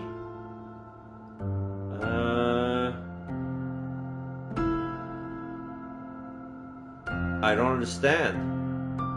I can't come with you. I belong here, as does my daughter. She slowly closes the door. A single tears run down her cheek. All I can give you is a chance to escape. Leave now and good luck. The door clicks into place. Oh shit. She's gonna spare us. Forlorn, you stand outside the house. This has taken you by surprise. Your budding romance with this good-looking criminal has started out so well. Yeah, compassion. You reflect on the evening. Did you say something wrong or did you have bad breath? No, we said something wrong. Scary portrait, spiked wine, and presenting yourself at the best sketch in all of Boston dating scene. Nope, you're pretty sure you behave impeccably, at least for your standards. You decide to leave INNSMOUTH. So downtown, you wander the street. Oh yeah, we've been here. So what's gonna happen here? Stay in the shadow, cover up your face.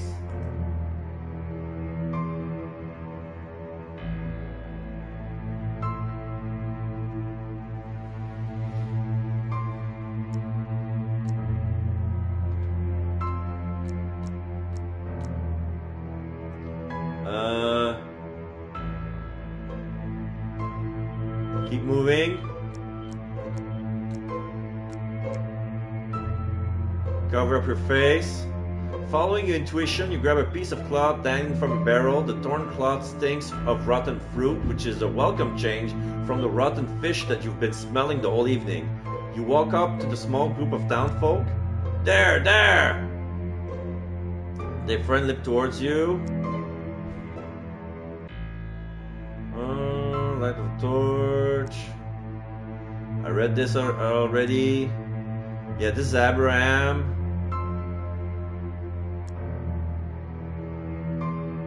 Oh yeah, what are you doing here all alone?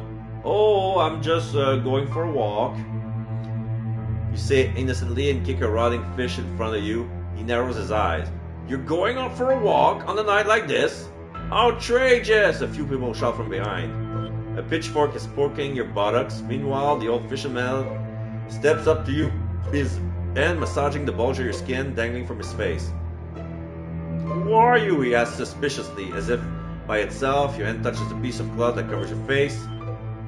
It's me, and you say your real name?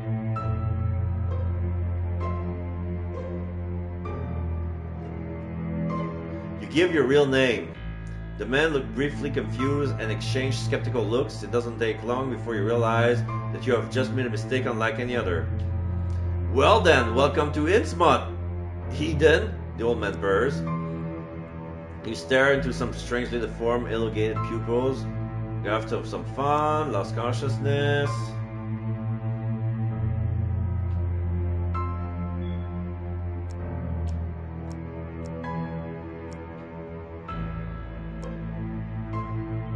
Start complaining or cry for help. Wait. I'm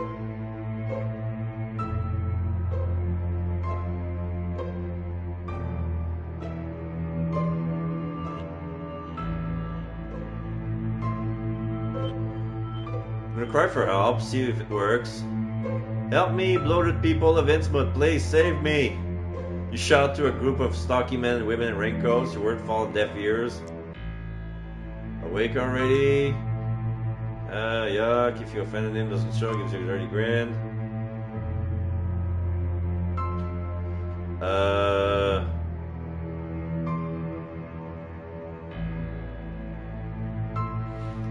I don't know what's going on, probably because I didn't do the everything at the start of the playthrough. That's why there's something I did at the beginning of the game that didn't carry over. Let me check.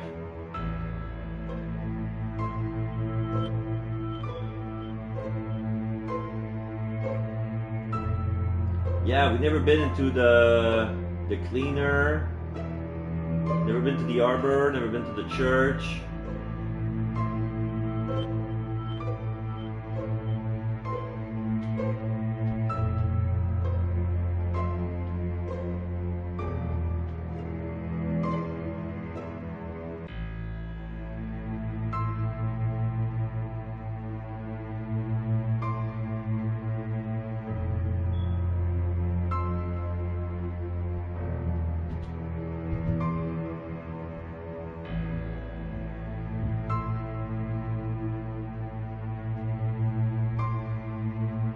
Yeah.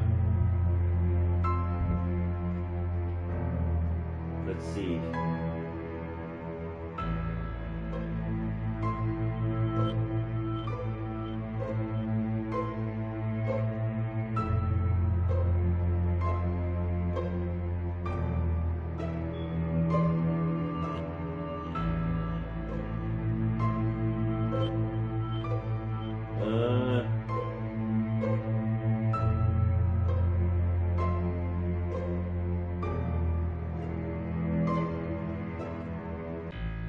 I guess I'm gonna have to restart a new game if I want different endings. I did the Yet We Can already, I don't care. Okay. So this is a way to get all 27 endings in one run. I've been going for 5 hours. I'm not tired yet, but I'm gonna give myself 3 more hours if I can't get through the most ending possible, and after that I'm gonna call it. But yeah, the new game, the one night stand, I did it.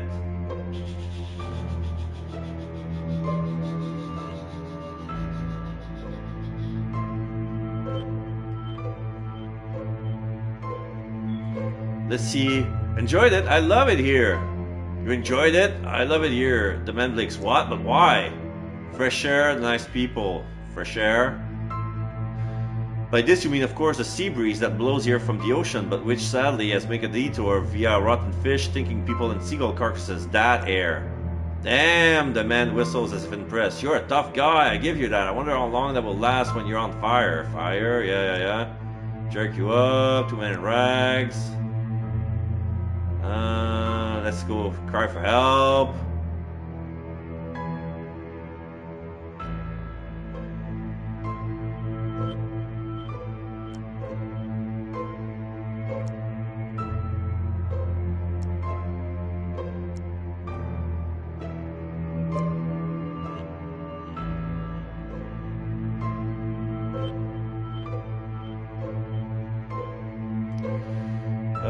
we read this. Inform the FBI.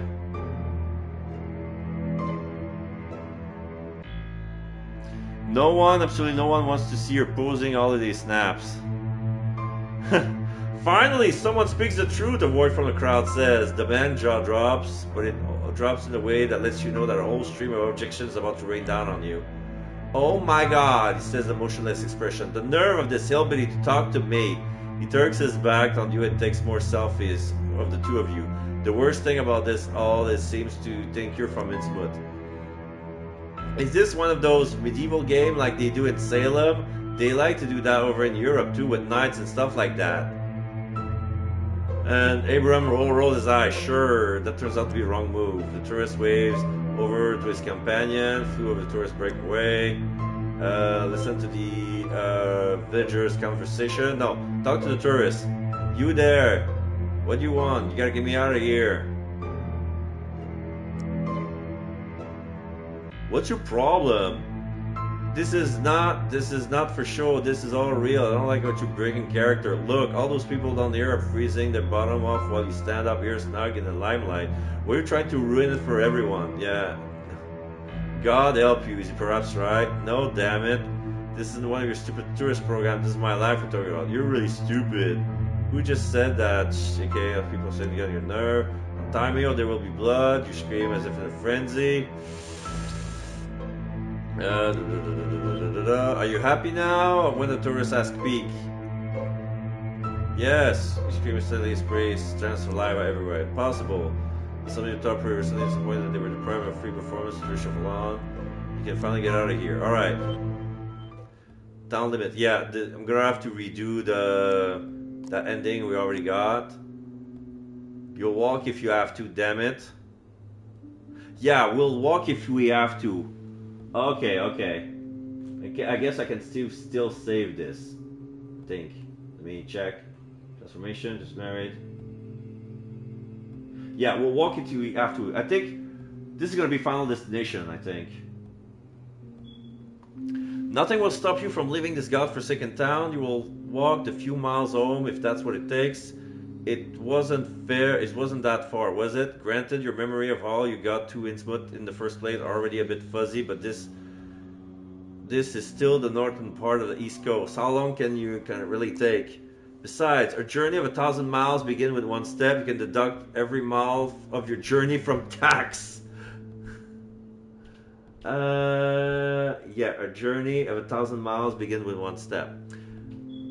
That's right, be positive, find your zen and all that jazz. It doesn't matter how difficult the task is. What's important is that you start. With this sentiment in mind, you take your first step. Suddenly, your leg cramps up. After some less than graceful jumps, the cramp fortunately goes away. Under your feet, sand and pebbles crunch as you set off on your journey home. The moonlight illuminates the path that lies before you, a spotlight on this final act of your adventure. You're sleep deprived and tired. As you look around again, you notice once more how many things in INNSMOUTH are makeshift. They're really skimped on everything, you think to yourself. Endlessly repeating to your right are an avenue of trees, and to your left follow fields. Just like in those cheap cartoons from the 80s in which one simple background image is repeated over and over again. The wooden sign. You are now leaving INNSMOUTH. Okay, this was the plan after all. You keep walking along the path, and on and on. The rows of trees to your right seems to be unending. Okay, you keep moving and moving. And then sigh again. You are now leaving INNSMOUTH. As if that needed any more elucidation. Look at the sign more closely or keep going. Let's keep going. Another sign. Again and again. You are now leaving INNSMOUTH.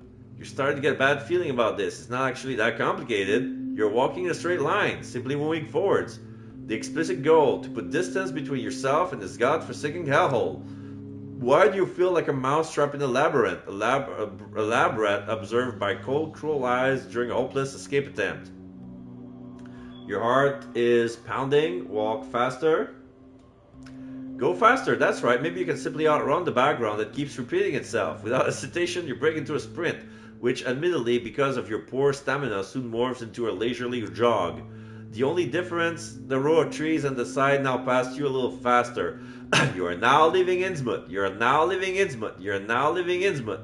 You start to feel dizzy. Run faster! You must persevere. You must get through to the other side. You are now leaving Innsmouth. You can't give up now. You are now leaving Innsmouth. You already left this goddamn town. It should be the easiest thing in the world to reach the next town now. You're now leaving Innsmouth. Child's play. You're now leaving Innsmouth. Your heart is pounding. You're now leaving Innsmouth. But you're unsure if that is because you're running or because of the panic rising in your chest. You're now leaving Innsmouth. Your arms begin to tingle. You're now leaving Innsmouth. There's pressure building in your chest. You're now leaving Innsmouth. You have left Innsmouth forever. You suffered a heart attack. Recommendation, less stress. I ran until I had a raw heart attack. Alright, I never had this ending before. Final Destination. That was hilarious.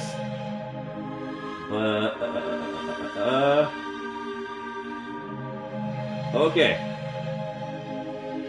Low chapter Villa March. So we're gonna be back. So we're gonna do the whole thing.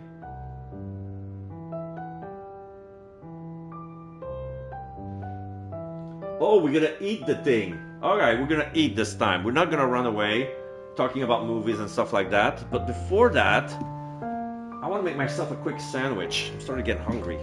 And yeah, there's like 3 hours left of streaming for me. Make it 2. Alright.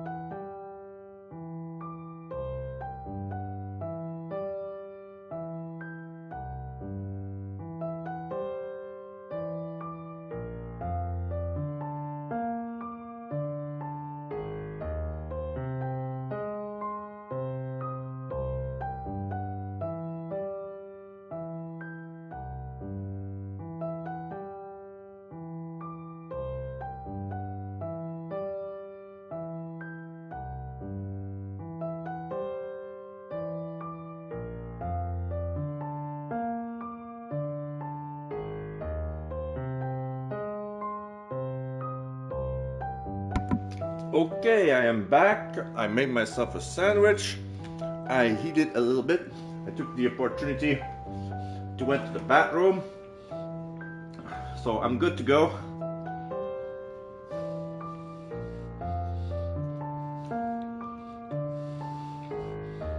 I will probably gonna need a bite or two and then move on.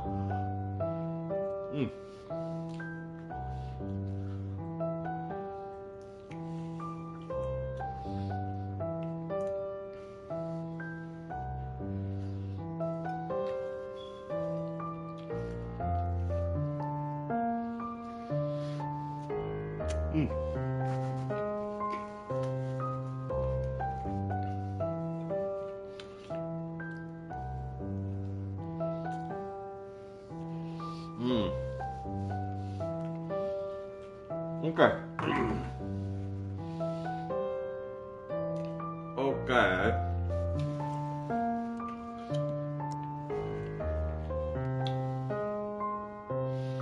So talking to the girl, talking about video game.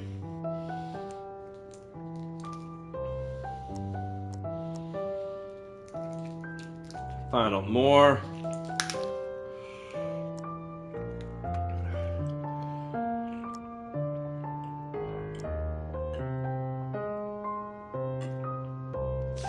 Let's go.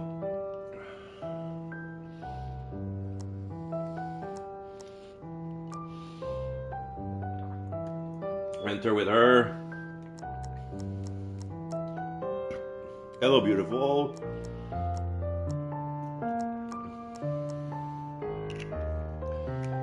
Dinner sounds splendid.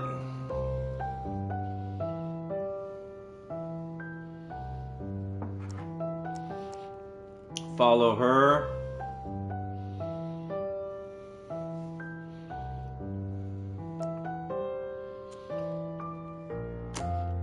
Follow her without delay.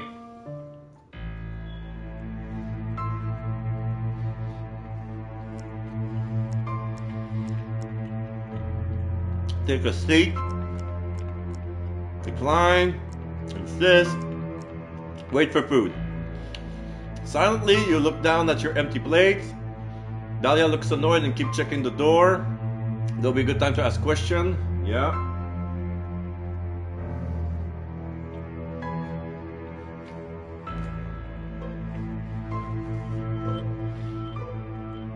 You look stunning tonight. Readjust your clothes. Cinema. Silence. You didn't want the conversation to go down this route. It was not your intention to point out how poor the entertainment options are in Innsmouth, not even the occasional pop-up cinema.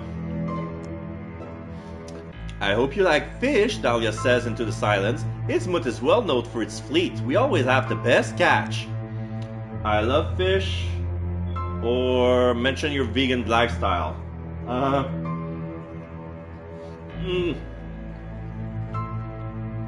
I think you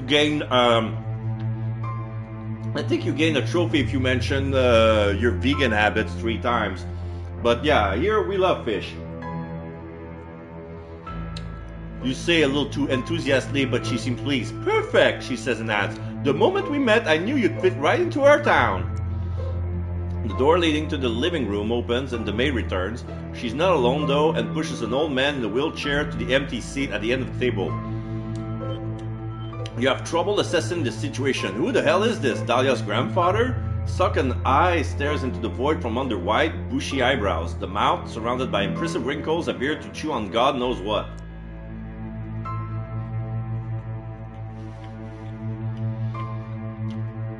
The maid leaves the room without another word. Silence, or who on earth is this?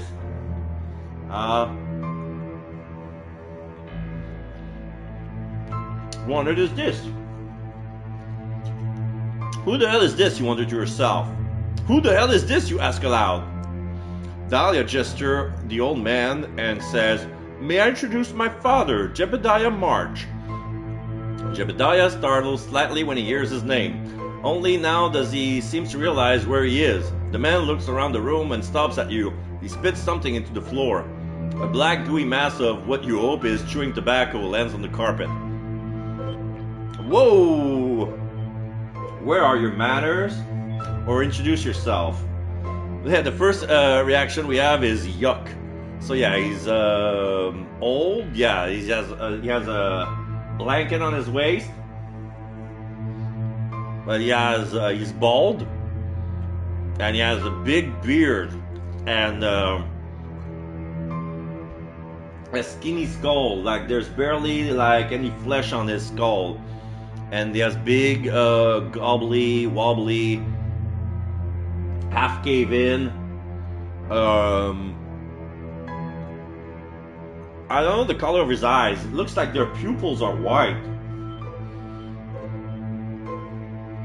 but the globes are yellowish. Not sure. Where are your manners? You ask on behalf of Dahlia in order to defend common decency more generally. Jebediah puckers his blackened lips and gazes into the middle distance again. His tongue seems to push something into one side of his mouth, and he turns back to you. What did you say, you little asshole? Well, where are your manners, you old fart, or introduce yourself? Yeah, where are your manners, you old fart? As soon as you ask the question, it hovers ominously in the room. Dahlia first looked at you aghast, then over to her father. Jebediah is no longer a weak, lethargic hold of a man. He grips the armrest of his wheelchair so tightly that his knuckles turn white. The typical INNSMOUTH bug eyes reveal themselves under the bushy eyebrows. But can you really see that much from behind those cataract-ridden eyes? Okay, so they have cataract, so that's why the pupil looks white. Thick drops of chewing tobacco runs down each chin. What did you just call me? He croaks. Go one better or evade. Oh shit, we're gonna trigger a fight. The harsh reaction of the nasty old man makes it easier for you to confront him. Maybe it's just that kind of a day today. You won't let this old bastard get away with such rude behavior. You get up from your chair, fold your napkin, and speak with a very measured voice. I said, where are your manners, you old fart? Your daughter invites you to dinner and you have got nothing better to do than to spit on the floor like we're in some sort of pigsty. The old man's jaw drops and the sticky chewing tobacco drips off his lip. The milky eye seems to want to challenge you. Funglui mugglefunglaff! He hisses at you. Funglui what? With a jerk, he heaves himself out of the wheelchair. You're surprised by the speed. With a loud clank, he crashes belly first on the table. You can only assume that he wanted to walk up to you to confront you, but his legs wouldn't let him. You're not sure whether to pity or fear him. When he starts dragging himself over the table just by the strength of his arms, like a geriatric seal from hell, the carefully placed cutlery and the wine crash to the floor. He approaches you. Fight back or ask Dahlia for help. No, I'm gonna fight. I can take him on. Fight back. Jebediah has almost crossed the table now, and you're pretty sure that the old man has now completely lost his marbles. Presumably, there weren't that many there to begin with. You defend yourself with the cutlery or the plate? Defense. The plate. The plate breaks apart from Jebediah's forehead, but he appears to be completely unfazed. Oh, I don't want to break his plate on his face. Try to calm it down. Alright, I guess we're gonna do the stupid ending. Mr. Marsh, I assure you there's been a misunderstanding. Before you can finish your first lie, Jebediah has managed to maneuver himself all the way over to your side of the table. His hate-filled face is so close of yours that his foul, fishy breath almost knocks you out. His dry claws dig themselves vice-like into your arm. A few moments ago, you still thought he struggled with opening a jar of pickles. There is no way for you to escape the grip of the old man. He jerks you towards himself and closes his hand around your neck. From the corner of your eyes, you can see how Dahlia lights herself a cigarette. She doesn't give a fuck. With relish, she takes a deep drag and blows the smoke out of her delicate nose. Jebediah's empty eyes, like two inflamed marbles, are the last thing you see before you lose consciousness. Yeah, I got strangled. You got strangled. It was only a matter of time. It was only ever a matter of time. Okay, so let's reload the villa.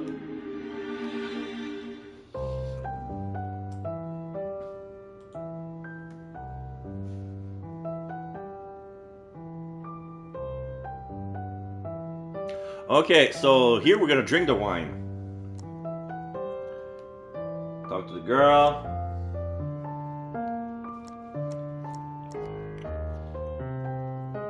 Oh shit.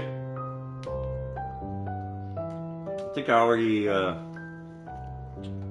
let's go.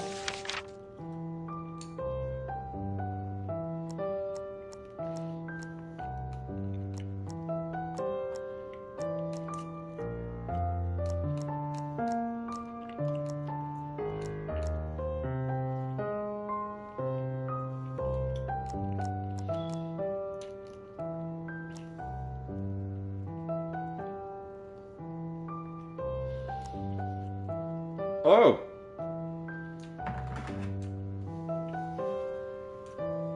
Here we can start looking around.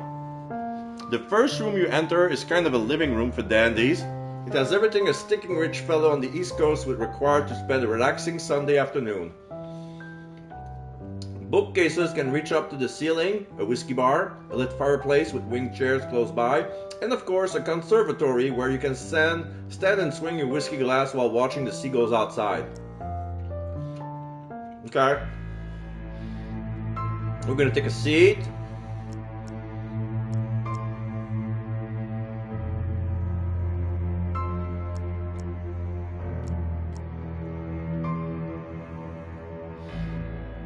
We're gonna take a glass. A sip of overpriced wine surely can't hurt. Where else will you get the opportunity to taste a vintage? Surely not in the decrepit dive bars you normally end up in after work. Dahlia fills her glass almost to the brim, but is less generous with her own. She puts down the bottle on the little metal tray on the table, then raises her glass. What shall we toast to? To my success, to us, to INNSMOUTH. To us. Good choice. Your glasses clink. Clearly pleased, Dahlia starts smelling the bouquet of the wine. You imitate her or you take a sip? You gotta imitate her. To show off your barely existing wine knowledge, you imitate Dahlia. With a circular movement, you slowly move the wine around in its glass. Your host has now finished her little performance and take a sip from the glass. Strange. The smell should be the sweet aroma of the wine, but what you make out reminds you rather strongly of public swimming pool. Smoky but soft. Dahlia, stay pleased. I wonder what you make of it. Smell the wine again or try a sip? I'm gonna smell it again. Is there a way of doing this whole bouquet smelling business wrong? Something seems to be off with her, and you move the glass around one more time to try to smell it again. If you keep doing that, your wine will have turned into vinegar before you even tried it. She takes another sip from her glass. She doesn't let you out of her sight. Don't drink it, intentionally spill the wine, or have a sip. We're gonna accidentally, whoops! It's not too difficult for you to think of a way that looks clumsy. You bump your glass against the tabletop and the liquid spills onto your pants. Oh no! You exclaim, and Dahlia too is surprised. You put down your glass and get up. Oh, I'm very sorry. What a disaster. Where could I, Dahlia leans across the table perch on her elbows. All of a sudden, she seems tired. Without a word, she nods towards the door behind her. Apologetically, you walk over to the door, then enter a tiny room which seems to connect the small offices and room of the estate. The door right across is slightly ajar, and you can make out the white tiled floor. Must be the bathroom. You enter and close the door behind you. Clearly the guest bathroom. The room features only a simple basin, a toilet, and a narrow grilled window. Across the wall there are white towels with a blue floral pattern. Upon closer inspection, the pattern looks more and more organic to you. It reminds you of underwater documentary footage. It seems to you as if the patterns are moving and contorting, but surely that must be an optical illusion. The whole thing gives you the heebie-jeebies, so you look away and turn on the tap. With a wet towel and some soap, you rub some foam on the soiled spot on your pants. The foam turns pink immediately. You add some more water, yet the wine stain remains. Only now it looks as if you peed your pants. You walk out of the bathroom into the corridor, back into the dining room, or do some snooping around. Let's snoop around.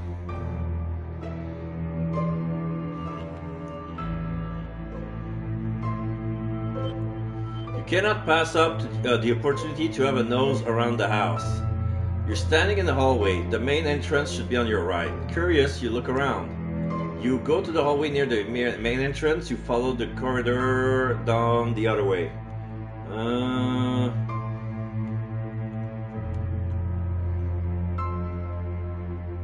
Follow the corridor down the other way. Electric wall lights intend to imitate candlesticks are mounted on the wall along the long corridor. This is probably as high-tech as it gets in a house like this.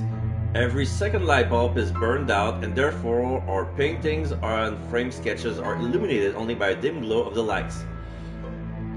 The corridor ends in front of a metal swinging door, and judging by the smell and the noises, this is the kitchen. There's another room to your right.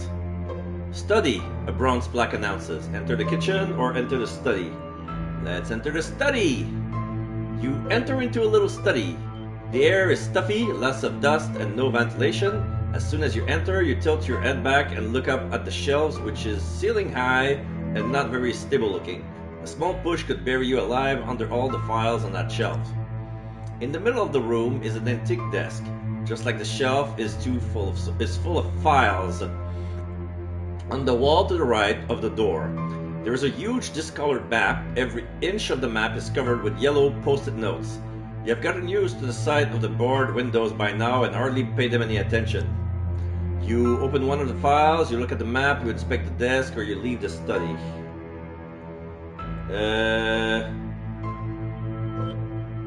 Open one of the files. Is this the bathroom? Snoop through the March family records. Okay, you have no choice but to blindly take one of the many files off the shelves. They are not sorted by subject, but at least the spine are labeled by year. On the upper shelves, you can see the earliest records is from the year 1961. You look along the files in the lower row until you find the most recent folder and take it off the shelves. The folder cover opens with a clacking sound. There is no index, just page after page of handwritten notes with glued-in business cards interspersed throughout. There are business cards from dog groomers, 24/7 pizza takeaway, personal trainers, massage therapists, a whole lot of detective agencies as well. You're especially intrigued by the many black and white photos throughout. They seem to be of ordinary people who are just entering their apartment or doing their day-to-day work. The folder seems to be the record of a serial stalker. Return to the last page. September 22nd, night of the Great Flood. Possible candidate, Winewater Sports Club. New York area, probability medium, low risk, beach bar, 10 to 11 p.m. 2. Private detective. Boston, probability high, low risk, idiot, usual reception in Shogot Avenue. 3. Private detective. Springfield, probability high, high risk, guards notify. Note, knows too much, must not leave town. Probably Kate. Private detective? Boston? Idiot? That sounds a lot like you. You look through previous entries. Wedding planners, more detectives, personal hygiene expert. Week after week, an incredible number of people and professions are listed here. You look at the map, inspect the desk, or leave the study. Let's leave the study. Worried that you're wasting too much time in that small study, you return to the corridor. There must be other interesting things to discover there. The only door you haven't tried is at the end of the corridor. That must be the kitchen. You put your head through the door and you guess that this is the kitchen is confirmed. It's warm and an aromatic smell is in the air, delicious and salty. There is enough space in the air to serve a medium-sized restaurant. It is a little strange to see only the maid standing between the pots and pans that are hanging above the stove. There is no doubt that the kitchen has seen better days. The black cabinet and shelves looks faded and their elaborate bronze decoration has so many scratches that initially you think they are some sort of pattern. The maid is busy with the pans and pots on the stove and does not notice you entering. But before you can even come up with a plan, someone suddenly presses a chloroform cloth against your mouth. Oh, now I'm tied up at the attic. Let's see.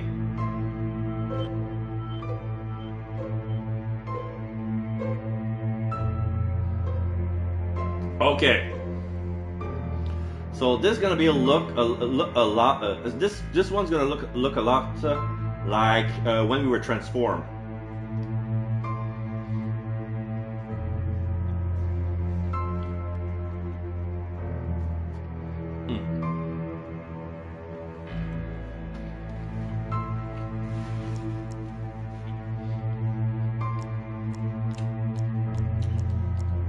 Makes you think. Gather some strength.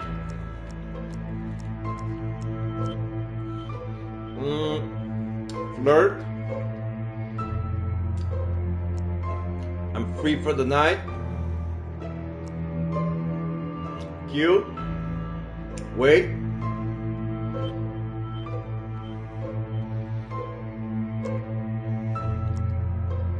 Bargain.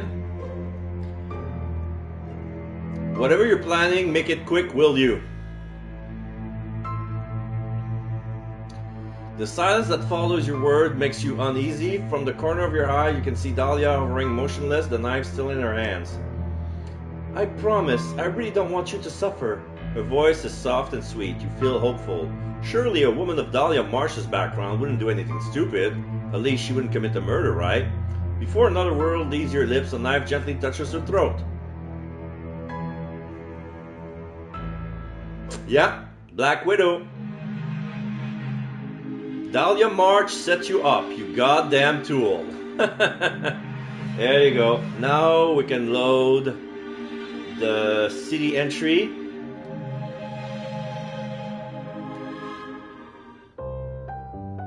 Town limits. So I guess we're done with the whole thing. All the endings we could have done with Dahlia, we've done it.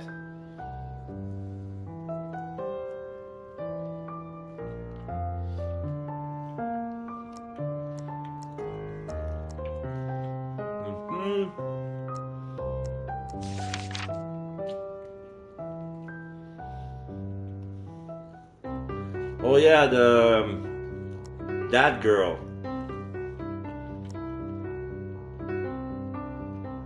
Who the hell are you? Oh, have I not introduced myself? I'm ever so sorry. In front of you now stands a small, plump person in a tasteless costume.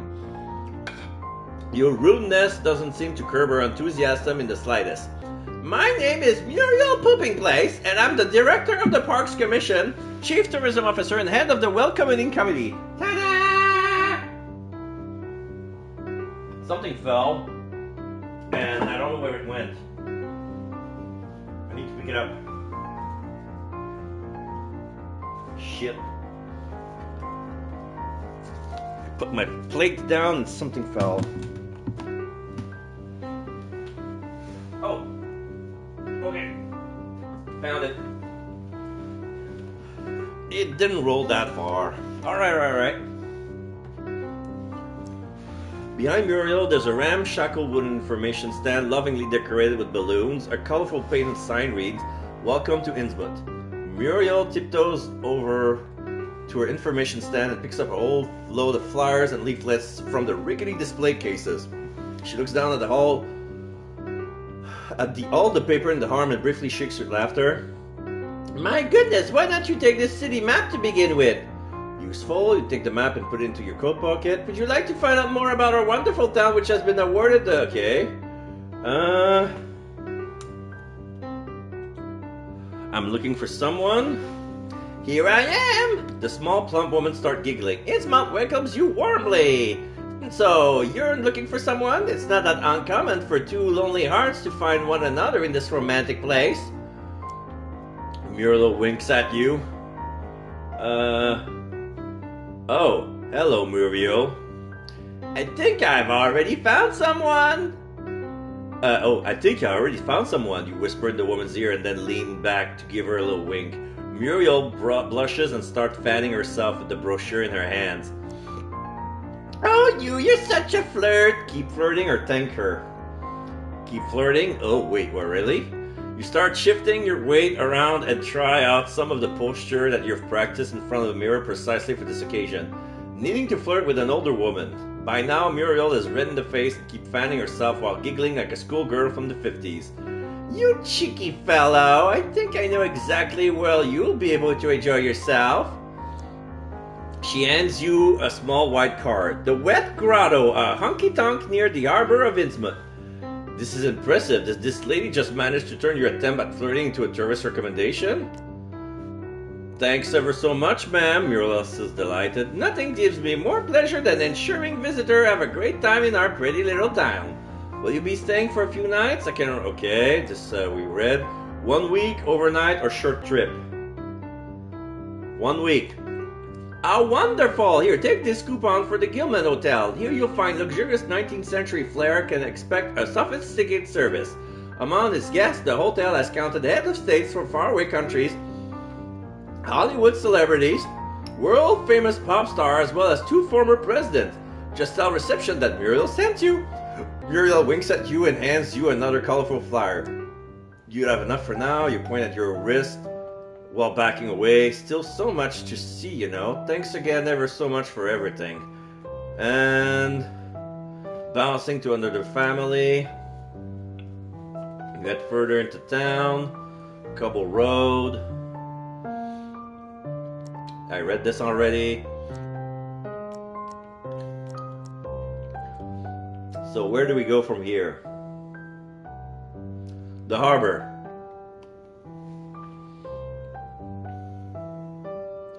INNSMOUTH Harbor is signposted much better than the local hospital. You wonder if a hospital is even needed here.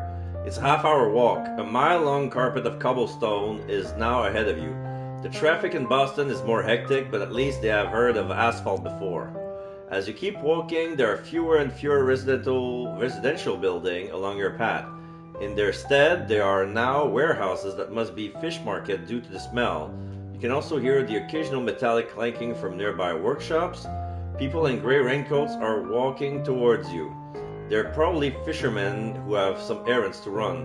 Now and again, in that split second when you pass one another, you catch a glimpse of the face hidden under the hoods. Puffy eyes that look at you suspiciously, although there are few clouds in the sky. There's no chance of rain as far as you can tell. Why are they all wrapped up like that? You wonder if they have a sixth sense for approaching storms.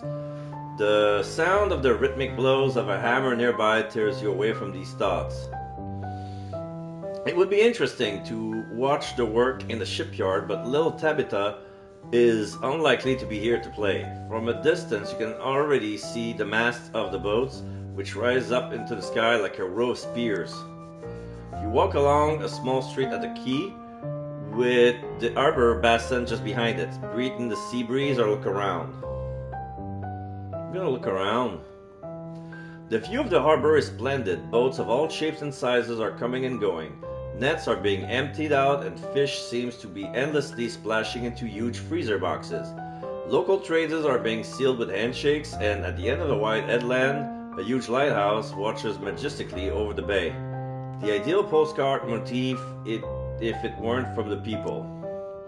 You only know fishermen from the movies, and you have to admit that you have certain prejudices. These include they have weather-beaten skin, and the captains always have well-groomed beards. They are either strong, silent type or hard-drinking lads who sing filthy sea shanties.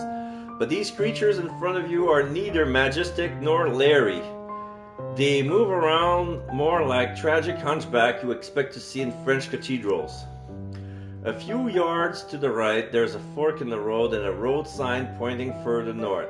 The inscription reads, INNSMOUTH Paradise Beach. In the far distance, you can see a building that looks like a church. Hang on, a church? On the coast? How eccentric. You go to the beach, to the church, lighthouse, to the wet... I'm going to go to the Wet Grotto since I got the flyer for that.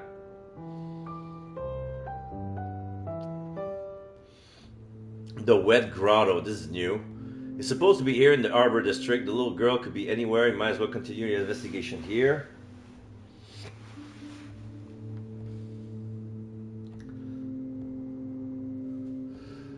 Your instinct leads you towards the smaller warehouses and container buildings away from the wharfs. The neighborhood isn't exactly lively. Many places that look like shop stands empty or serves as dioramas for neglected mannequins. Scantily clad and twisted into bizarre poses, they are a testament for long-forgotten eras. From time to time, bad-tempered dock workers walk along the streets. Your trained eye doesn't notice a brothel, you must be in the wrong place, but you won't give up that easily! You won't give up that easily. Maybe you can ask for direction somewhere. Maybe you should ask the establishment with the inviting red lanterns. Yes, the one right in front of you, under the flickering neon sign, right next to the banner which reads, "Girls, girls, girls, ask for our girls, the answer to all your questions." You managed to find the wet grotto. A staircase to a basement, to be exact. At least you didn't have to enter through a back door. Turn around or walk down the stairs. Let's walk down the stairs. You're immediately lulled by the heat. The poorly lit path leads you down a few steps to a concrete door painted red. Without further ado, you push down on the handle. The first thing you notice are dim light, dark wood paneling, and a musty sweet smell. They are underscored by a moderately talented piano player from the radio. Before you can go off exploring on your own, you are welcomed by a member of staff. You find yourself face to face with a confident woman. Under all the colorful artificial lighting, her skin and hair shine pale green. Welcome to the Wet Grotto. My name is Karen Besserschmidt Nalungi Jones. How may I help you? She has greenish black hair. She has a green bandana.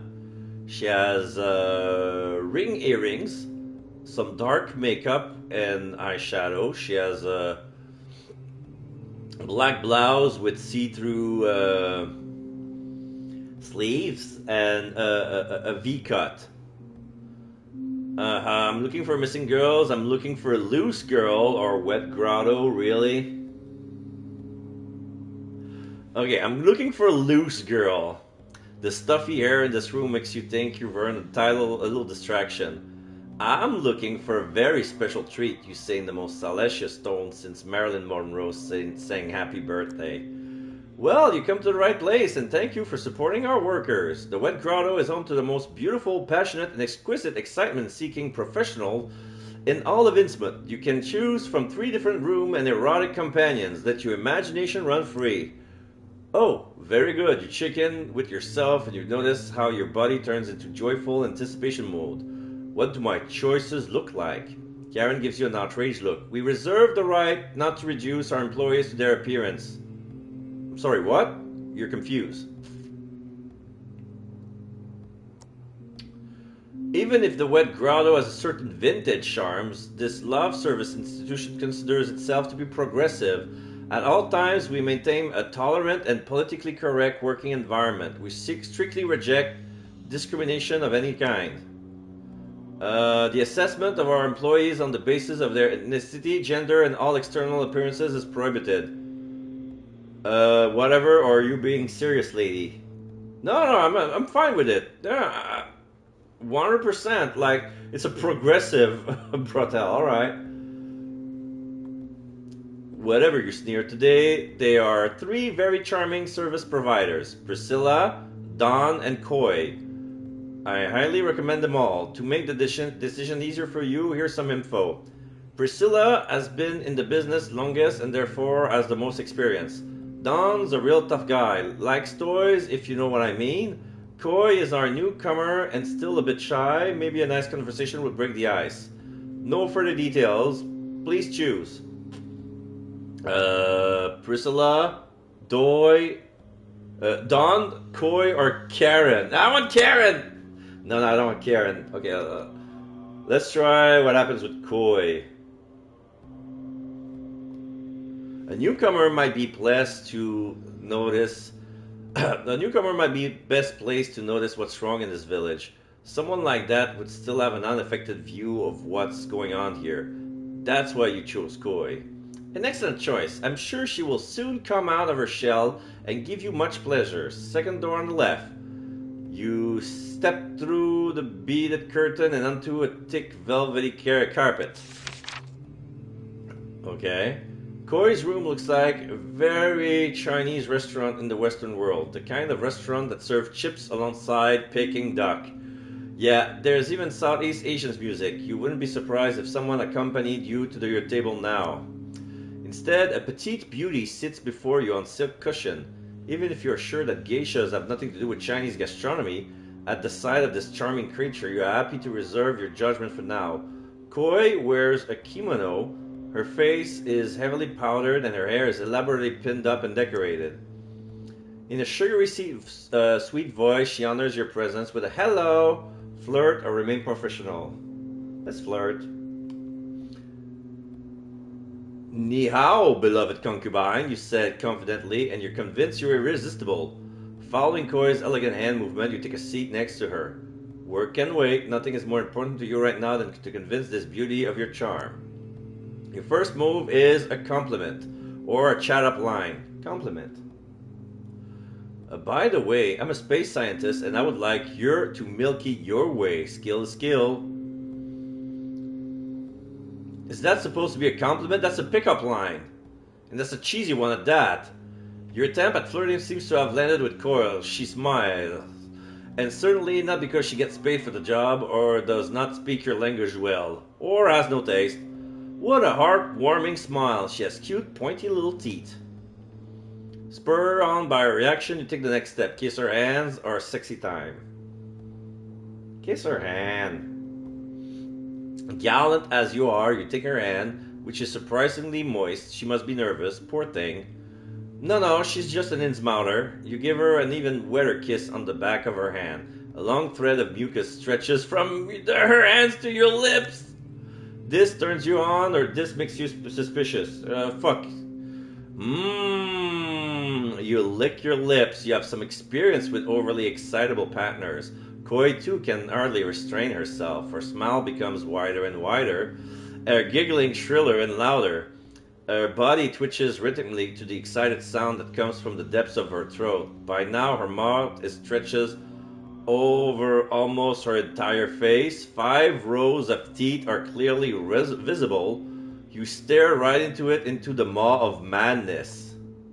Koi too can hardly restrain herself. Her smile. Yeah. I read that already. This is a repeat. And indeed, this is the last thing you ever see. Frozen to the spot and unable to free yourself from this bind, all you can do is whimper softly. Koi's bites deep into your weak flesh, tearing you apart, destroying your human remains. She erased your banal existence, and in a way, you had it coming. Crunch, crunch, crunch. Sleeping with the fishes, you were eaten in the brothel, a minor setback in your investigation. Yep. Load last chapter. Oh, we're gonna go with Dawn? There's another ending with Dawn. Alright, load last chapter.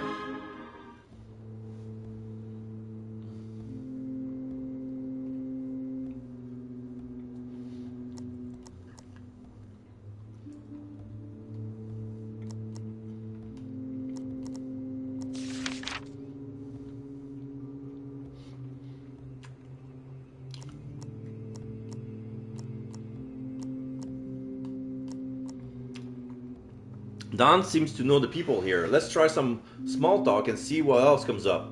The name sounds promising. An excellent choice. Donnie will give you much pleasure. First door on the right. Red and black feather boa decorates the door frame. There is a small bell on the wall. You ring the bell. Come in, babe. No sooner said than done. You are now in Don's room. It is unmistakably a room for erotic escapade and sensual debauchery. You step through a beaded curtain and onto a thick velvety carpet. Okay, it's a red door with a big X. And the X looks like one of those BDSM dungeon. I forgot the name. Where you strap the body in. And it's the big sign that says do not disturb. Red and black dominate the color scheme, with light accent on shiny silver chrome fittings. All seats and loungers are covered with leather and offer a wide variety of practical fastening devices.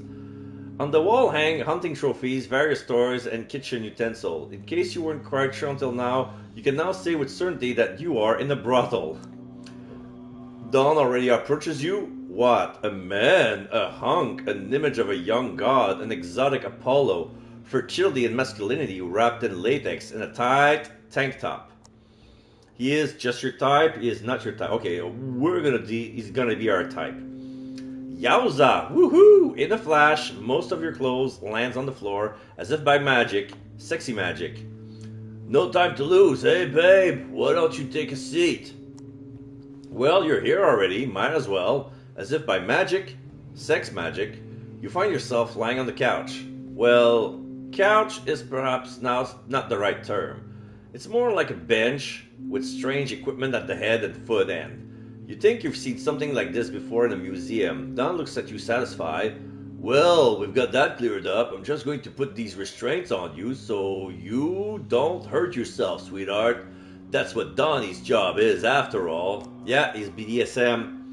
He digs around in the chest. Hang on, restraint. See where this goes. Let's see where this goes. You hear a fork-clicking sound and feel cold steel at your various joints. Given that you're a world-class detective, you briefly wonder if at times you act too impulsively. Whoa! Sorry, babe, it's just lotion. He starts to decorate your left leg with a cream. To do this, he dips a small brush into an inkwell which glows green. With endless patience, you watch as he decorates your legs.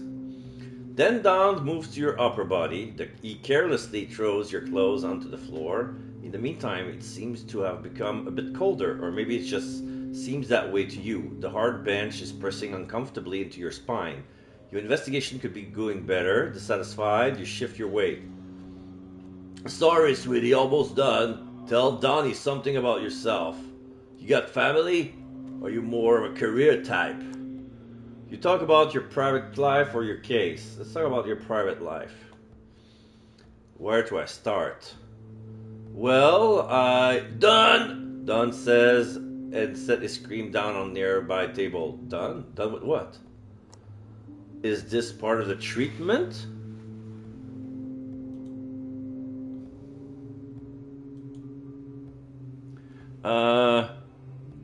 Keep going. In the meantime, Don has pulled out his next prop. He carefully holds up a book, the pure sight of which gives you a headache. Dazed, you look away. What was that? A sudden migraine attack? Don opens the book and you can hear the pages rustling under his finger. Then he seems to have found what he was looking for. Here, you have to read this one out aloud, babe. Where do we get to the climax or read out the text? We're going to read the text. What does it say? Well, if it helps move things along, your gaze wanders across the page. One sentence is marked in green. It is gibberish in another language that you have never seen or heard before. You read the sentence slowly so as not to mispronounce a syllable. Oh, this is the Cthulhu poem that we found, like into the underground cities of Raleigh or Relie. Funglui, Mungfugland, Cthulhu, Relie, Wolfganagal, Fatagan. Happy? Very happy. Don coos and snapped the book shut. We have finally reached the climax. What, that's it? Before it really got going? You're about to ask another question, then Don starts screaming loudly, Iya! Iya! Cthulhu Fatagan! He raises his arms and, wait, is it these... What is it he's holding there? In one flowing movement, Don rams a knife into your chest. He sings the sentence from the book over and over again as the life bleeds out of your body. Yeah.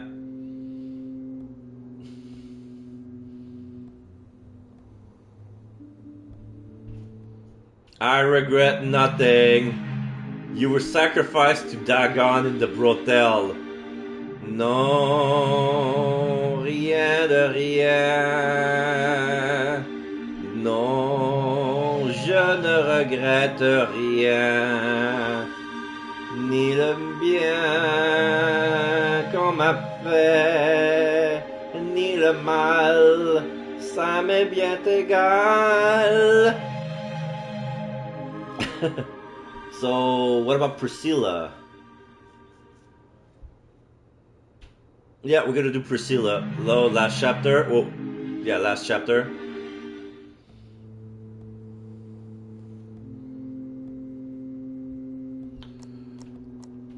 Won't give up. Walk down the stairs. Loose girl. Whatever. Priscilla. Someone who has been in business for so long not only has experience but certainly also has useful information. You decide on Priscilla. Excellent choice. Priscilla is waiting for you down the corridor on the left. First door, have a good time. You step through the beaded curtain and onto a thick velvety carpet. Priscilla's door is quite plain. There are only a few faded stickers stuck to the wood. The door is ajar. Before you can knock, you hear a smoky voice. Come on in! Don't let Priscilla wait. You open the door all the way but remain standing in the door frame. What you see is so not what you expect to find in a brothel. Don't be shy! You immediately decide that there's no amorous adventure for you here, but hopefully you'll find some answers. It's a wooden door, but there's a lot of graving. Like Dagon Forever, call 555 FISH. And then a rainbow in the cloud that says EY69.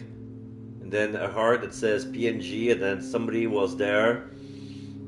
You walk into a room that without a doubt belongs to a compulsive hoarder. You've seen things like this on bad cable TV broadcasts. Not that you actually tune in into those. You would love to call your mother and ex-partner and rebuke them for ever complaining about your housekeeping. You slide past a pile of old newspaper. Hehe, it's a little tight in here, hope you like it. Tightness is relative, you say immediately, aghast at yourself. You're still trying to figure out where the voice is coming from. Hey, you got a sense of humor, kid, I like it. Kid? You expect the worst. In addition to the newspaper, there are mountains of empty cereal package, bicycle locks, typewriters, and oil canisters. So many oil canisters. Also cotton swabs, floppy disk, nondescript haberdashery, penny dreadful novels, flower pots complete with withered plants, obligatory creepy children's doll, obligatory creepy children's doll, VHS tapes. Who the hell needs so many videotapes of the same movie? Everything here is horrible, and these crocheted doilies everywhere. You try to make your way forward step by step. Ow! You stumble over something small and angular. You get up again. I see that someone can't wait, huh? Says your reason for stumbling. You look down at a small person of indeterminable age and gender. Priscilla could be both. Your grandmother and your grandfather. After the brief shock, you sit down on a stack of videos. Wow, these opaque eyes, framed by lids that shine through like parchment from ancient Egypt, are interspersed with pale blue lines. Like hieroglyphics, they too tell stories of long-forgotten days. The thin lips are a wrinkly memory of sensual adventures. A fine line of hair fluff watches over them. The fluff playfully moves back and forth in the gust of Priscilla's rattling breathing, like a cornfield in the wind. Her earlobes ends on her head like exquisite air-dried ham. Her hair is tied into a ponytail, just waiting to be unleashed in the moment of inescapable lust.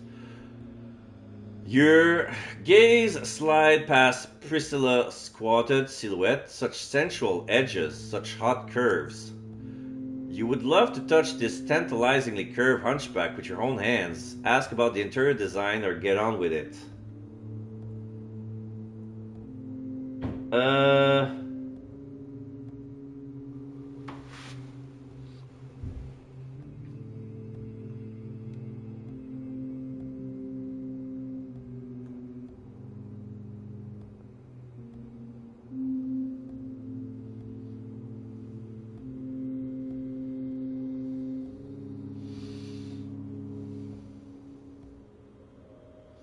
Okay.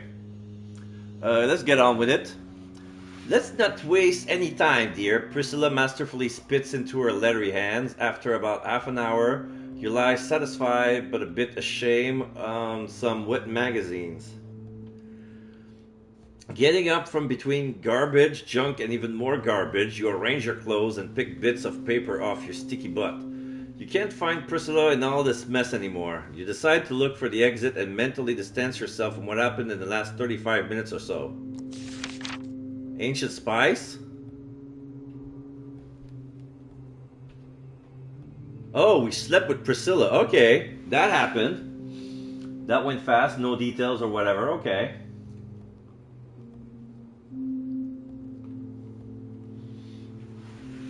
Enough is enough. You hurry back the way you came out into the daylight. You slip out into the side street as inconspicuously as possible before anyone can connect you to the establishment. That was strange. You keep walking into the lighthouse or the beach.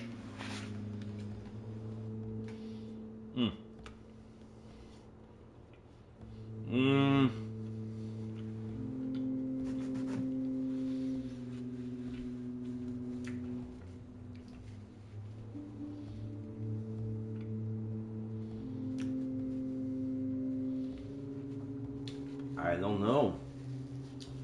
They want us to reload to restart the scene. Okay, let's restart the scene. Just because this was the way to get the trophy. Oh shit, I pressed something. Fuck. I chose the harbor.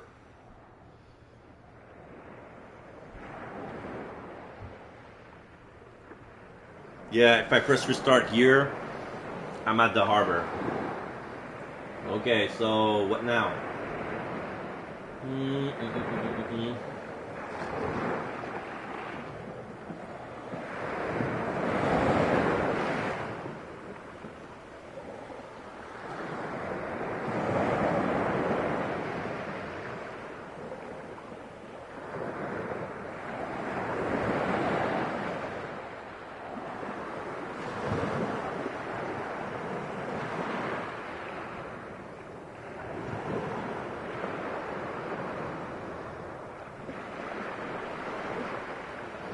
Okay.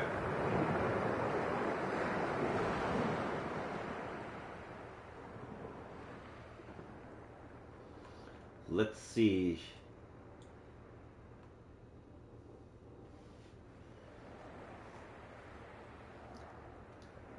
Okay, I got something. Let's see if it's gonna work.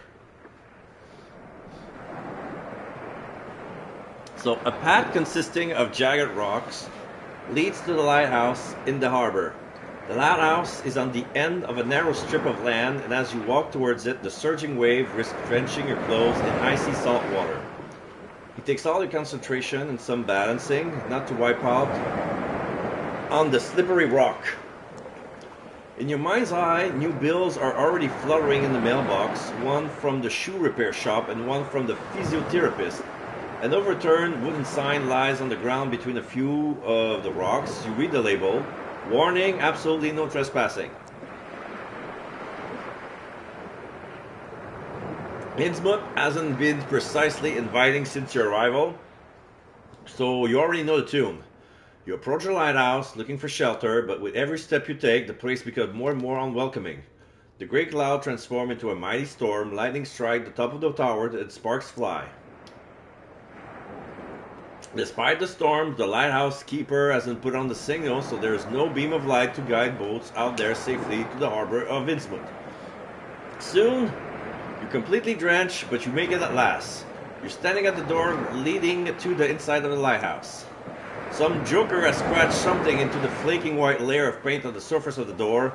Do not come any closer, they want your body. This sounds suspiciously like a UFO sect, a sex cult, or danger. Am I at the right place? Because I know, like, if I go into the harbor, I'm gonna be beam and be one of the Yith. I'm not gonna do that. So let's see. Look around. No, that's not it.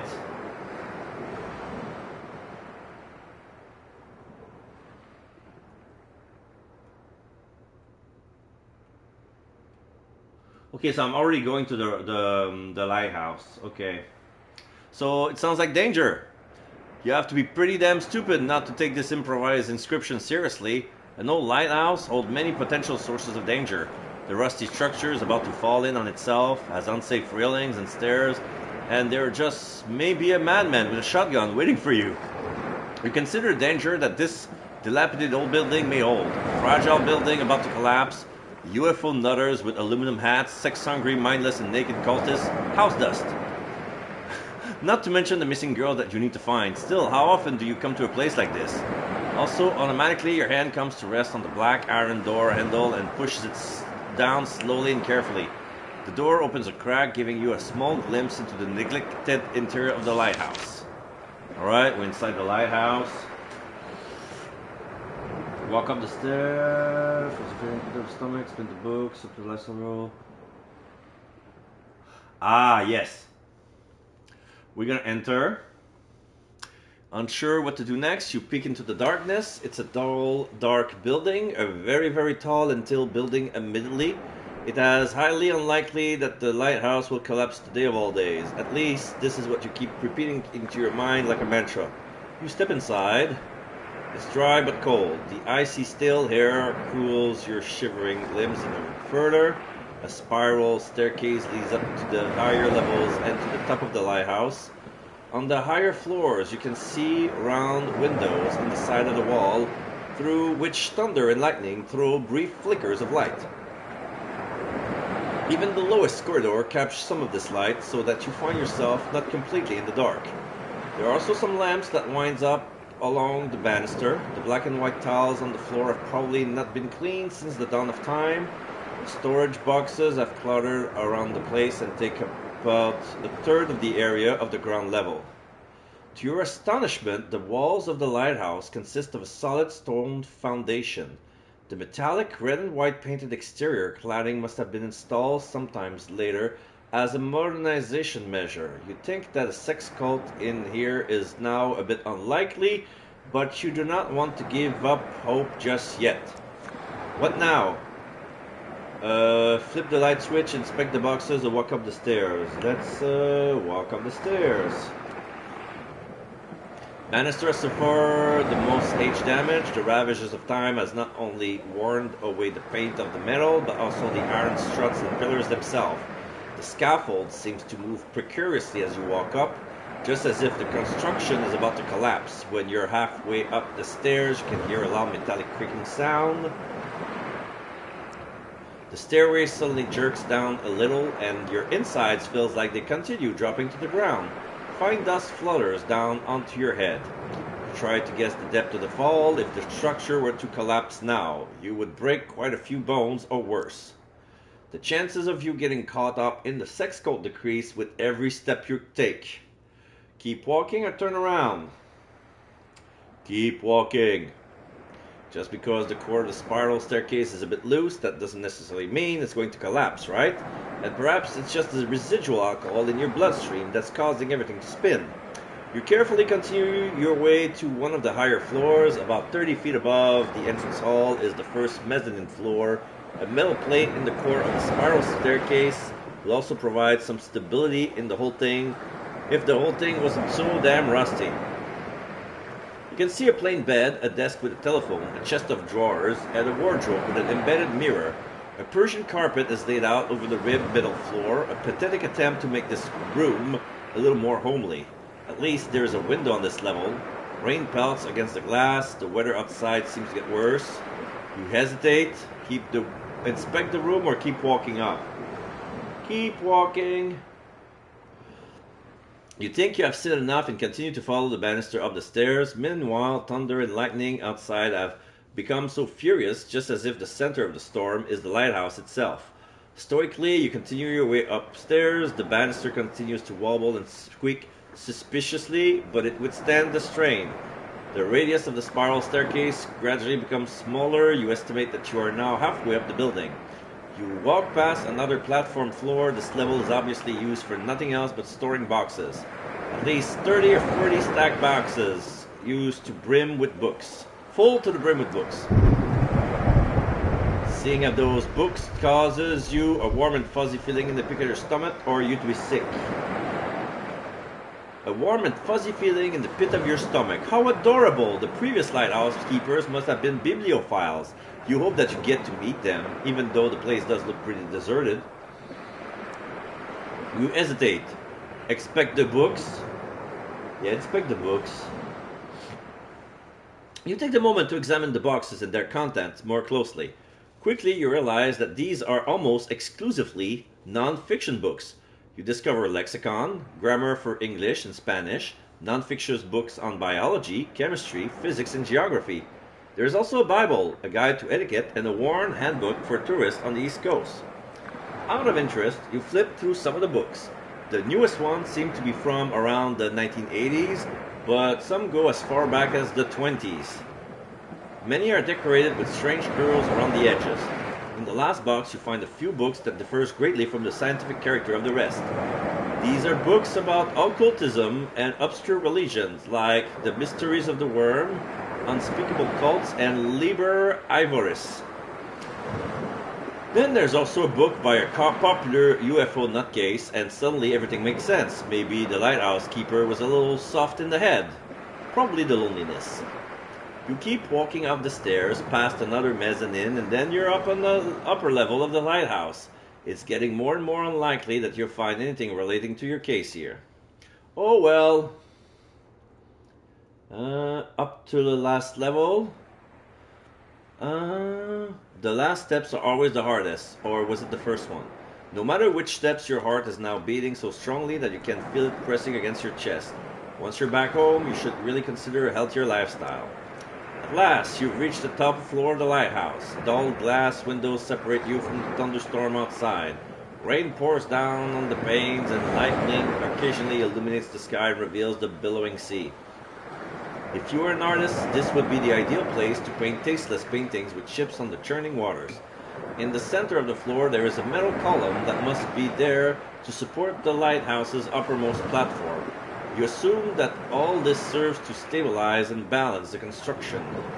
Apart from that, the floor is completely unfurnished. Sheets of paper with strange doodles are affixed to some of the window panes. Pencil portraits of people, trees, houses, dogs. Around each drawing, someone seems to have made notes, but you can't make out the language. You wonder if it was a destitute artist who lived here towards the end, or some sort of Russian sleeper agent. Another ramp leads to the top of the lighthouse, where the actual lighthouse apparatus must be installed. You walk up to the steep stairs. You've done it! You've made it to the top of the lighthouse. Not in a million years did you think that this job would take you to such an exciting place in a boring coastal town. There is still a nasty thunderstorm out there, and the lightning keeps illuminating. The glass cage is erratic intervals. Spellbound, you look at the roaring waves. They're beautiful. The powerful and steady movement of the wave, the foamy salt water splashing up oh so incredibly high, you're so enticed by all that majestic beauty that you almost wish you were outside now to feel the fresh sea breeze on your skin.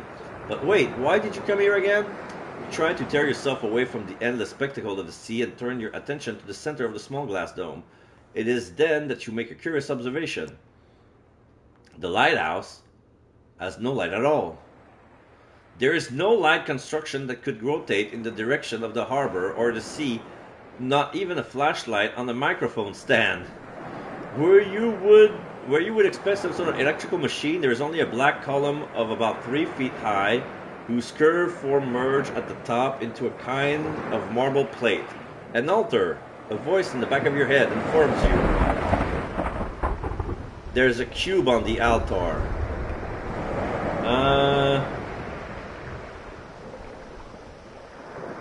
Look at the cube.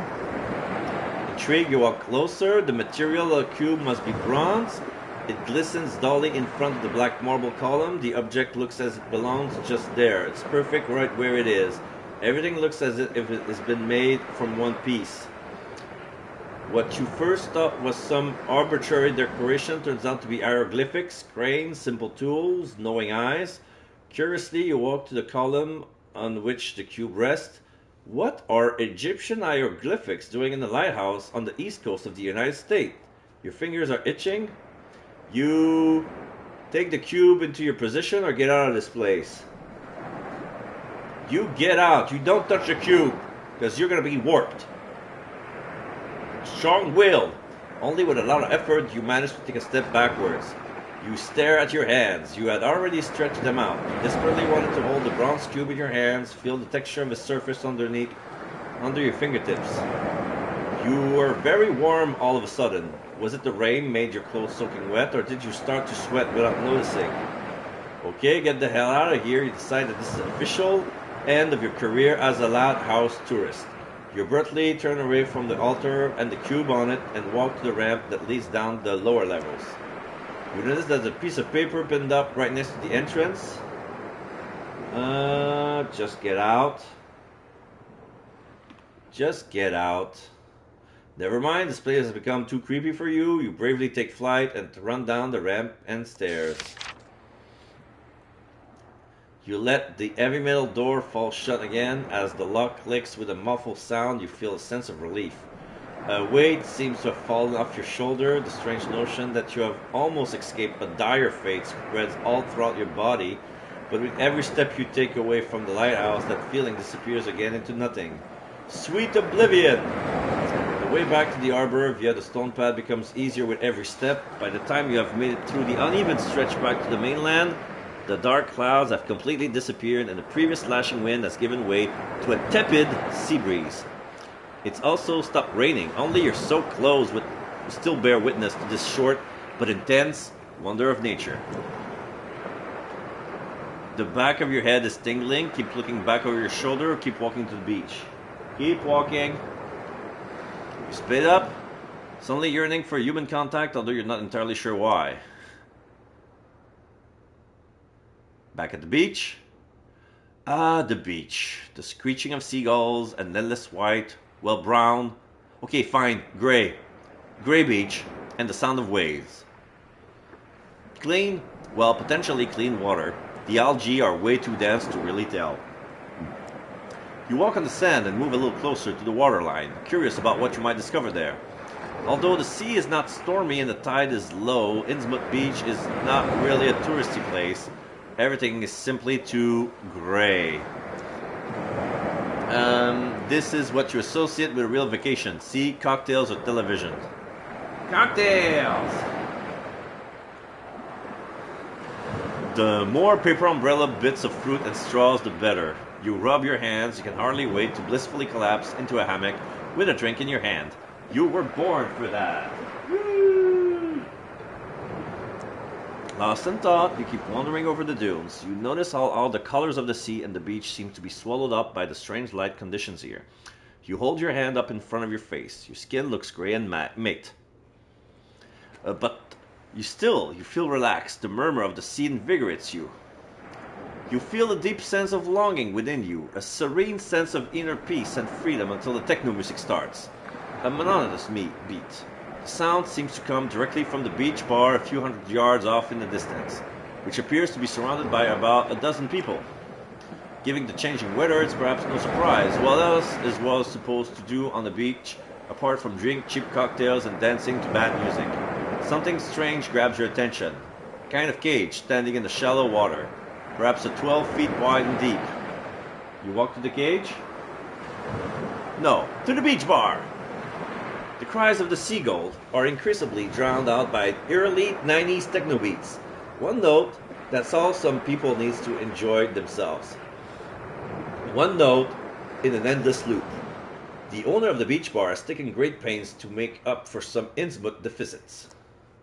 The bar is made from wooden planks and features a nice countertop and an exotic canopy made from palm trees.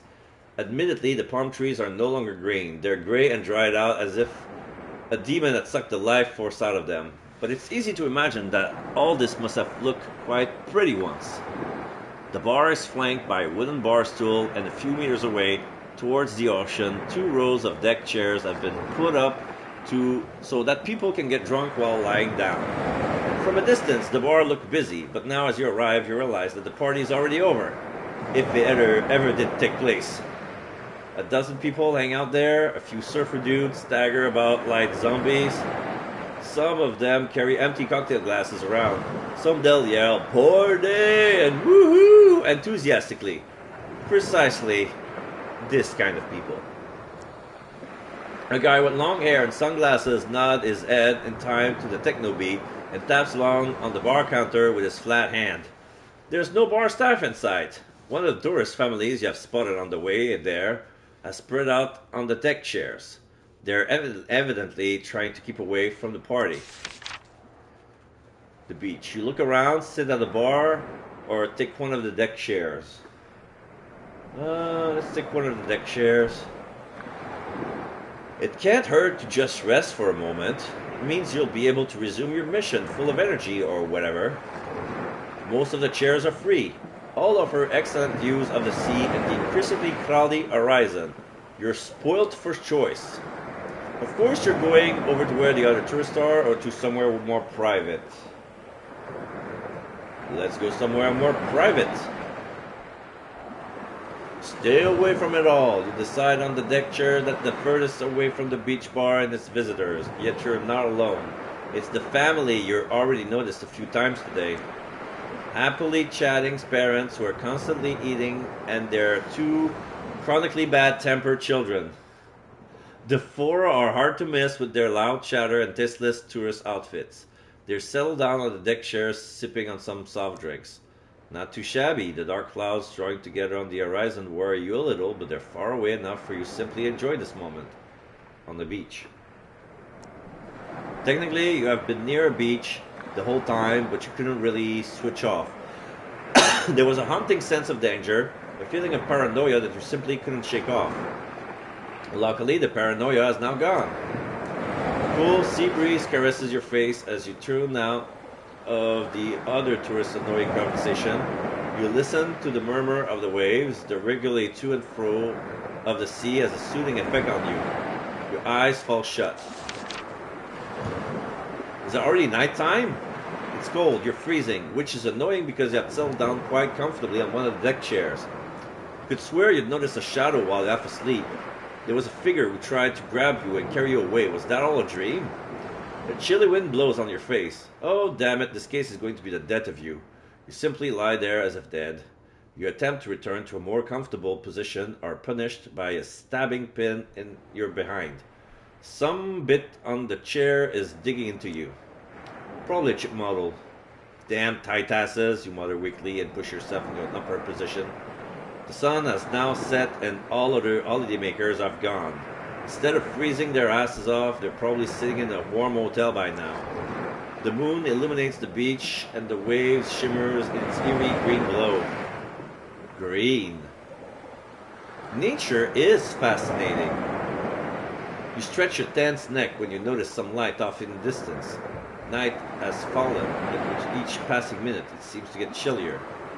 The lights appear to be moving and are leaving away from the town. You wonder whether you should take a closer look at the spectacle or go to your warm hotel. Beach towards the light or to the hotel? Towards the lights! Why not? The day's almost over anyway, and maybe you can at least manage to figure about what the lights in the distance are all about. You trudge through the sand, then you notice that the lights you were heading towards are moving. They do not stand still, but twitch back and forth. Hang on for a moment. You're on the beach. It's night. Weird blinking lights. This is clearly a rave, a UFO sex, or a sex cult. A rave! That makes sense. The only question is whether you'll join the party or not. Rave always been favorite pastime of yours or annoying? Favorite pastimes.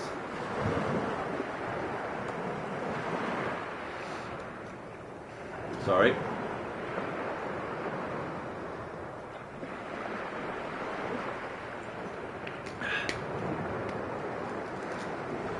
Need to hydrate. Strange staccato movements and colorful glow stick. You have always been a fan of the things that move quickly and emit light. Just like most cats. That's why rave parties are always fascinating you. You hurry along.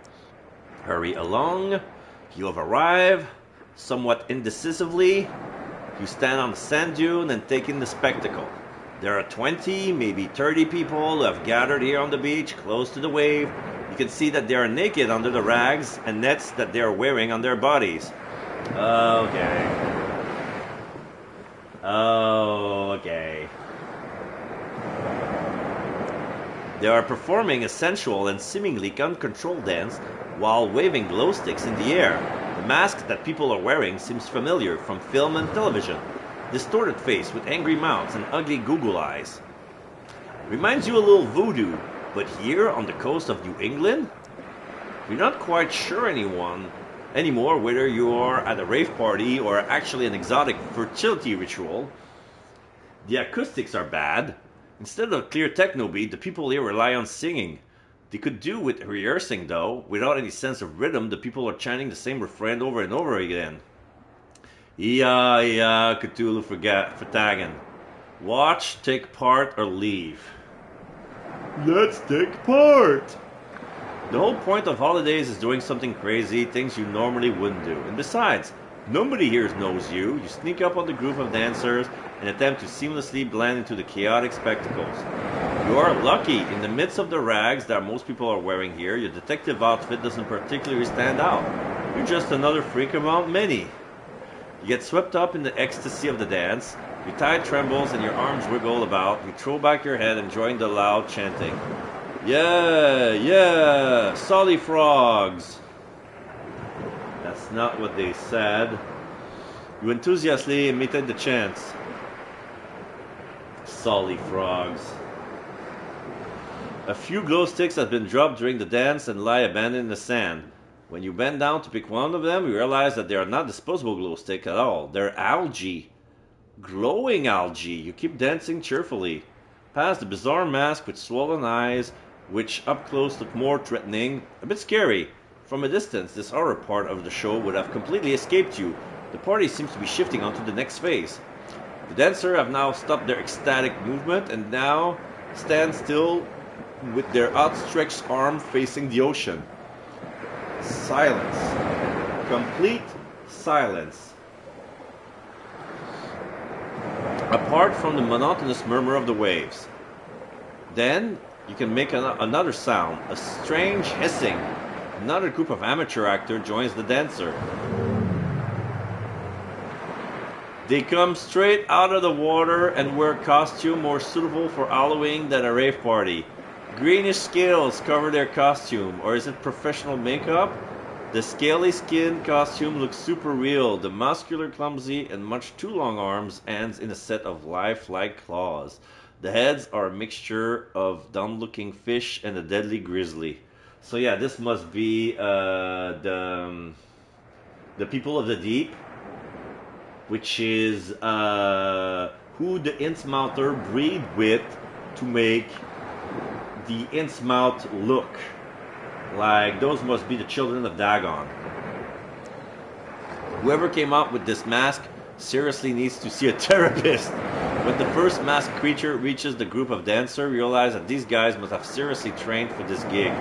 All of them has bodies you can only get through years of hard physical training and guzzling down loads of steroids. They're also stark naked. You tilt your head involuntarily. Some things on bodies are quite difficult to replicate, even with paper mache or plastic mold. You would know this form from your own Halloween craft endeavors. It is even more difficult to make these things move and react authentically. It takes a lot of willpower to tear your eyes away from this sight. The dance group seems to welcome the newcomers warmly. They mingle. Each of the costume giants seems to know exactly with whom they want to spend the evening. It does not take long and every party guest is paired up with one of the fish creatures. You stand a little off to the side and watch as they explore each other's bodies. Then they start to... Whoa! Okay, this party is definitely X-rated. A brave choice for a tourist entertainment program.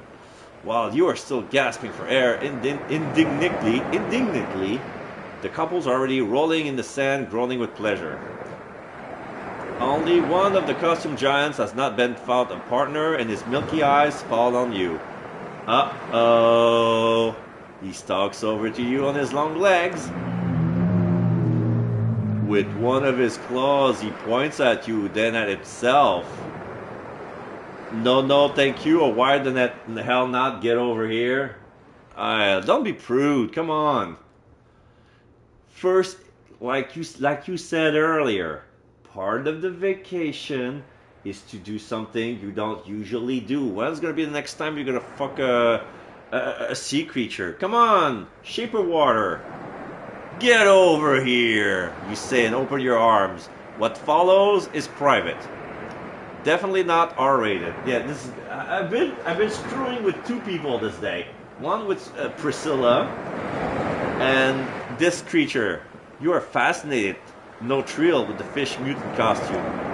The things you like the best are the universal sexual organs, the full lips and long tongue, or the soft but deadly claws. I'm gonna go with the full lips and the long tongue.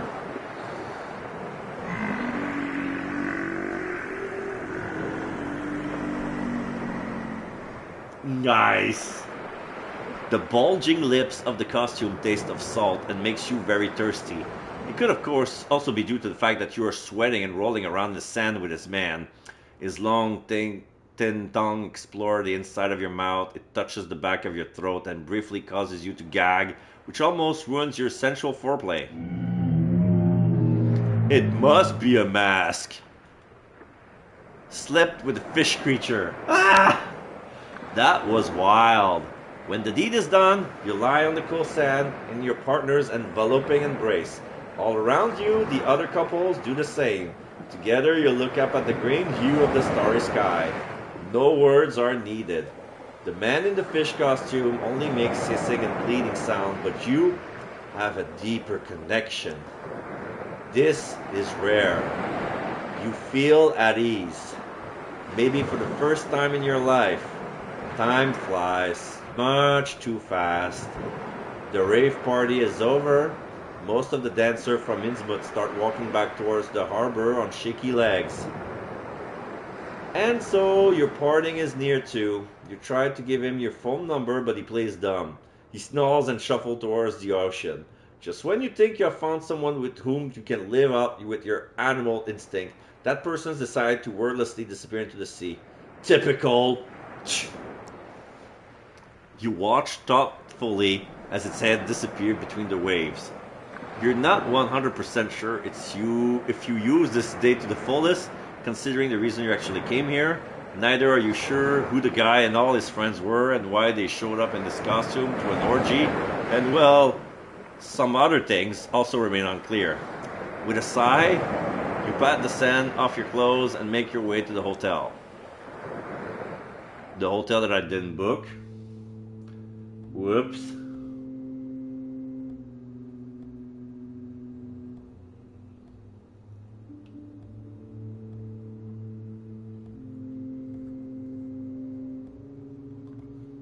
Okay. So, this is the same. Look for another way in. And then give up.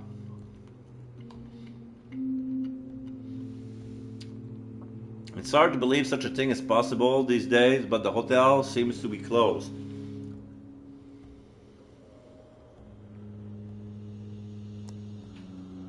Okay. Stay in the shadows.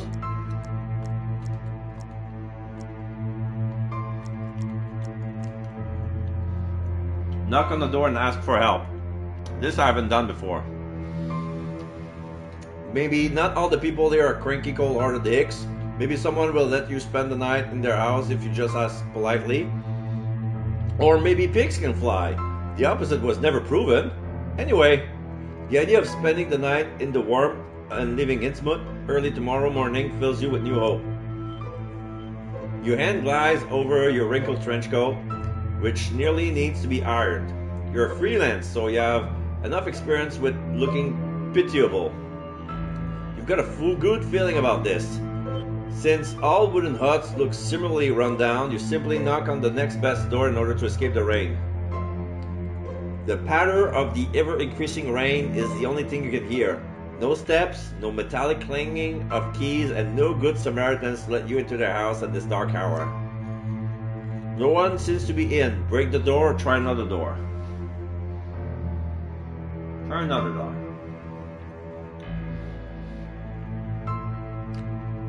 There's another just over there. Again, you try your luck and knock 3 times quickly. Again, no one lets you in. The difference is that this time you hear the rustling sound of curtains. In the windows next to the door, the curtains sway slightly back and forth until it comes to rest. There was someone. Provoke a reaction or keep moving. Provoke. Leaning your arms against the wooden plank, you try to take a look inside, but it's too dark to see anything or anyone. This is exactly the kind of cowardly attitude that has led this town into poverty and ruin. You hiss at the curtains because somebody must be listening. Good deeds are what separates everyday heroes from common peasants. Good deeds like giving shelter to poor private detectives on rainy nights. You can be sure that the occupant of this house had heard even one word of what you just said. Still, you feel a little better now. A creaking sound behind you makes you freeze. The door. Right behind you, an old woman is peering out of the house in front of which you were shouting. She has cracked open the front and examined through round spectacles. She reminds you of an insect. Her voice is rough as sandpaper. What do you want? I need a place to stay for the night. Can I use your phone? You have beautiful eyes. Okay. You have beautiful eyes. You let your charm work its magic. You have very beautiful eyes, you say to the old woman and winks at her. The old woman squeaks in delight. She sensually runs her hand, with its parchment-like skin, over the wooden door frame. Oh, you little rascal! The door opens a little more. With a mixture of fascination and horror, you realize that all this is actually happening. The white-haired woman keeps stroking the door frame. She wants to hear more, that much is clear. Are you going to keep flirting with the old woman so she'll let you stay somewhere more warm? Certainly, or of course not? Why, certainly! Of course, you put everything in the balance when it comes to surviving this ghastly night in a potentially dangerous town. How's it going? You add. The old woman giggles like a teenager and purposely takes a step to the side and motions for you to enter. You try to make out detail about the inside of the dark cold house. Candles are lined up on the shelves and small side tables. A lot of them are almost burned down. At least they keep you from running into the furniture. The old woman drags you by the wrist into a small room which probably holds the guest bed. The guest room is also lit by nothing older than candles. It looks far more inviting than the rest of the house. This is probably due to the light color wallpaper which is covering the rotted wood. The white-haired lady has already sat down on the bed. She wants you to keep her company. Hell no, or join her. Yeah, join her! 3rd time's the charm. Ethel's garden. Shit. What else is there to say? The night works out okay. In the grand scheme of things, you soon find out that the woman's name is Ethel, because at some point she asked you to shout out her name. She has 8 children, all of whom has long since left home to go into the sea, but she won't go into more detail. You don't push her, you have other problems. You learn a lot about life that night. For example, what you are willing to do for shelter and a warm meal. Or how agile a 102-year-old woman with hip problems are when they really want something. Late at night, you still lie awake.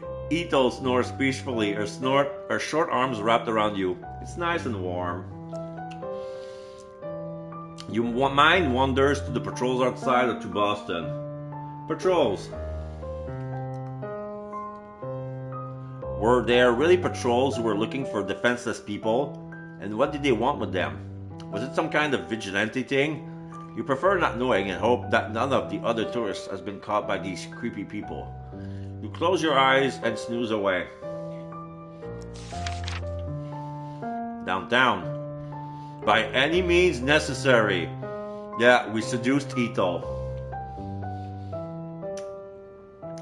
You're sleeping great. In the morning, Ethel has prepared a huge breakfast for you, and the first sun rays of the day bathe in the house, which seemed so creepy last night in the soft light. It's crazy how perception can play such tricks on you. Ethel, you say while the old lady does the dishes. Last night was a mistake or incredibly hot? Incredibly hot. And wink at her. Ito laughs loudly and pinches your cheek firmly. Thanks, kid. She replies, giggling, and turns back to the dishes. What? That's it? Pretty cool or pretty heartless? No, pretty cool. God damn, this woman is so cool. She already drives you crazy. Her movement caused by her hip problem resembles the robot dance. You sincerely hope this to be this cool when you're 102-year-old. Let me know when you're back in town, kid. Are Ito's last word before she slams the door in your face. The woman knows what she wants. Time to get out of here. It's a Sunday morning with no shitty patrols and frog-like creatures lurking in the shadows. Every now and then you have thoughts like, nice place or not so terrible creep up on you. The sunshine helps, definitely. A front of grey clouds is already lurking on the horizon, but the bright morning's hours ease the paranoia from last night. What also helps is the fact that not a soul is on and about. If you look like the people from INNSMOUTH, you probably also only venture out at night. With these musings, you walk through the old town and back to the city center.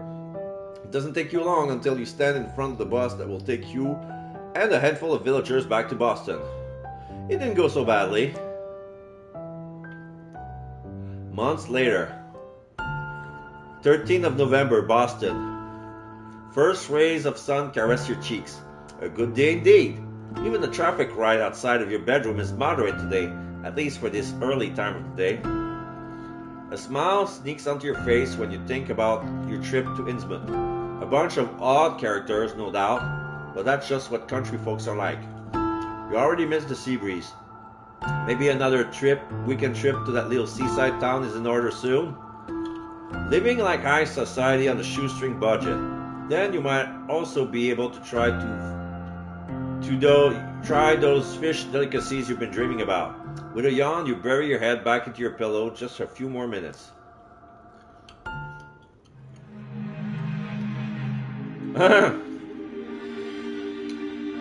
Innocence. Cluelessly, you escape from INNSMOUTH. All in all, a nice weekend. Yeah. So this is where you got out of INNSMOUTH knowing absolutely nothing, no progress to the case, no mystery. The event just happened to you, and just pretend that, no, that's nothing. So, okay.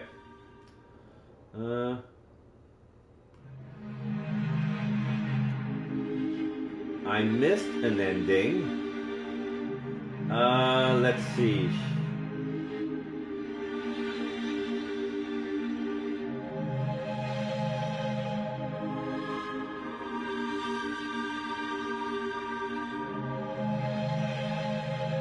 Okay, I'm gonna try this.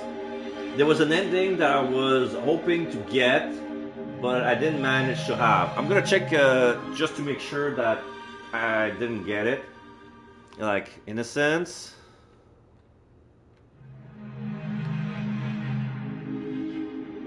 Sleeping with the Fishes, Final Destination, Seeking Feeling, Black Widow, Bad Feeling, New Economy, McDoggons, Yet We Can, Transformation, Regret Nothing, Just Married, Strangled, Steak, Shot, Demon Barber,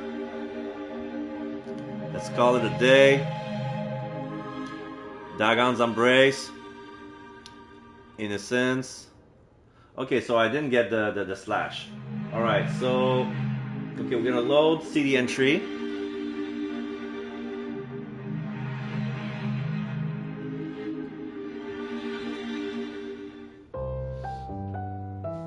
Turn around, or hell you are not Thinker 1 week CD center. Okay.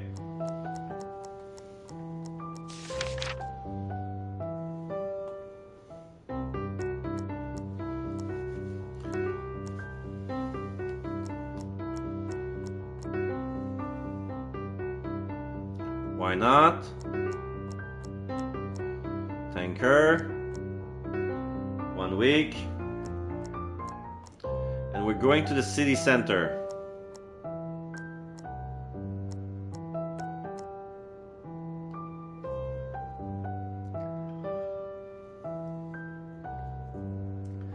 Fountain tourist, watch fairly shitty figure direct to the front. Okay, so I'm gonna run this time. So I'm gonna repeat everything that I did last time. Go to the fountain. Close to the other tourists.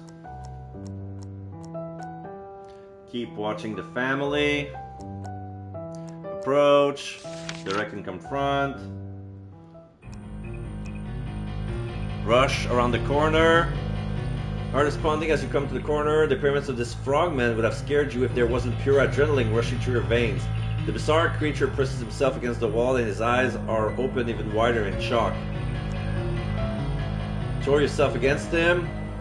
You throw yourself forward against his body like a predator. You tense every muscle in your body and jump forward.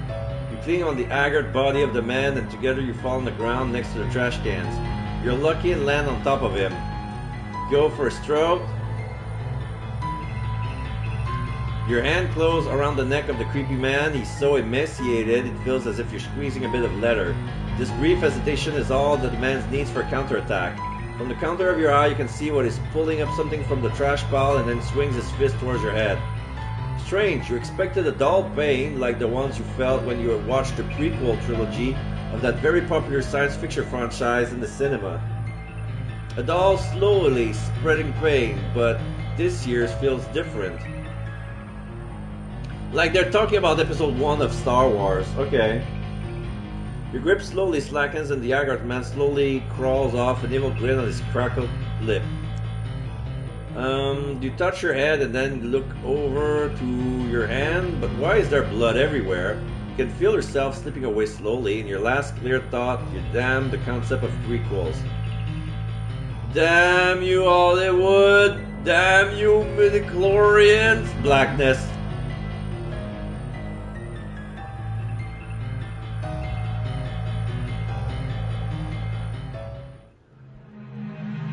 So yeah, I got slashed.